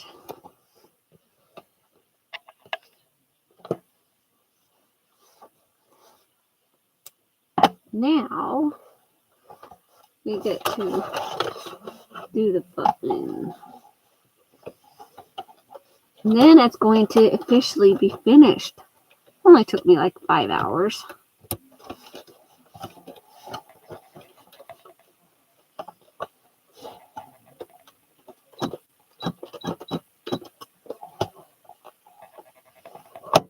There we go. Like that.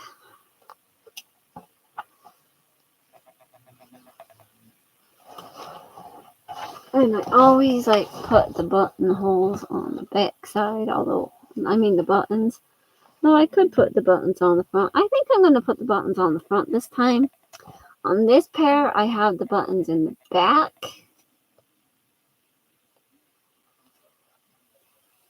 But my granddaughter really likes buttons.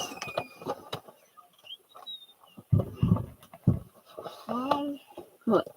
So the night, I can practically feed my tablet. It would be charging on its regular charging thing. Yeah?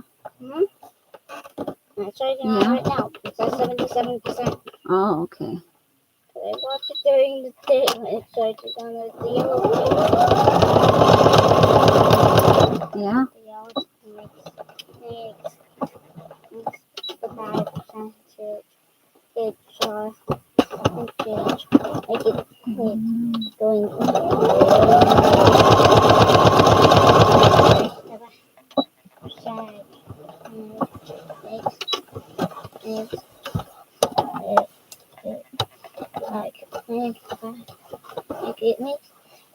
let's go down slower. Not There.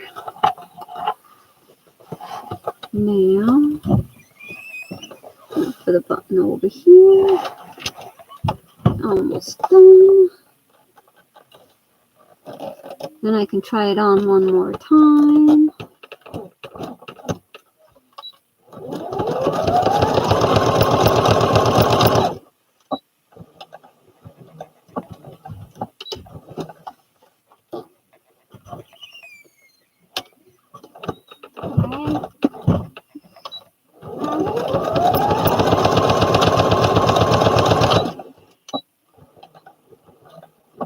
Isn't it time to tap the computers?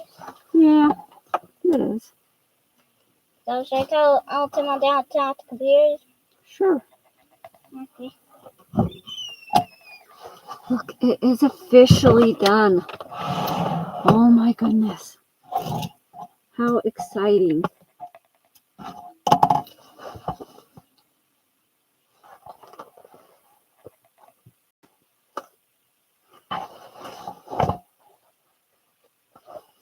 And then the straps are reversible, so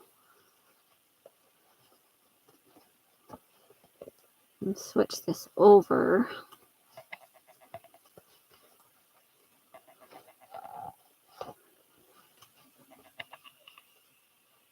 Which I love it.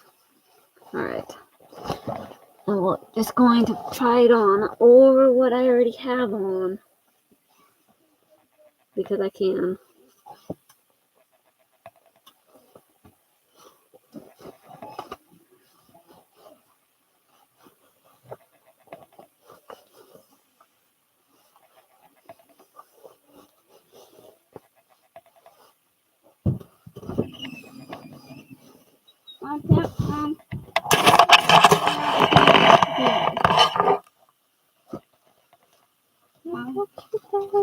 Yeah.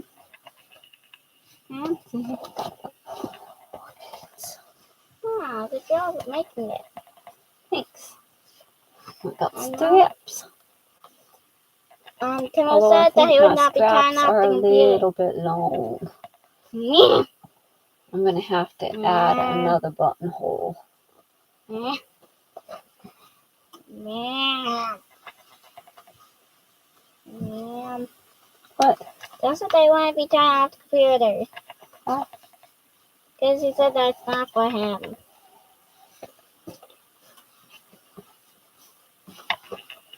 Don't say that is not for him. So cute. But yeah, I am going to have to add an extra buttonhole. I'll do it on the back Yeah. part of the strap. Mom said that would not be tying off the computer. Said that it isn't for him. Mom, So cute. I are you love tying off it. the computer? I'm going to wear it like a lot. Mom? Mom? Right. Night. Mom? Thank you guys all so much for watching. I hope you all have a wonderful Mom? day. Oh, I love the way that looks. Woo. So exciting.